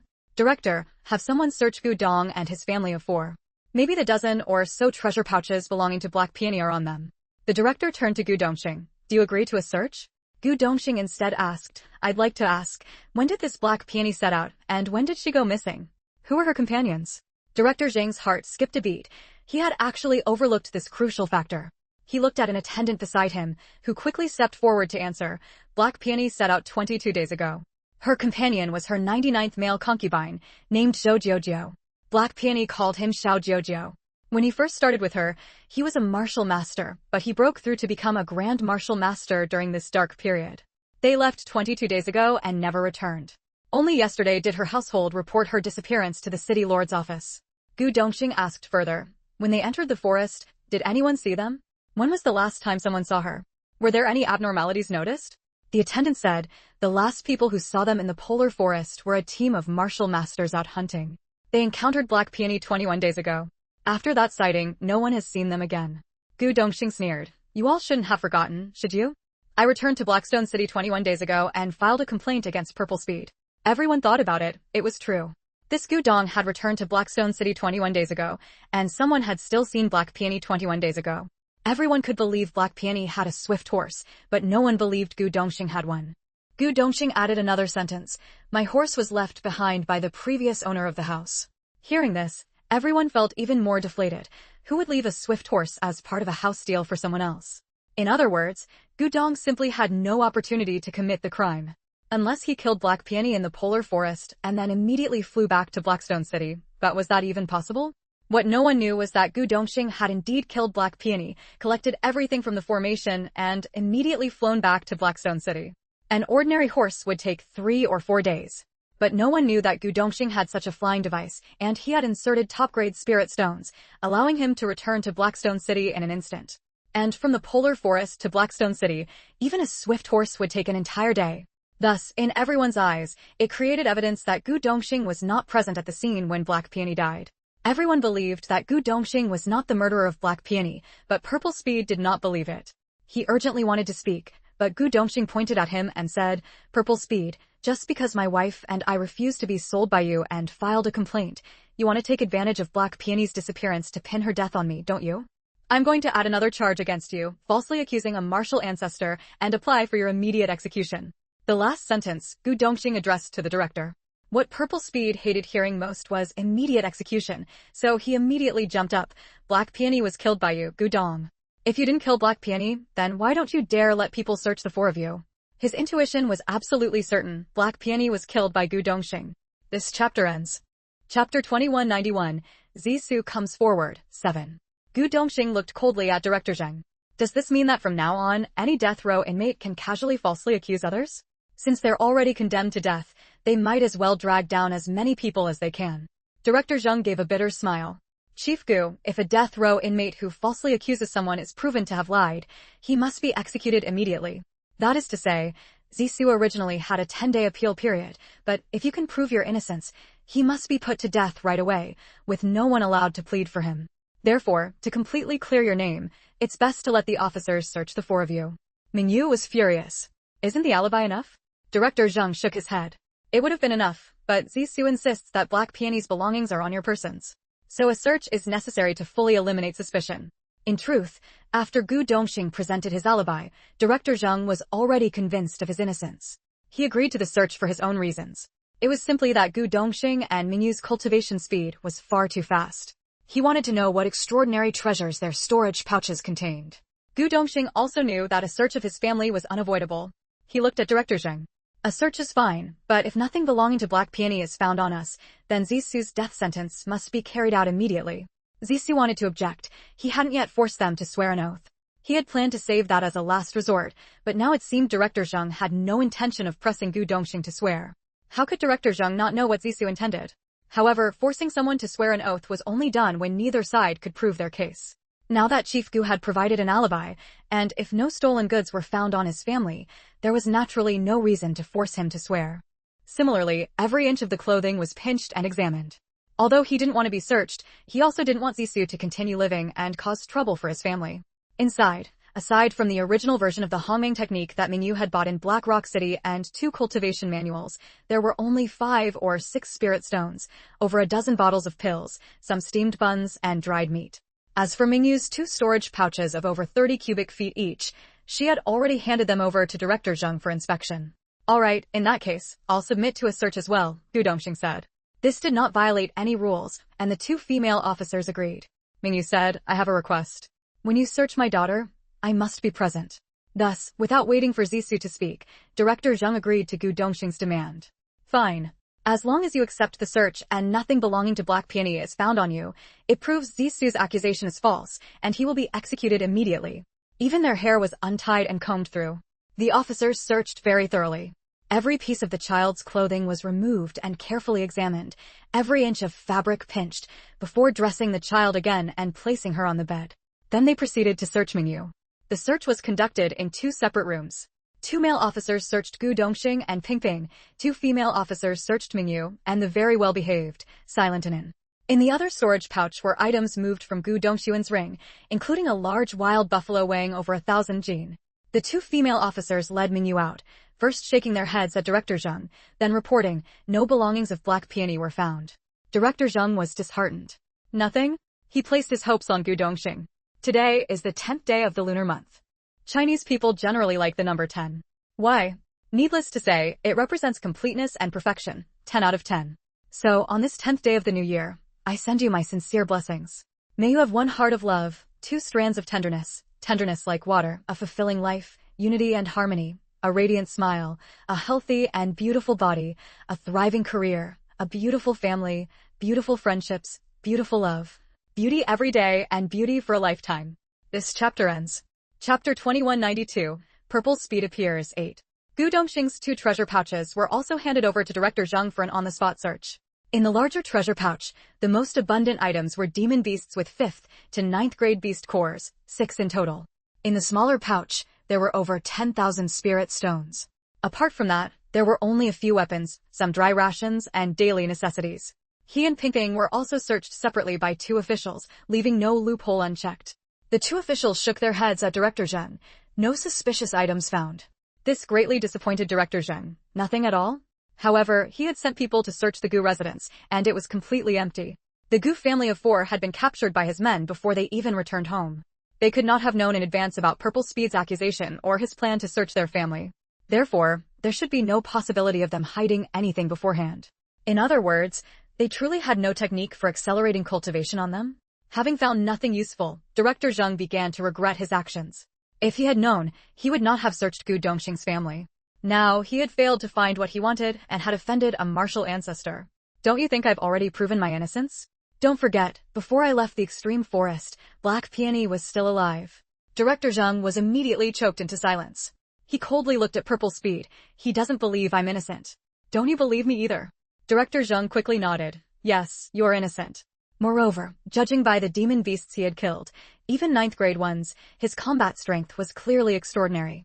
Director Zheng looked at Gu Dongxing. Well, Lord Gu, when the plaintiff insists the defendant is guilty, and the defendant cannot convince the plaintiff of his innocence, the plaintiff can demand that the defendant take an oath. Gu Dongxing stared at Director Zheng and said, so, if someone says Director Zheng has accepted bribes and bent the law, would you take an oath to prove yourself? Upon hearing this, Purple Speed was terrified out of his wits. No. I am not making a false accusation. He, Gu Dong, did kill Black Peony. If you don't believe me, make him swear. If he dares not swear, then he killed Black Peony. Gu Dongxing sneered. So that means as long as the plaintiff claims the defendant is guilty, and the defendant cannot convince the plaintiff of his innocence, right? Director Zheng immediately pointed at Purple Speed. Purple Speed, while serving as the head of the Housing Management Office at the Martial Arts Institute, abused his power for personal gain, causing deaths first, illegally trading martial ancestors and great martial masters, and then falsely accusing a martial ancestor. According to the law, he should be executed. For 2 crimes combined, the sentence is death, to be carried out immediately. Director Zheng said, it's just an oath. Lord Gu, since you didn't kill Black Peony, why not take it? Gu Dongxing's cold gaze fell on Purple Speed. So, can the death sentence for Purple Speed be carried out now? Everyone looked at Gu Dongxing. Would he take the oath? His voice, however, grew quieter and quieter. After the search, Gu Dongxing was ice cold. Now, can it be proven that we did not kill Black Peony? As the head of the law department, he encountered bribery more often than not. And no matter how upright he was, some bribes were unavoidable. Sometimes, it was impossible to tell whether a gift counted as a bribe or a simple courtesy. Water that is too clear has no fish. If he were truly incorruptible, he would not be able to hold this position. Not to mention anything else, just regarding Purple Speed, he had once accepted Black Peony's plea and bent the rules for him. Would he dare to take an oath? This chapter ends. Chapter 2193. Zisu's accusation, 9. That was one of the methods Meng Yu had conveyed to Gu Dongxing through telepathy. If Director Zhang demanded that he take an oath, then he would make Director Zhang take one too. Seeing Director Zhang's expression, Gu Dongxing knew he had hit the other party's weak spot. Director Zhang, however, was furious. How dare I doubt him? Gu Dongxing said calmly, Director, it's not that he doesn't trust you. He simply wants to tell you that even if you have never accepted bribes or abused your power for personal gain, it is still uncomfortable when someone forces you to take an oath. Take him, for example. His absence alone has already proven his innocence, and the body search just now should never have happened. But because you made Zisu's immediate execution a condition, he reluctantly endured the humiliation. When Gu Dongxing said this, everyone felt he was right. A strong person's dignity must not be violated. Zisu, a mere martial master, had repeatedly offended Gu Dongxing, a martial sect. In their place, they would have struck him down long ago. How could they tolerate him babbling on? The one most affected was Director Zhang. As Gu Dongxing said, Zisu, a martial master, had already committed an offense by treating a martial sect like that. Since the man had evidence of being elsewhere at the time, even the body search was an insult to him, so how could they force him to take an oath? Moreover, given the aura Gu Dongxing was now emitting, Director Zhang felt that before long, he would become a martial king, or even a martial supreme, not far off. He was currently not a martial sect, so he could not do anything to him. But would Gu Dongxing, before reaching the Red Jade capital, first kill him and then proceed there? If he really forced Gu Dongxing to compromise, and if Gu Dongxing immediately accused him of accepting bribes and bending the law, would he then be forced to take an oath about whether he had ever taken bribes or acted illegally? Therefore, Gu Dongxing's oath must not be taken, nor could it be taken. He said sternly, Lord Gu is right. Since it has been proven by the timeline that when you left the extreme forest, Black Peony was still seen by others, and by calculation, he had not even entered the extreme forest when you had already left. Therefore, it can be determined that you are not the murderer of Black Peony. Zisu's accusation is a false report. Combined with the crimes of abusing power to cause death and illegal human trafficking, he is sentenced to death, immediate execution. His dignity must not be violated. Director Zhang thought, should he abandon the dignity of a martial sect to take that oath? If he were to ask him to take an oath now, wouldn't it be like forcing an honest official to swear whether he had accepted bribes, utterly humiliating? The key issue was not whether he took the oath, but that a martial sect was being repeatedly pressured by a martial master like Zisu. Zisu was overcome with regret. If he had known this, why would he have made the accusation? Even one more day of life was a day. He could have lived for another 10 days, but because of this accusation, he was now facing immediate execution. He wanted to cry out in injustice, but Meng Yu simply sealed his acupoint from a distance.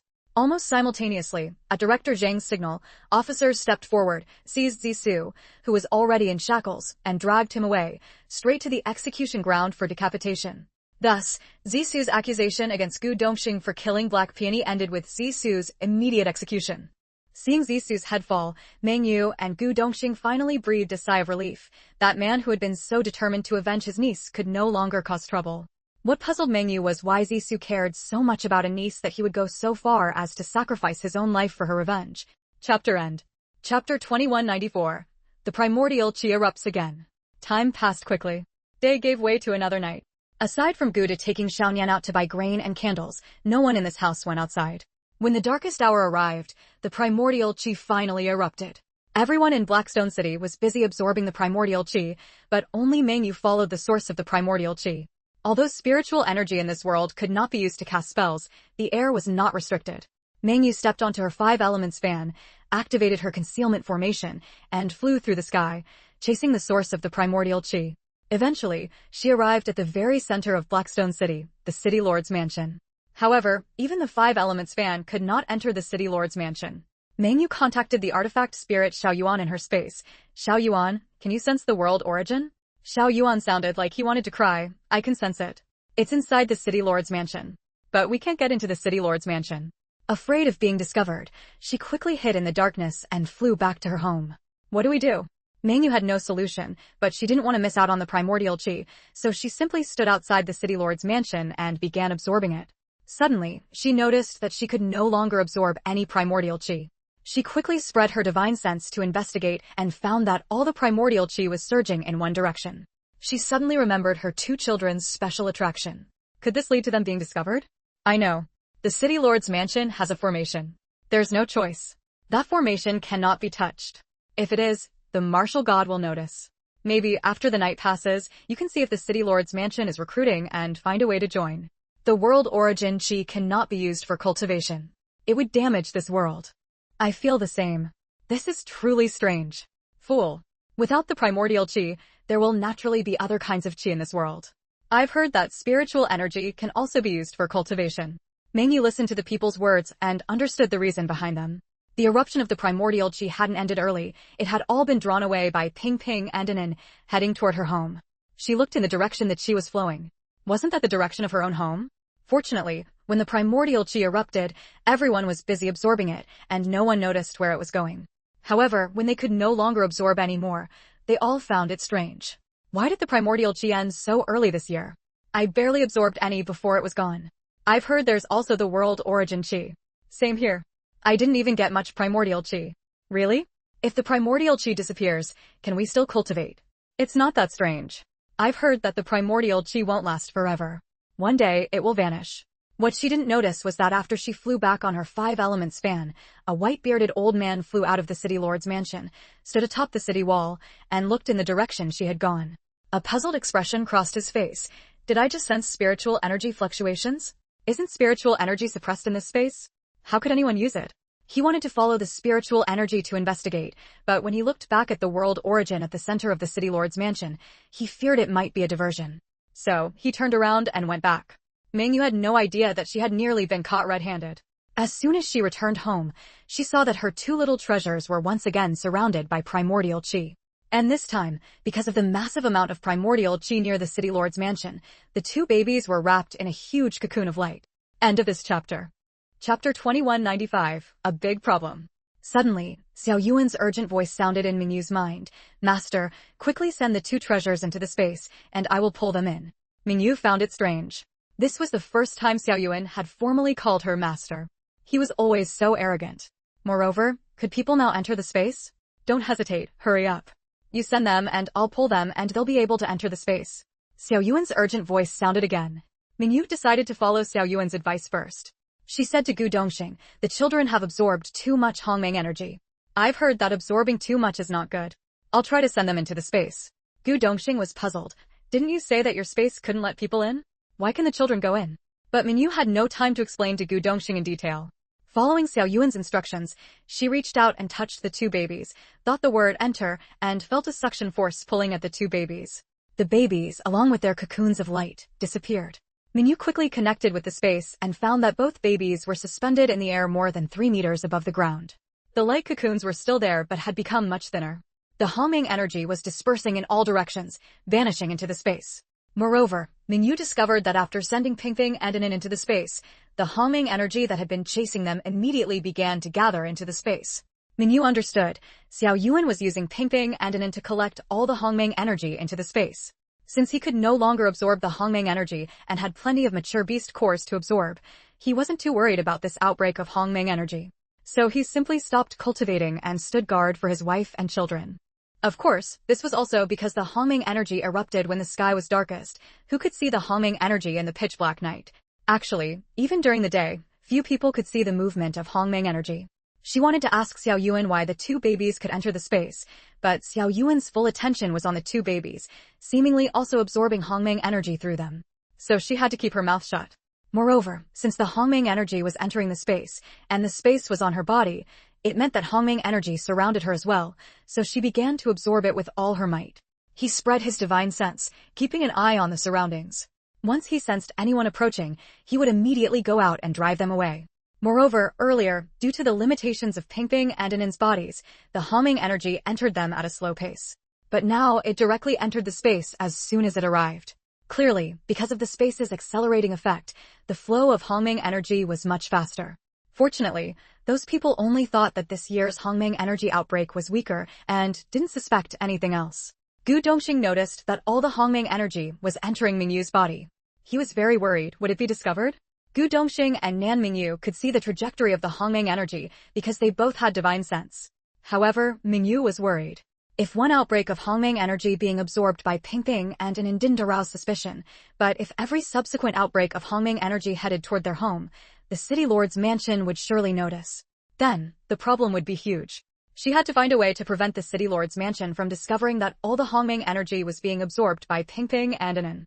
The outbreak of Hongming energy ended, and the light cocoons surrounding Pingping and Anan dispersed. The two babies, suspended in midair, suddenly lost their support and fell to the ground. This chapter ends. Chapter 2196, Disagreement. Chapter 2196, Disagreement. Chapter 2197, Disagreement. Pingping and Anan had just woken up when they found themselves falling, and both let out a startled scream. But the next moment, their bodies were caught by Minyu's two avatars in the space, the Yunjiang avatar and the Paiwa avatar. Before they could react, they felt a dizzying sensation, and then found themselves at home, held tightly by their father and mother. Both were a bit flustered. Dad. Mom. Who had caught them just now? Was it their father and mother? But it seemed different somehow, and the place they had been in also felt different. Don't be afraid, my darlings. Mom is here. Minyu quickly patted Pingping's head. Pingping turned his head to look at Anan, who was in his father's arms, and only then felt reassured. Perhaps he had sensed it wrong, and the one who caught him was indeed his mother. Gu Dongxing immediately went over and held both children. Wife, can you take me inside with you next time? Minyu smiled bitterly. Once we can all go in, I'll definitely take you in first. Next time, I'll stand guard. I'll ask Xiao Yuan if he can bring you in too. Husband, how about we start traveling as a family of 4 during the day? How will you retrieve it? Gu Dongxing had long heard of Mingyu's space, but hadn't expected it to be a whole world, and he grew worried. It was also because of the loss of the world's origin that Taoyuan had degenerated from a small world that could have grown into a vast universe into a small space. So, husband, I must obtain this world's origin. Mingyu thought for a moment and said, the world's origin is in the City Lord's mansion. I plan to enter the mansion and work there, then secretly take the world's origin back. Gu Dongxing looked at Mingyu. No, you can't go. I'll go. Minyu said to Gu Dongxing, husband, this primordial energy is transformed from the world's origin, and this world's origin originally belonged to my Taoyuan space. It was stolen by the 10,000-year giant turtle to build its own space and prepare for godhood. Absorbing primordial energy in different places like that wouldn't give the impression that all the primordial energy was flowing to their home. However, when Gu Dongxing heard Mingyu say she would stand guard next time, he immediately felt reluctant. There's no reason for my wife to stand guard. Next time, your man will do it. But wife, absorbing primordial energy like this isn't good. If the martial god of the City Lord's mansion finds out, it could cause big trouble. Mingyu had also thought about this issue. Mingyu felt grateful for her husband's concern, but could only shake her head. It won't work, husband. The world's origin can only be collected through the space. Even if you go, you won't be able to take it. Upon hearing that he couldn't go in her place to steal the world's origin, Gu Dongxing immediately vetoed Mingyu's idea. Xiao Meng, your current combat power is at most equivalent to a great martial master, but in the City Lord's mansion. There are martial ancestors, martial kings, and martial venerables. They all have higher cultivation than you, and I've heard the City Lord is a martial god. From what I estimate, the world's origin should be personally guarded by the martial god. Can you steal it right under his nose? You can only barely communicate with the space now. You can't even enter it. Once you trigger something, you won't even have a chance to escape. So, I firmly disagree with you going to steal the world's origin. How can you call it stealing? That world's origin originally belonged to my Taoyuan, Minyu said indignantly. Taoyuan now belonged to her, and the world's origin belonged to Taoyuan, so it belonged to her. How could she retrieve the world's origin? On this perfect day, may everyone harvest perfect happiness and enjoy a joyful life. Good night. This chapter ends. Chapter 2197, You're Lying to Me. Hearing Gu Dongxing say she couldn't enter the space, Mingyu felt frustrated. Yes, if the space allowed her to enter freely, stealing the world origin from the City Lord's mansion would be much easier. She could simply hide in the space whenever she encountered a martial god.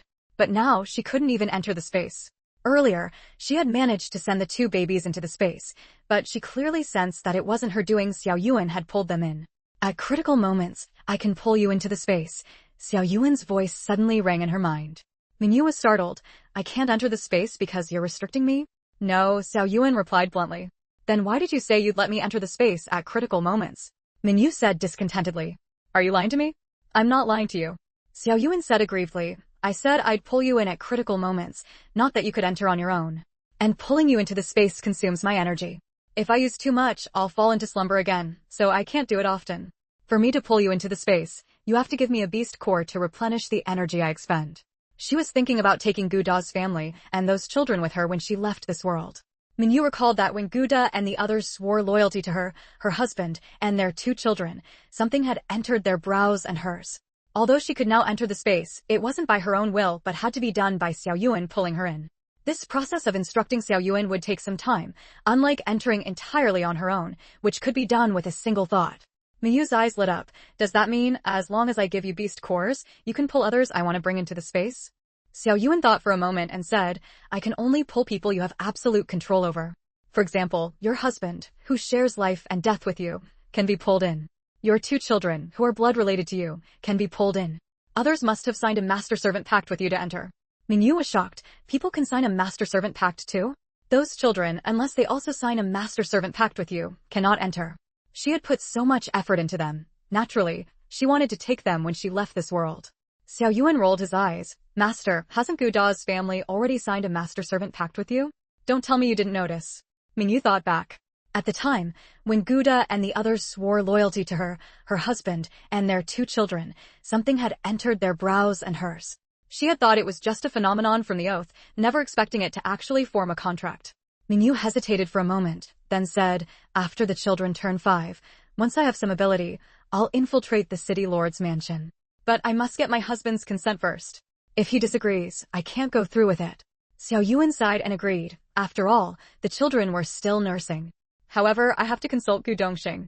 If he disagrees, I can't carry out this plan to infiltrate the city lord's mansion. But when Mingyu explained that the artifact spirit could pull her into the space, making it feasible to sneak into the city lord's mansion and steal the world origin, Gu Dongxing still opposed it. No, I won't agree. Good morning. This chapter ends. Chapter 2198. We rely on ourselves. In Gu Dongxing's view, the city lord's mansion had a martial god present. Not to mention whether they could steal the world essence. Even if they succeeded, they wouldn't be able to escape. Don't talk about having a space to hide in. Even if you have a space, you enter and exit from the same spot. The moment you reappear, the martial god will catch you in an instant. Moreover, with a top-tier figure like a martial god, once they discover you, will they even give you a chance to enter the space? Mingyu was taken aback. Yes, she didn't know the full extent of a martial god's abilities, but she was aware that some powerful beings could seal off a region of space. If it came to that, she couldn't be sure she'd be able to enter the space. But giving up on the world essence was impossible for her. She coaxed, husband, I'm talking about 5 years from now. By then, our cultivation. Not even 5 years from now. In 5 years, you'll at most become a martial king, not even a martial venerable, let alone a martial god. Gu Dongxing firmly opposed. If he wasn't mistaken, the martial god had stayed in the city lord's mansion all this time precisely to guard the world essence. If it were him taking the risk, he wouldn't mind, but if Mingyu wanted to take that risk, how could he agree? And stealing the world essence was something he couldn't do himself. Since Gu Dongxing forbade it, Mingyu naturally couldn't go through with it. The artifact spirit grew angry. Don't expect me to take you out of this world. Relayed through Mingyu, Gu Dongxing sneered. We don't need it. We can rely on ourselves to get out. Once we cultivate to the martial venerable level, we'll leave the white jade capital on our own. No matter how Mingyu pleaded, Gu Dongxing refused to let her infiltrate the city lord's mansion to steal the world essence. Helpless, Mingyu could only apologize to Xiao Yuan. But then, you'll have to stay in this space longer. Mingyu quickly shook her head. My 2 babies were carried for 3 years and 6 months before I gave birth to them. There's no way I wouldn't prioritize them. On the contrary, if I let the babies absorb the primordial chi on their own, absorbing too much would harm them. Letting the primordial chi pass through the babies' bodies once, and then release it into the space will make their meridians broad and resilient, and their dantians will expand, without worrying about the harm of absorbing too much primordial chi. Mingyu relayed Xiao Yuan's words to Gu Dongxing. Although he couldn't let his wife steal the world essence, helping her collect the primordial chi seemed like no big problem. Xiao Yuan was also resigned. Fine, forget it. As long as you remember to put the 2 children into the space every time the primordial chi erupts and absorb all the primordial chi into the space, it's almost the same as retrieving the world essence. After some thought, Gu Dongxing asked, using the children as tools to absorb the primordial chi, will it affect them? Mingyu told Gu Dongxing what Xiao Yuan had said about the chaos beast. Gu Dongxing finally relaxed. Since it's beneficial to the children, of course I won't stop them from helping your space absorb the primordial chi. But as I said before, we'll have to go out and train. Aren't you looking for Xiaotao and Qingshan? We can use that as an excuse to go out, and when the next night sky eruption happens, we'll quietly return to the city and find a place to absorb the primordial chi. Going out to train posed a big problem with the children. They couldn't exactly carry them on their backs during training. Master, that's not a problem, Xiao Yuan said in Mingyu's heart. You can put them in the space, and I'll take care of them. Xiao Yuan was very fond of the two babies, probably because they had chaos spirit roots. I don't have that many beast pills to give you, Mingyu said disdainfully. End of chapter. Chapter 2199, Mom Belongs to Me and Anin. Xiao Yuan had said earlier that if she wanted it to pull people into the space, she had to give it beast pills. Along the way, if she brought the two little ones with her, entering and leaving the space wouldn't be just once or twice, she'd have to let them come and go anytime. In that case, how many beast pills would she have to give Xiao Yuan? Xiao Yuan panicked. Master, if you just give me 2 beast pills, they won't need to pay any more beast pills to come and go from now on. Mengyu understood. So, does that mean each person only needs to establish an energy channel for entering and leaving the space the first time, and after that, every time they come and go, no more energy is consumed? Xiao Yuan said dejectedly, yes. Originally, it had planned to use this right to enter and leave the space to ask for more beast pills from her husband, but now, for the sake of the 2 little treasures, it had to give up that idea. Oh, Xiao Yuan, were you tricking me again before? Xiao Yuan panicked again. No, master, everything I said was true. I only said that others need beast pills to enter and leave, but I never said it was every time. Mengyu thought back. It was true that it hadn't said it was every time, only that if she wanted it to pull someone into the space, she had to give it beast pills to replenish energy. Mengyu told Gu Dongxing about it and invited him to visit her space. Sigh, what a loss, but who could blame it for wanting Pingping and Anin, those 2 chaos heaven spirit bodies, to come into the space? Pingping, however, said very firmly, we've been here before, just now. After learning that beast pills were beneficial to Mengyu's space, he even gave her all the beast pills he had, keeping only a little over 100 for his own cultivation. As soon as Pingping and Anin entered the space, they felt a sense of familiarity. And the scenery here was so beautiful, mountains and flowing water, vast spirit fields, orchards, and a large forest. Maybe even a sea? The forest was planted with all kinds of trees, mostly rare species. Moreover, he could sense that there were spirit veins in the space, and perhaps even spirit stone mines had formed. Mengyu gave 4 beast pills to Xiao Yuan, and Xiao Yuan immediately became happy, pulling all 4 members of Mengyu's family into the space. She had misunderstood it. I'm sorry, Xiao Yuan. Your master misunderstood you. I'll trouble you from now on. Mengyu was very pleased. This way, their whole family could often have Xiao Yuan pull them into the space. Gu Dongxing was also happy. Great, wife. I can't wait to enter your space. Let's go in right now. Anin wrinkled her little nose and said, it feels like I've been here before. In the forest, there were all kinds of animals, rare birds and beasts, but most were ordinary species. But Xiao Yuan was dejected. Being able to serve you, master, is my honor. Mengyu found it amusing. Of course they had been here. Not long ago, when the Hongming energy erupted, she and Pingping had both been pulled into the space by Xiao Yuan. As soon as Gu Dongxing entered the space, he was stunned. The spiritual energy here was so dense. But when the Hongming energy eruption ended, she immediately transferred them out. Yet, they could still sense it. As soon as Dehei and Debai discovered their master entering the space, they ran over first. Mom, you've finally come. Pingping was overjoyed at the sight of Dehei and Debai. He immediately toddled over on his short legs and pounced. Doggies, don't call her mom. Mom belongs to me and Anin. Though he bossily forbade Dehei and Debai from calling her mom, he himself pounced to hug this one, and then that one. He loved these 2 dogs so much. End of this chapter. Chapter 2200, Gu Dongxing's brow furrowed. Husband, I sense a dangerous aura, Mingyu said to Gu Dongxing. I sense it too. It's the martial god leaving the city lord's mansion. He's probably coming for us, Gu Dongxing replied, his divine sense sensing from afar, careful not to confront that dangerous aura directly. It's probably because Ping'an and Anin are too powerful, absorbing all the erupted Hongmeng energy. So the martial god can't sit still anymore. He's coming from the front left. Let's circle around to his rear and leave. Over the years, Mingyu and Gu Dongxing's divine sense had been increasingly unsealed, and it remained unaffected by the darkness. Thus, they could detect the dangerous aura emanating from the city lord's mansion from a great distance and avoid it. After leaving the city lord's mansion, the martial god finally sensed that the Hongming energy in this world was growing thinner. No, even if the world's origin has been releasing less Hongmeng energy in recent years, the energy released before shouldn't dissipate and transform this quickly, the martial god concluded. He was certain that a chaos beast was absorbing the world's Hongmeng energy. Following the trail of chaotic aura, he gave chase. But when he reached the source of the chaotic aura, he found nothing. Mingyu had already stowed the 2 little ones into her space the moment she sensed the dangerous aura. And so began a game of hide-and-seek between the martial god and Mingyu's family of 4. Mingyu and the others would flee as soon as they sensed the martial god's aura from afar, leaving him unable to catch even a glimpse of them. He had initially thought that once he took action, he could easily capture whoever was stealing the Hongmeng energy. But after half a month of chasing that aura, he still hadn't caught them. Worried about the world's origin in the City Lord's mansion, he wavered between returning and continuing to hunt Mingyu's group. He persisted for another half-month before finally returning to the City Lord's mansion in defeat after a month. After absorbing several years' worth of Hongmeng energy into the Peach Blossom space, Xiao Yuan had grown increasingly powerful, and the Hongmeng energy within the space had become denser. Since this energy originated from the space's own world origin, absorbing it back was only natural and highly beneficial to the Peach Blossom space.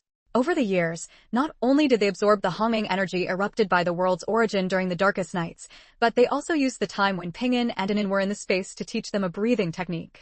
By opening every pore on their bodies and inhaling deeply, they could draw in Hongmeng energy from a radius of 100 miles into the space. Thus, over 4 years, they had also collected the Hongmeng energy that had previously erupted into the world's air but hadn't been absorbed by martial cultivators. This was the true reason the world's Hongmeng energy had grown thinner. For Mingyu and Gu Dongxing, the thinning of the world's Hongmeng energy was a great boon. This was because their cultivation of the Hongmeng art didn't rely on the Hongmeng energy in the air, but on the mature beast pills they had obtained in the Valley of Death. For one, their spiritual power had been sealed because this space's Hongmeng energy was superior to spiritual energy, suppressing it. For another, as the Hongmeng energy in this space thinned, the suppression on their spiritual power weakened. They could now circulate their spiritual power, though it still couldn't leave their bodies. Their divine sense, however, was fully unbound, and their range of perception was now nearly the same as in the outside world. Over the years, when they ventured out during the day to train, they would bring the children into towns, giving them opportunities to interact with people. After each annual absorption of Hongmeng energy, they would take the children home, letting them play and cultivate alongside the other 8 children. In 4 years, the entire family of 4 had made significant progress in their cultivation.